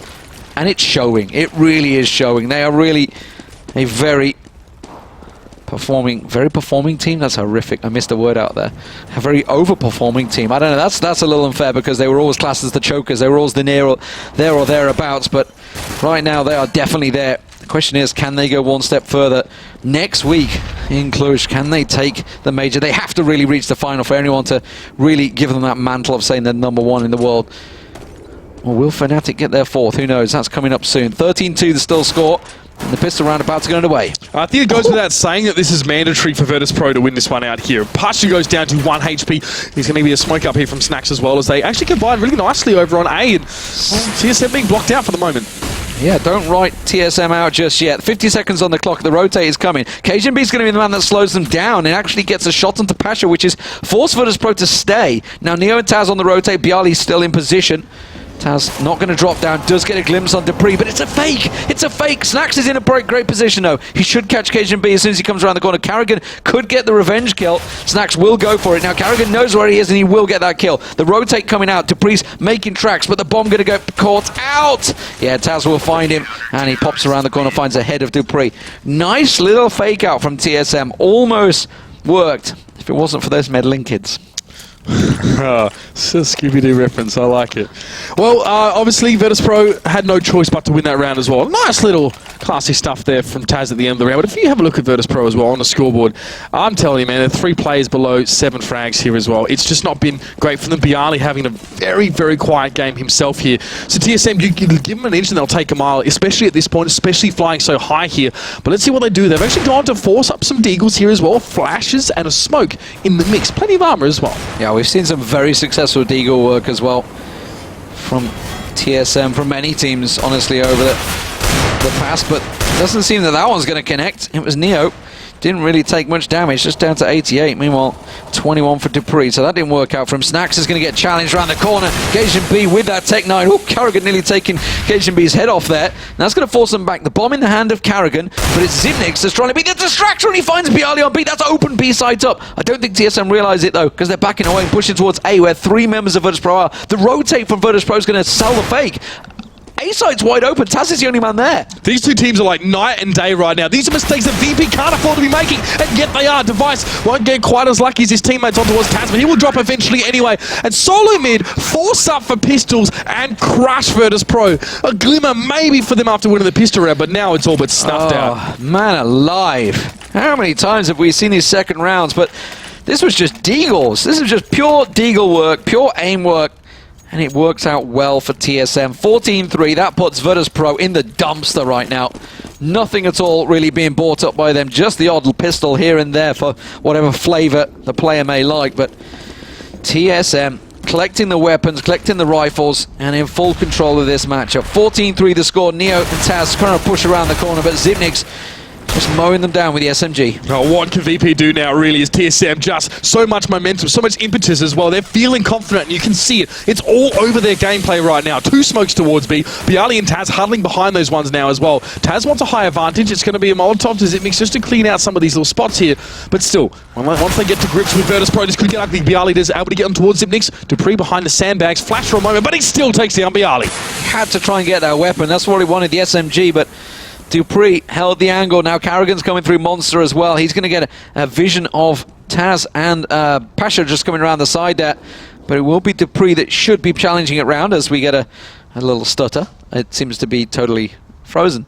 Nice! Nice one, GoTV. Yeah, Thank you. We'll be back in a sec, I'm sure. RIP, I believe, is what's going into Twitch chat right now. Lag or RIP, I'm not too sure which it is, but Carrigan, beautiful form, beautiful figure. And he's played fantastically well.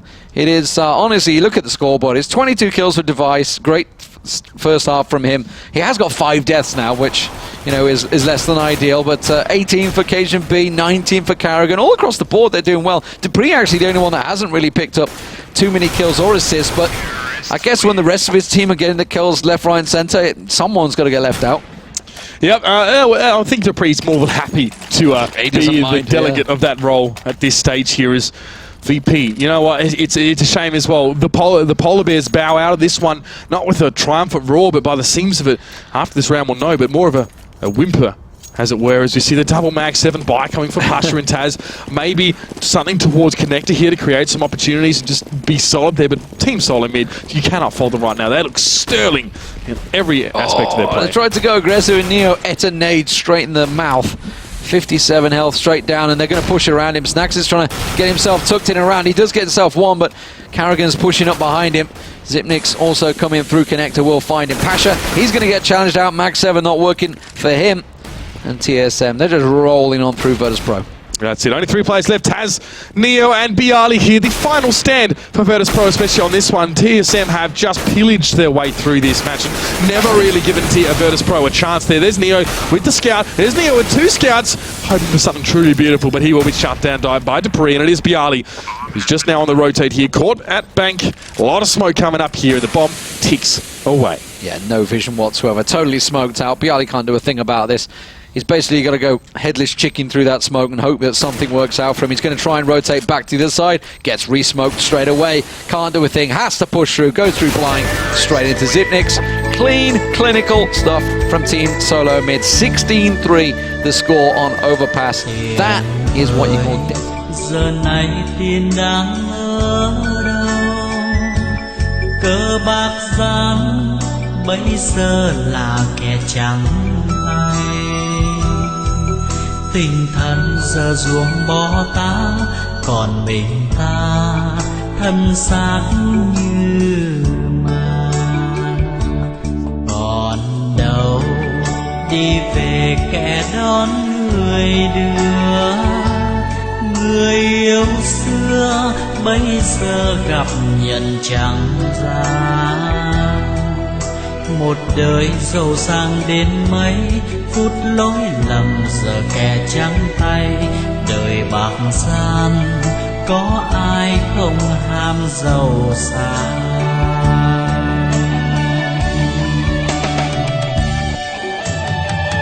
Được một thua hai trong kia bạc ra. Khi chơi nào biết kiếp số sẽ mang bao ưu buồn. Giờ này thân xác đã héo khô, tinh thần cũng đã lạnh xa. Còn mình ta chơi với đi về đâu. Cuộc đời rồi đây chẳng biết về đâu. Nuối tiếc cũng thế sẽ chẳng quay trở lại. Chỉ mong những ai trên thế gian đừng vì ham bao lợi danh được thua trong kiếp bạc gian. Đến lúc hối tiếc đã quá muộn màng.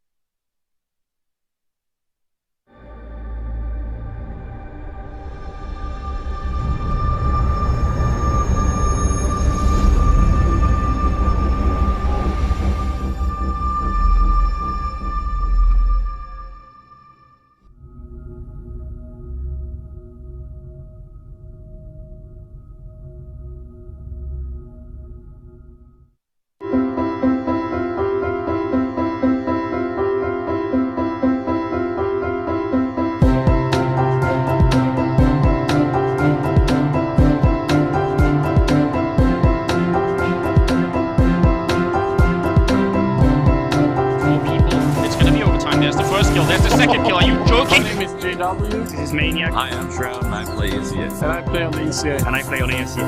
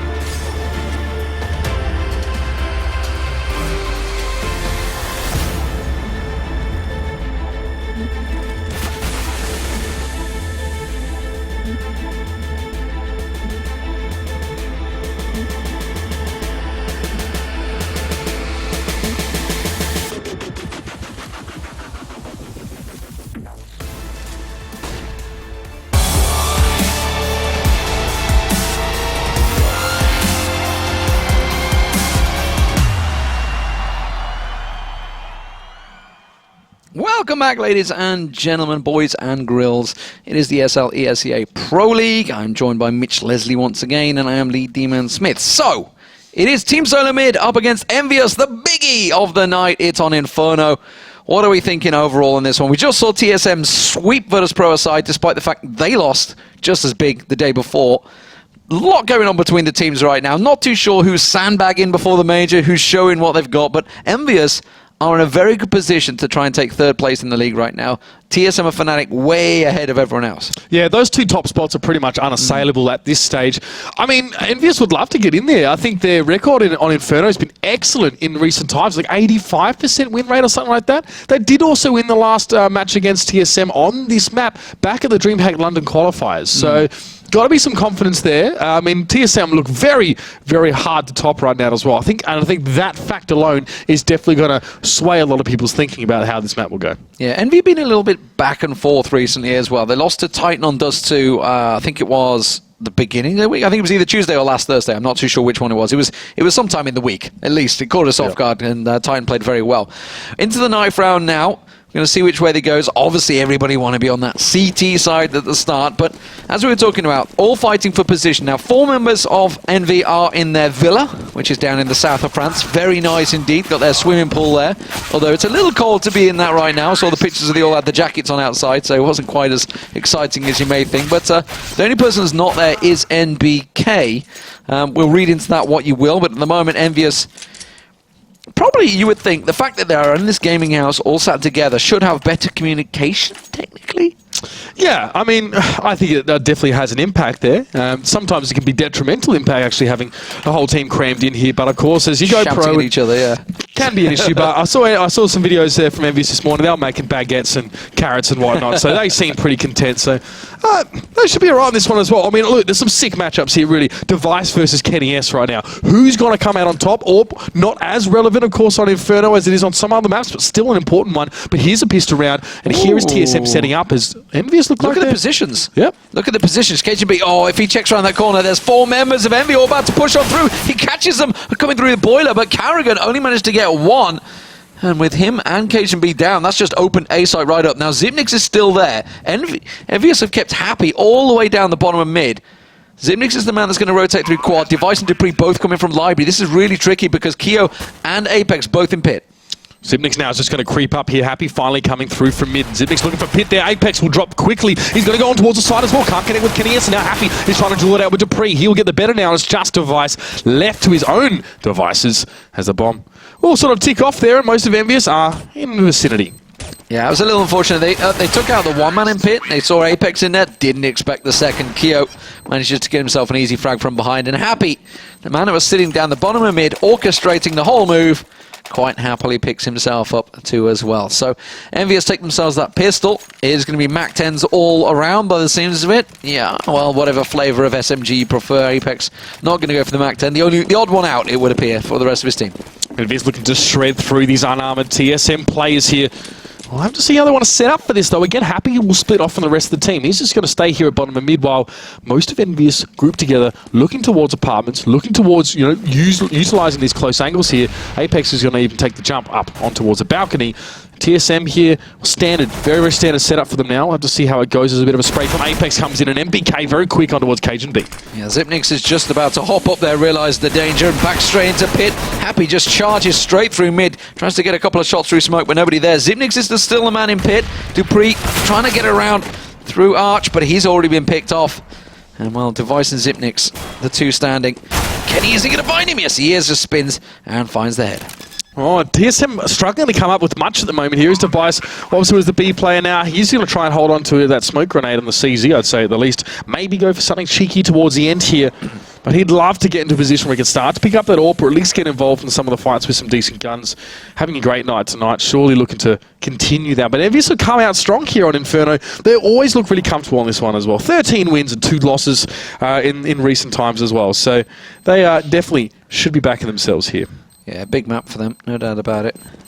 Both teams really have shown fantastic skill. I remember talking to TSM in Dubai, and they were talking about how they're not actually that confident on Inferno. They don't feel it's one of their stronger maps, despite having fantastic results on it overall. Envy, of course, themselves, arguably one of the best teams in the world. Probably Fnatic are the only other that would challenge that title on Inferno. As it stands though, 2-0 start. Envy didn't really lose too much. MBK is just going to get himself a Tech 9. Not going to go for the SMG second bite. And it looks like TSM just going to go a couple of pistols again. Let's have a look at their bank. Yeah, they're all in a good position to buy up next round. Yeah, nice buffer build up for Envious here as well, and they're hoping to add to that now. As again, TSM are unarmored, so they're just going to fall prey to these SMGs.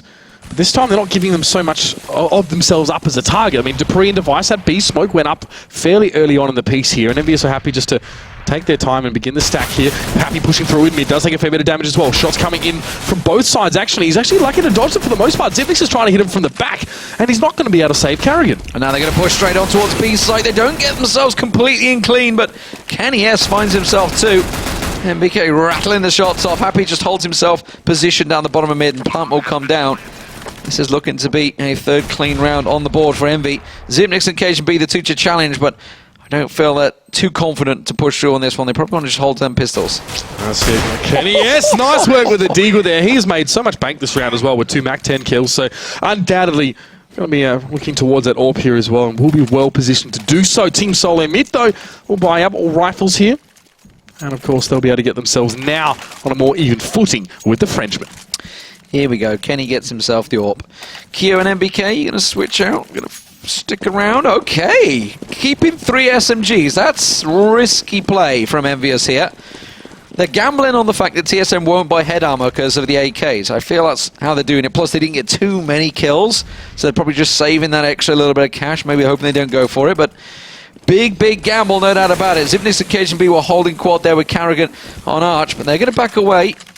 Envy just trying to sell themselves the fake and get a little peek towards Banana. It'll be Kiyoshima and Kenny S just trying to work this one here, just clearing out the sandbag corner, trying to make sure all their due diligence is done. Oh, look at that. Kenny getting a little peek down in towards New Box and Inferno and Emo, as Cloud9 call it. Yep. But here we go, the shot's coming out. Whoa. Device holds beautifully with 3 there, and that is Envious just completely stopped in their tracks. So you can see where Device is, just in that corner. It's all he had to do was be there. He took zero damage in the process. Bomb is dropped at his feet. Now, in the driver's seat is TSM. Yeah, just tucked away on Porch. It's so tricky. They were pushing through the smoke. They tried to flash and push through, but Device was staring into the corner of Porch, so he didn't get flashed up, just span around, and, well, easy 3 kills for him, no doubt about it. Now, I think he may just be saved the weapons. Well, Happy's not going to save his over in apartments, and now Kenny S trying to back away, slink into the corner, but I'm pretty sure they know where he is. Now, do they want to hunt down this AWP? I'm not too sure they really have the money to do this. Yeah, they're just happy to let the timer tick down. Device spraying around. Now they're going to just collect themselves a couple of AKs. Now, remember, though, Envy didn't go full-on invested in that one. If Kenny can keep hold of this AWP, MBK, Apex, and Kyo all held on to SMGs there, so they're not going to be too upset by that. They can afford to just buy again. Yeah, that's right. The choice of weapon wasn't even really a factor as well, because those 3 players running point just got mowed down instantly. So, yeah, it's not the end of the world, definitely, for Envious now, as they can go back to that buy. But a play like that, they probably want to think twice before making a similar one there as well. Now, TSM still don't really have the option to go for the AWP here, so they'll stick on rifles for now. But stabilization is important for them here as well, as they want to just, grind out those solid CT side rounds here. All right, what are we going to do? What are you going to do, TSM? How are you going to respond to this? They're certainly not going to run into the grinder of Device for a second time. Zipnik's actually pushing up in apartments here. Going fairly aggressive. He's going to find MBK and Happy coming around the corner. He gets himself one, backs away. Nice little play there. Cajun B trying to do the same, though. Kenny has not fallen for it. Grenade will manage to settle that dispute. And now it's a 4-on-4. Zipnik's astutely backing up and popping a smoke there on balcony just to cover his process here. So Carrigan and Dupree double stack this corner as well, just to make sure they can at least get the 1-for-1 trade as smokes do billow up. And there's a little boost as well. I'll see push out a boiler out of mid as well, if it were to happen here. As Envious have to see how confident they are here to push. Double stack there. Dupree getting a little glimpse over the smoke and manages to find Kenny S.'s head. He's going to rotate back around towards B side. Left Device all alone. But Envy are not giving up on A side just yet. So that makes it a 3-on-2 effectively on site as Happy starts to creep on through. Zipnix could be vital here. 2 people pushing his position. Will find one. Won't get the spray on towards Kyo though. And Happy will find Carrigan. Now Dupree moves in. Good flash. Goes down, which slows Envy's approach. And now in this 2-on-2, Device is making tracks. It's going to be the bomb plant. That's a tricky plant because Happy's going to get found out the second he comes out of that plant. He doesn't even manage to get it down, just about. Keo now in a one-on-one. Dupree on site. This is a real tricky situation. In pit, great defensive hold for Keo. Doesn't really manage to land too many shots though. Now Dupree, he knows he's in the corner. Keo just got to hold this angle and play it smart, but Dupree finds him, and he will get the defuse on, and TSM pick up the second round. So Kiyoshima was happy enough just to throw the smoke towards Library and leave his teammate to his own doing there, but unfortunately, the push through the smoke was very, very strong there, and TSM managed to turn it around. That's 2 in a row for them as well. Envious still just have enough money to go for a mostly full buy here. A lot of mollies coming out. Expect probably a B play this time from Envy. Expect them to try and put some pressure on towards that side. But remember, Device just cut them down in their tracks last time they tried this. We'll see if it's where they go. At the moment, they're going to set themselves up at the top of mid just to slow things down. Kyo getting a little peek. Now, Device has got himself tucked in at sandbags. Now, remember, they've been double nade in this spot every single round so far. Every time they've tried to push that banana spot. Instead, they're in apartments at the moment, not finding any early frags. Zipnik's a little bit early on the Molotov there, just in case it was some sort of ballistic rush for Envious, but it wasn't. And Kenny S is not going to work down Banana as well, so Device is actually at no risk as well. He won't be able to...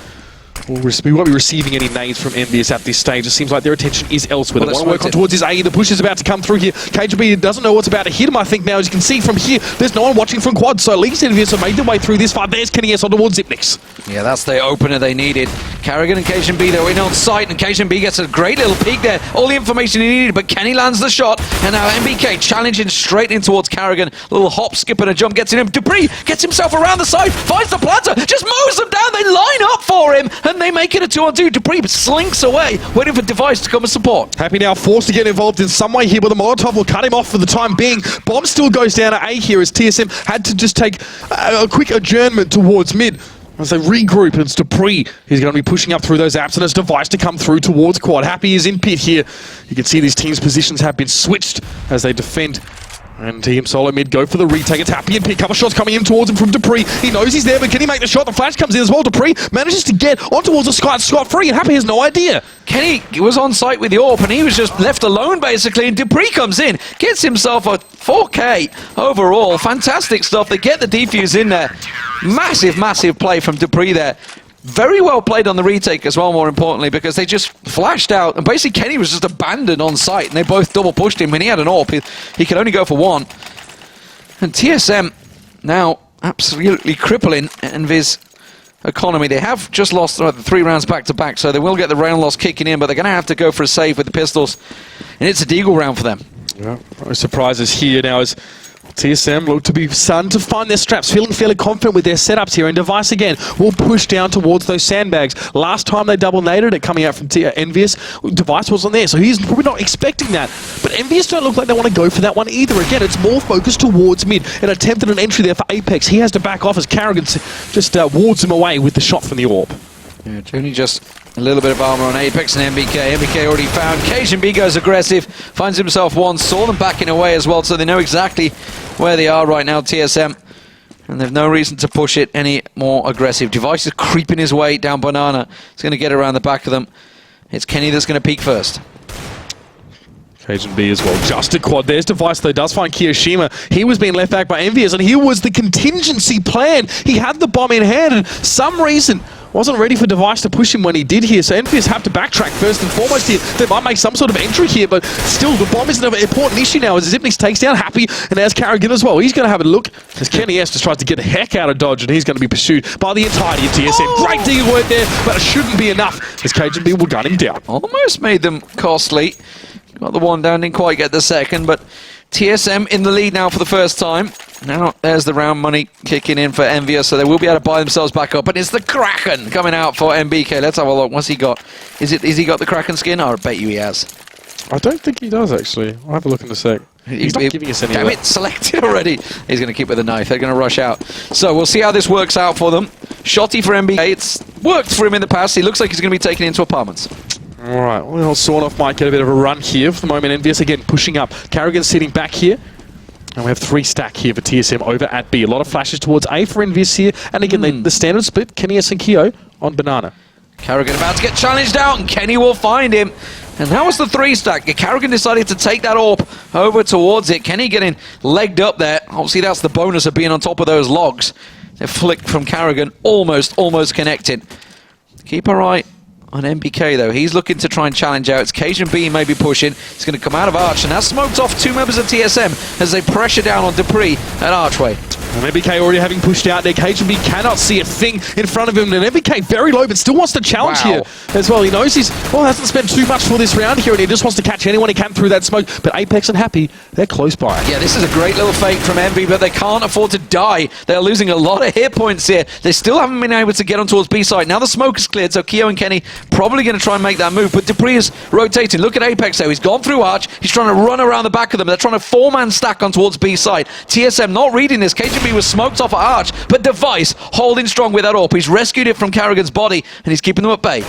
Oh, wow, there's Kineas, though, getting involved towards Device. Dupree is here, but the rest of the reinforcements were cut off until NBK went down to Cajun B. Now TSM can get here and help out. Kiyoshima will plant the bomb, but Dupree is there to stop him in his tracks, and Kenny, he's got 3, but it might not be enough. He's looking for Dupree through the smoke. Dupree can jump through towards his side. He might even make a spray for this one as well. Players converging from every angle towards Kenny S, and he is running out of time. Yeah, they know where he is as well. They might get him before the time runs out. They're going to chase him in the corner. Yes, they get him, and that's the AWP going away. No money for Kenny as well. That is crucial. And look at that, just 300 cash. Can't do a thing, so the rest of his team can't really buy up for him. I guess he's just going to have to be the pauper in this round. MBK, he was in such a crucial position as well. He was in CT. He was actually preventing 2 TSM players from actually assisting at B, but he died cheaply, I guess you could say, to Cajun B there. Actually took a challenge where he could have just held the angle, and now TSM are out in front nicely. Carrigan thinks about a poke towards mid. Happy is there. He just definitely wasn't spotted out here. It's a very messy patchwork by here for Envious. Yeah, are they going to go for that quick Tech-9 rush? It doesn't appear so, because they've already been slowed down by the mollies and smokes. Not going to flash their way through this either. They've got a couple of mollies themselves. They are. There they go. There's the smoke. They're going to rush on. Carrigan's going to be the target. He's got himself an AWP. He gets one, but he can't get the second. And that AWP's going to get passed across. Kenny S now has that in his hand. And now they're going to keep pressure on. KGB gets himself one while flashed up. Doesn't get the second. Zitnik's in pit's going to get pushed on towards. Dupree comes in support. Gets him round the back, but can't land the shot. And now Device is all alone as Happy plants the bomb. And Apex is in pit. He has 3 nades and a kit. Device has the utility to work this one out. You can see Apex now just going to spread out. Maybe even soundbait that pit, give Happy a chance to jump out on Device. But there's a molly. Device is going to take Apex's head off. He shouldn't have poked it out like that. And Device might go for the counter molly here as well on towards that site. But Happy is not going anywhere right now. He's holding that corner. Device wants to challenge this one as well. The bomb ticking in the back of his mind has got to make him think. The Device will take the challenge. He's running out of bullets. He's going to go to the P250. He'll still get the kill. He's got it. Beautiful work from the man. And there is the defuse. Just stunning work from Device there. I think it was the Glock he actually pulled out in the end, but just perfect for the man. Keep him cool under fire. Literally. Great job. Yeah, brilliant stuff from Device. As you said, the clock was ticking. He had to make the play. He had to push it. And Happy kept trying to pop in and out. Got a little lucky there, honestly, to survive so long as he did. But overall, TSM having the better of Envy here and holding out on the CT side, more importantly, getting them rounds on the board. 6-3 the score.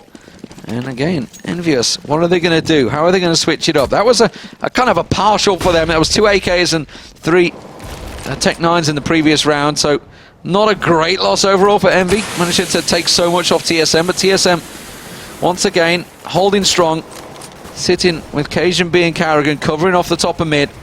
Device and Dupree over on B side. Standard setup, nothing too aggressive from them, and they're not really peeking for angles. Like if you look at Fnatic, you'd see JW randomly maybe going down apartments. I say randomly, it catches people off guard, and that's why he does it.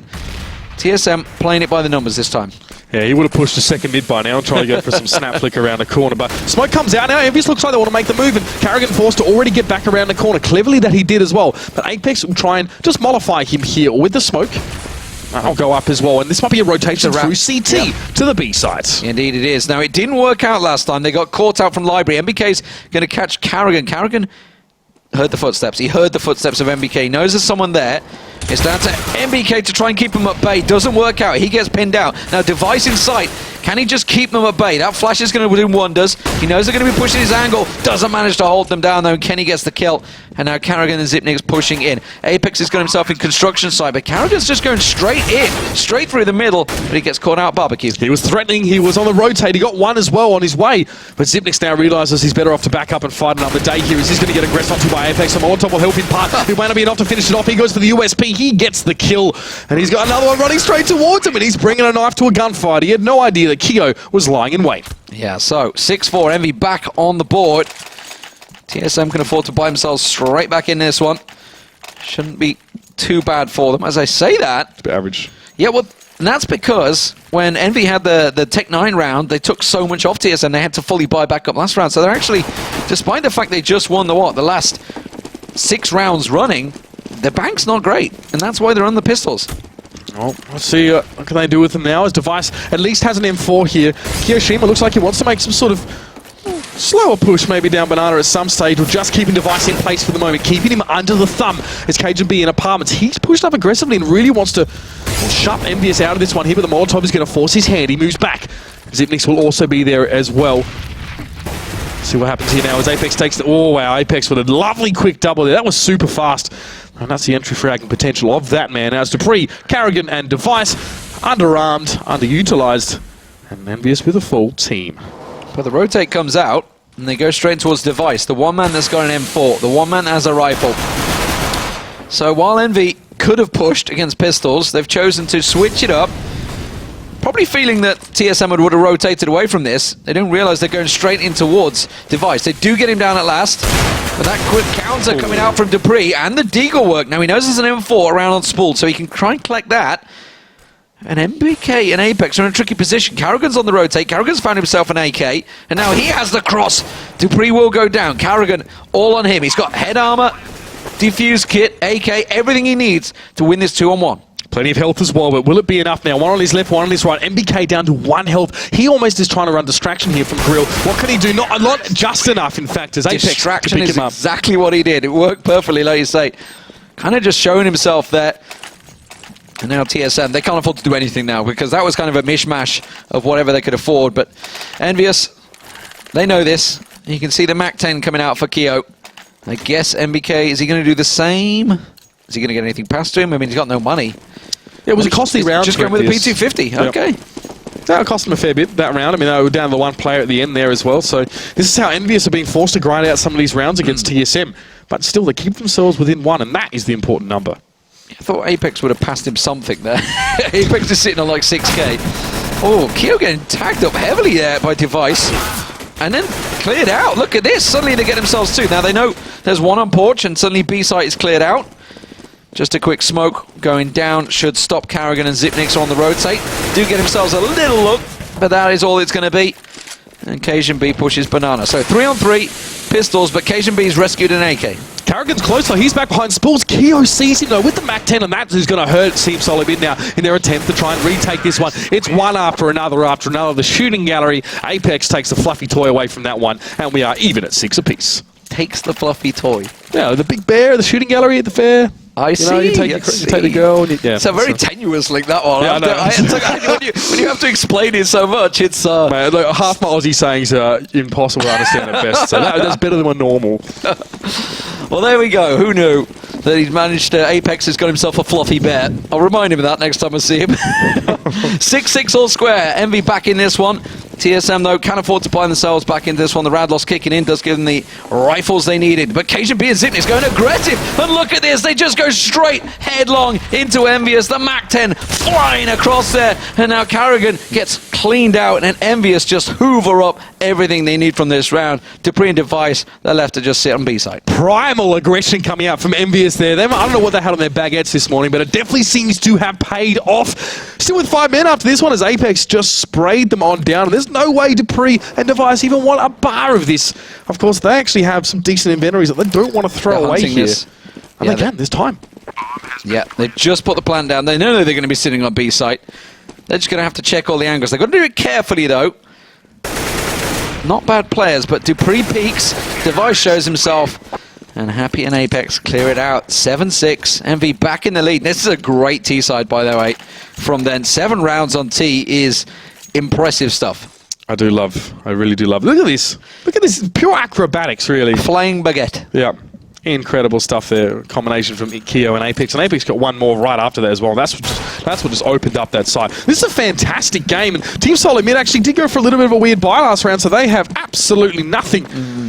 Envious now. Well, looking a lot better than they did to start with. They won the pistol, sort of got going, and then it seemed like they got shut down by TSM, but they're reading, they're adapting nicely. And here's Carrigan in mid hoping for something special with the Deagle. And you get the 1D, no, not going to work. Has to back away. KGB gets caught out. Good tags. Apex will get taken down by Carrigan. Trying to let loose a couple more. Oh, Zebnix with the CZ just catches them square in the face. The jaws of Kenny S and MBK left on the floor. And that will be rifles picked up. Now, Keo got himself in pit, and Happy's in no man's land right now at the top of mid. He's got 4 members of TSM around him. As soon as that smoke clears, he's in trouble. Dupree, actually, they're boosted up on Happy. Keo finds himself one. Now they step away, but the second that smoke dissipates, Device in Cubby, Dupree Arch. Where are you going to go, Happy? There's utility here for Envious. 3 flashes between, but it doesn't matter when Device is just leaping around corners at you. The bomb is in Boiler. It's being watched ever so diligently by Zipnix, and Device is also on the cross there as well. Keo has to go massive here. He's at least going to challenge this one as well. Zipnix has to back off. He gives the bomb away. He can't even get close to the bomb. That was just magical stuff. Envy just basically walked into those pistols. That Zipnix double CZ from the Boiler was just what set it aside. It's like no chance to react. He just came running down and gunning for their heads. 7-7, all square, Device with the orb, everything, buy what you can. And for Carrigan, that's not a lot. Okay, he's going to get handed an AK. Say we like this is, as you said, a superb T side from Team Envious here as well. A nice buffer going on towards the CT here in Solo Mid. Well, the onus will be on them to make some pretty special stuff happen. Their Device getting a bit crispy on the toes. He still gets a massive pick on towards Keo to back away. Will he get a second? No. Flash is good. MBK, should I say, will be able to pick him up, and Dupree just has to stall for a bit of time here. Oh, but TSM are going looking. They're hunting for kills. Zipnix is going down second mid. That's a little aggressive stuff here. Now, Happy might find him. He's going to go into tunnels. He could get around the back of Kenny. Kenny's the one with the bomb that's about to pass on by. Zipnix is going to come up behind him. They're not going to be expecting him because everybody's going around second mid. He's completely exposed, and that's the bomb that's dropped. That's crucial. TSM managing to get their hands on that one, and now KGB catching Apex out in apartments. MBK wondering where the hell did he just come from. It's like a little ninja out of the tunnels, and KGB picks him off. Happy the last man standing. TSM going to close this out 8-7. Looking invigorated after that last round, and why not? I'd love to clean things up here and make it an 8-7 half. Bomb loose. And Happy just trying to dodge through the smoke there as well. With Dupree swats him away there, and there it is, 8-7 to the half. And Team Solo Mid doing very well on those last couple of rounds, but Envious have put up a decent total to match on the T side. Definitely a challenge for TSM here as they move on towards the T side. They do, of course, have that one little score advantage, but as you mentioned, 7 rounds on T side. This map can depend on the team, and obviously if they do pick up the pistol, they can maybe get something rolling, get something going early. Could be a big play for them, but we'll see. Envy's defense is normally pretty solid. We didn't really get to see, because TSM's economy was so shattered so often through that, we didn't get to see their deep defense, which they often do on Banana. They'll often deep smoke it, but because their economy was so broken for a large portion of that game, they didn't really have the bank to try and back it up. But we'll see what they go with here. It is going to be a nade for Carrigan, decoy for Device, everybody else stacking out the armor. Nade and smoke for MBK. He's going to be taking that over towards B to try and slow them down. Well, TSM looks like it's going to be a train up mid. Oh, Device. Watch out for this man. He is on point, and Apex will fall to the Tech-9 push, and he's going to keep going. Why not? He's built up a head of steam, and he's going to use it as best he can. Zipnix here looks to wants to get the flank on towards Kiyoshima. He had no chance of surviving that one. And the push on towards Graveyard as well. Kenny S falls by the wayside. It's just Happy. It's just MBK now, as he has a heck of a lot to do. TSM have just rocked Envious to the core in that round. Well, nade and smoke is what he started with, but really just only about made use of it. He's got the bomb at his feet, which is why MBK is not pushing on this one. It's down to TSM. The onus is on them. But I feel they're going to try and 3-man go for this. MBK is just going to try and stick around. Is he going to try and sneak around the back? He knows they have to make their way in towards that. Yeah, I think he's going to try and get Boiler, but he hasn't had time to get in position yet. Does manage to find a second as they come around, but finally, pressure by numbers from TSM. as they flank around and do eventually get the head of him. So they do pick up the pistol. Now they can work from this. They can get all those SMGs, which is generally what TSM will go with. Now they're going to make some Galils out of this. Okay. AK for Zipnix as well, because he got a lot of the kills in that round. Device, we have to see whether he'll save up and hope for the AWP next round. Nope, it's a P90 for the man, so interesting stuff here from Solo Mid. Maybe the run and gun is on the horizon for us here. Is Envious now, Keo and Kenny. It's actually a 3-stack to be for them, actually. It's just, and not 4, it's just happy at 8. And they're pushing straight into this. This could work out well for Envy if they play their cards right. Not able to get the first down. Now that's Apex picked off. That may actually be the warning side they wanted, because Apex isn't normally over here. As far as I'm aware, Kenny's going to flash and get put out, but he didn't manage to land it in time. And well, with SMGs like that, the damage is done. MBK caught in the corner. It's the standard position he plays, so he's going to know what to do, but TSM pushing with SMGs is going to be very hard to defend. And Happy, the last man standing. An indomitable force, I guess, Solo Mid, with those SMGs and no armor. Or just unhappy, I guess, at the moment here. It's all he's got. And he'll probably try and save that, to be fair. It's a bit of investment at this stage as well for him to grab the P250. He might look for a cheeky little exit here as well. Dupree may show himself. No, looks like they're going to exit out Banana. It is clear. Happy's going to try and sneak in and try and pick up a weapon. Dupree's like, I sense a trembling in the force. Happy tries to creep himself forward. It's not going to happen. So it's going to be 10-7. TSM got themselves that second round on the board. It's always the dangerous one. And as we said, it was a 4-stack from MV. Could have worked out for them. They were in the right place at the right time, but they just didn't land the shots. Yeah, I think TSM played that quite cleverly as well. They were still checking that corner as well on the porch as they worked their way in towards B. So, you know, unlike Envious, I guess they at least checked that one. And obviously, we remember Device mowing them down, so at least they're thinking of that one. Kenny S has an Olafmeister sticker on his CZ. Gotta love the respect. So yes, 10-3 for Team Solo Mid here as well. And Envious, well, now, still going to be a little bit quiet for at least this next round. P250s for all and sundry.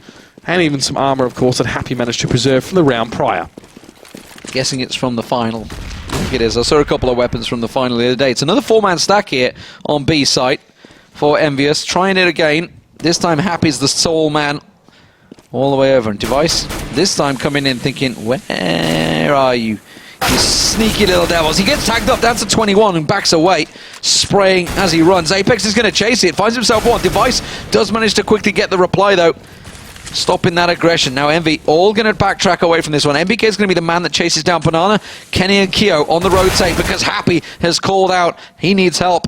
And TSM going to plant an A. Yeah, great work by Device. He kept Kenny and Keo busy just long enough here for a bomb plant to go down. They're both going to be stacked up in library here. NBK is going to be coming through. Of course, that connector.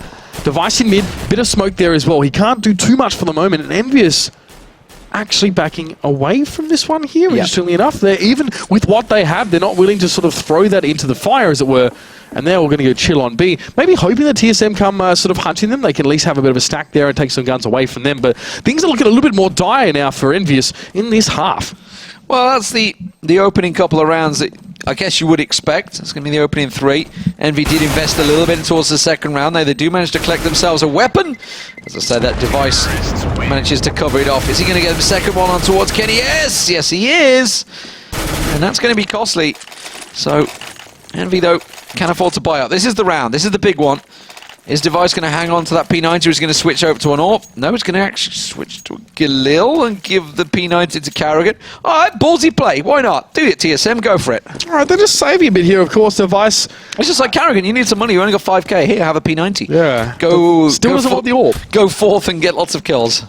Well, let's see if that's exactly going to be what we see here with 4 players from TSM moving towards Absent second mid and Device playing back in mid with that bomb. One smoke, just the one for now, and one in towards B as well by Envious, the defensive one. So TSM, lots of flashes between them as well. Almost all of them had 2 of them. Let's see what they can do. Might be a quick rotate through. Is that Kenny S is just going to get the heck out. He doesn't want any of that. He'll have to rotate back through from library. And now here comes TSM. Slow roll is a good roll as Carrigan does get caught out by Kenny S from library.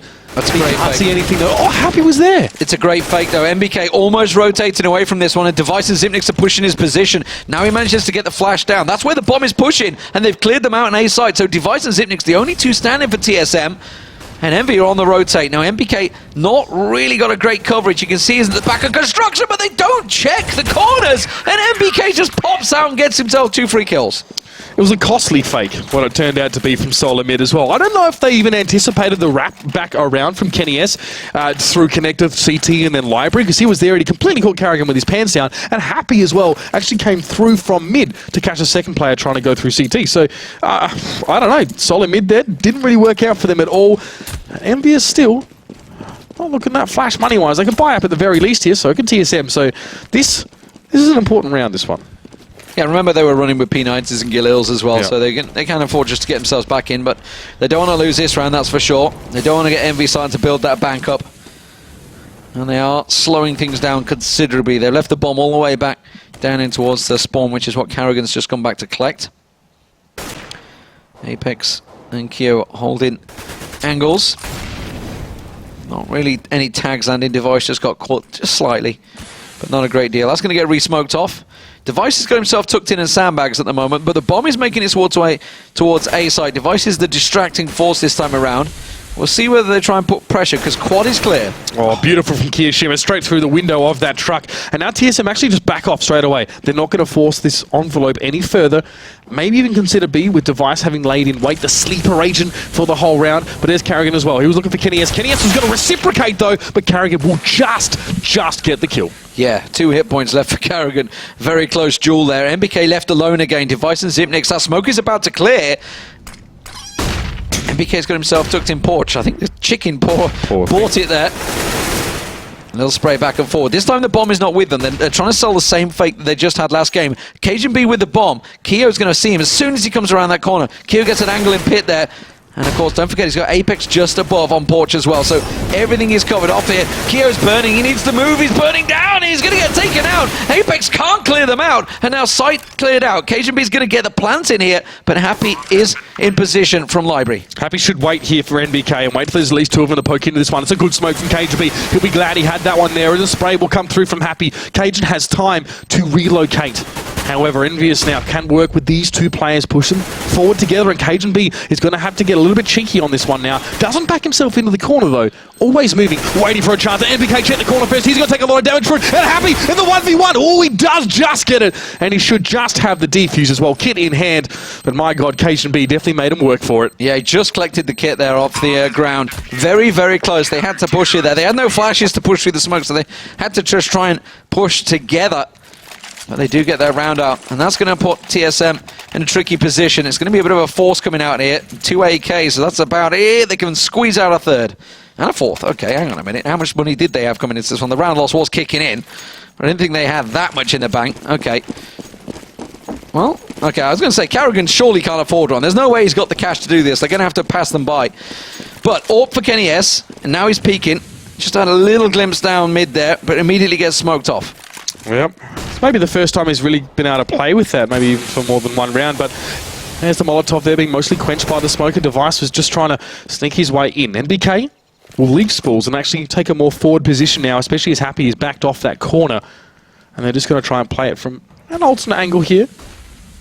We might see the set smokes coming in just a moment. You can see Dupree had his lined up, so did Cajun B. And there's no one at spools here for Envious as well, so if they get a good smoke towards CT, we'll cut him off. NBK is there though. Carrigan drops. He's going to back right around the corner there as well and just give himself some time to move, some room to breathe, as it were. Cajun B coming across the front of the spools, and NBK in the corner. MBK's got to try and delay them here. Kenny's making the wrap around now. Cajun B's going to come. Kyo's going to join him.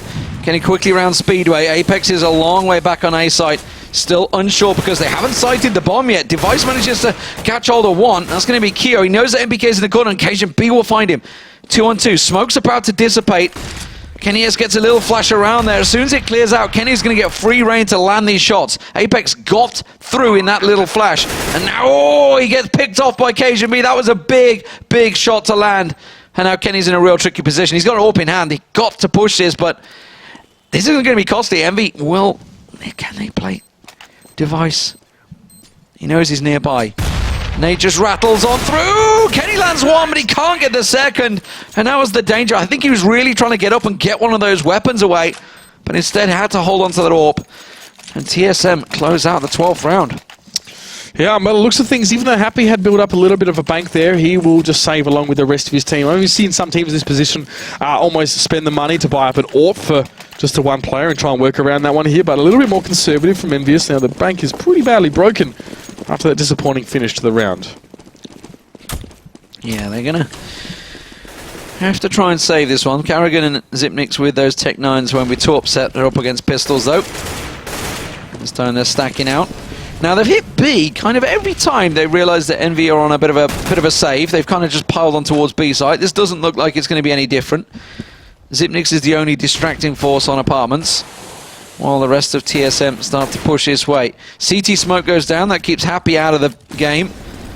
He's going to have to go for the wraparound, and it's MBK who was boosted, going to get spotted out. Carrigan easy for him there. And Happy pushes in, unable to find anyone as he gets Device down. Caught him in the back there through smoke. Carrigan tries to push, but this is going to be a bomb plan for TSM on B. MVS have little to work with here, of course. Just those P250s at this stage. And they might not even want to go for it as well. First time we've seen that from them. Yeah, I mean, that was kind of simple, really, wasn't it? It was a CT smoke, and Happy couldn't get involved until after NBK was already dead, so they've just split them quite easily. Common thread setting in for TSM, though. As soon as they know Envy are on Eco, push B. Seems to be what they've done 3 times now.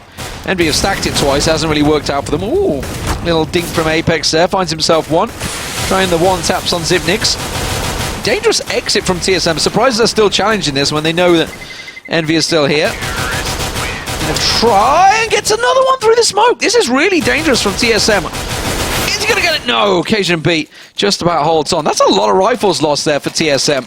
When their their economy wasn't great. They can see they can just afford to buy back up, but everybody else on the borderline, breadline is the word I'm after, not borderline. Breadline. Yeah. Dangerous exit is very aptly put. I don't understand that at all. I mean, yeah, okay, so they take the P250s away from Envious. It's not exactly a great deal. Like, wow, a $300 weapon. Kills the kill, gives them money, but, well, it's maybe what's afforded Envy to be able to buy a couple of rifles up here.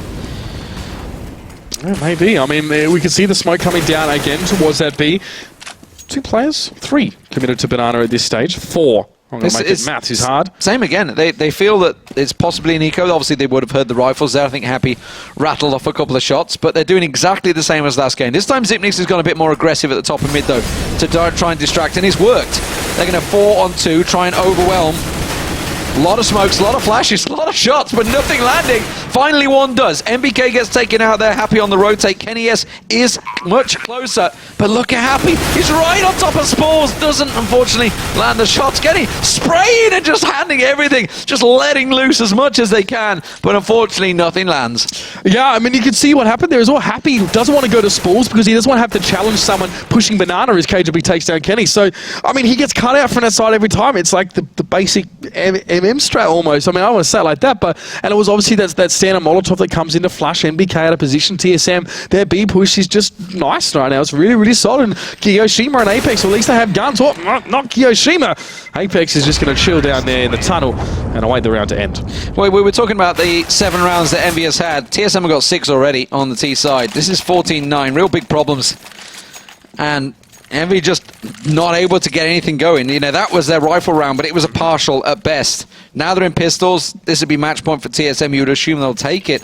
TSM looking to close this one out pretty solidly against Envious. They've not really had an answer for them since losing that opening pistol round on T. Yeah, that last round as well. I don't know, man. Really seems like they just got run over the top of there as well. It wasn't anything. Even I can understand what happened there. You know, I mean, it's not rocket science what Team Solomon put towards Envious here. Let's see if they can make a bit more of a work of this one for TSM at the very least here as they set up again the same. NBK and Happy now actually in a more aggressive position on B. I want to note that because he usually will sit back towards that CT. He's up front. Obviously, this might have something to do with the fact that he's only got the pistol in hand, but Dupree Device working towards it when he's Cajun B as well. He's looking for the entry. And NBK goes down. Yeah. There is. So that position from Happy kind of paying off there, but will it be enough? Carrigan going to get the spray down towards Kenny S, and he's still pushing, but Cajun B will shut down Apex. Risky stuff. 2 on 3. Now, I was about to say if Keo could manage to come out on top in this duel. Envy had actually invested armor, full utility, all they'd got was pistols, but everything else was there. If they could have collected some of them weapons, it would have put Envy in a great position, but unfortunately, Happy is the last man standing. And TSM have cleared them out. So, match point beckons. TSM, absolutely solid performance here on the T side. 7 rounds already for them. 7-2 on T side. 8-7 first half score. Yeah, I mean, Envious can't catch a break here. It must be really tough for them as well, because every isolated 1v1, 2v1, 2v2, whatever, they just can't seem to come out on top of it. Even when the odds are in their favour, it seems like Team Silent Mid somehow are still getting through it here as well. These guys are playing so well right now, and Envious are a team who really made them work. Device goes down at the end. Close. Envious really made them work in the second half here, but Team Silent Mid have some sort of formula, even if it's internal, that's really making the difference here on the T side. They're unstoppable. Yeah, well, Envy haven't really got a great deal to respond either. You can see just the double FAMAS for them. The AK, of course, were happy kept hold of in the previous round, but MBK and Apex are just going to be hoping they can collect something. Okay, Apex has got himself an M4, so not too bad for Envious, but they have to try and find something. They haven't really been able to respond. TSM have just been not really... It's not so much the tactical play, they've just been winning out in the jaws, winning out in the pressure, but when they attack in force, they go in with numbers, and it's been overwhelming. The B-side's just totally been overwhelmed every time, and Envy have not really had an answer for that. Not at all. I mean, they don't really have many weapons to answer now to Team Solid Mid in the same way. Device set up in the corner here as well. Double stack from Envy on balcony, sorry. Keo and Apex, hoping that something will work for them. Molly to counter Molly. Oop, step back a little bit. That was Zipnix is pushing it. But the rest of TSM, the quad is completely open because they've gone for this double stack here. Cajun B and it is Dupree have just got total control at the moment. They can push it. There's the nade that comes bouncing through, but it's answered so quickly by Dupree. Apex going down as well, so it's just Kiyoshima now sitting up on that balcony. The moment would be expecting another player to be there. MBK does pick up Device at B, but it's all that's going to do is reinforce TSM's desire to push on towards his A side. Look at Carrigan, total free control. He's round the back of it towards Kenny S, almost made a hash of it, but that just leaves Keo on balcony, and now there's no chance. MBK has managed to pick up an AK, but he's in a 3-on-1 situation with bomb plant. TSM, really great T-side from them. 8-2 this will end, it feels, in this half. Absolutely dominant stuff on T-side. We thought that MB had a great T-side, but clearly TSM are like, no, we'll show you what a good side is. Carrigan one tapping on the wall, we'll find the last headshot there. 16-8, I believe it was overall. 16-9 rather, sorry. MB just picking up 2 rounds on CT, just couldn't get going. Yeah, and a scoreline like this between these two teams, that's convincing. That is very, very convincing from TSM. And my God, what a night they have had here in the Pro League as well. Looking absolutely on fire. And as we inch closer and closer to the Major as well, it's very, very hard to not be putting at the top of your list as one of your picks for that one. Yeah, TSM and Fnatic going neck and neck trying to fight for who's going to finish top seed this year. Envy actually were #1 in the Pro League last year, I think. Yeah, I think they wound up towards the end of the season at least. I think they were. I might be wrong on that one. I'm pretty sure. The seeding. I remember a seeding issue when it came to the finals, and everybody like, wait, we're #1. Something like that. Anyway, but overall, great night for TSM. 2 wins, solid win. 16-9 over MV. Of course. Giờ này thân xác đã héo khô, tình thân cũng đã lánh xa, còn mình ta chơi với đi về đâu. Cuộc đời rồi đây chẳng biết về đâu, nuối tiếc cũng thế sẽ chẳng quay trở lại. Chỉ mong những ai trên thế gian đừng vì ham bao lợi danh được thua trong kiếp bạc gian.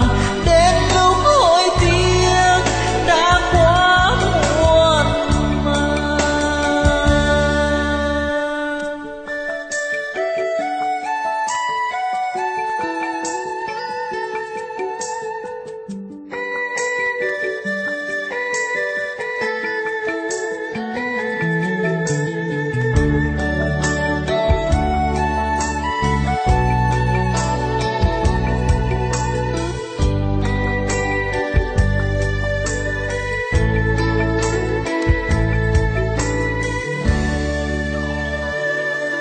Tiền ơi, giờ này thiên đang ở đâu?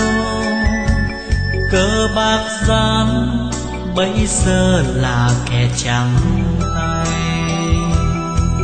tay. Tình thân giờ ruộng bỏ ta, còn mình ta thân xác như mà. Còn đâu đi về kẻ đón người đưa, người yêu xưa bây giờ gặp nhận chẳng ra. Một đời giàu sang đến mấy, phút lỗi lầm giờ kẻ trắng tay,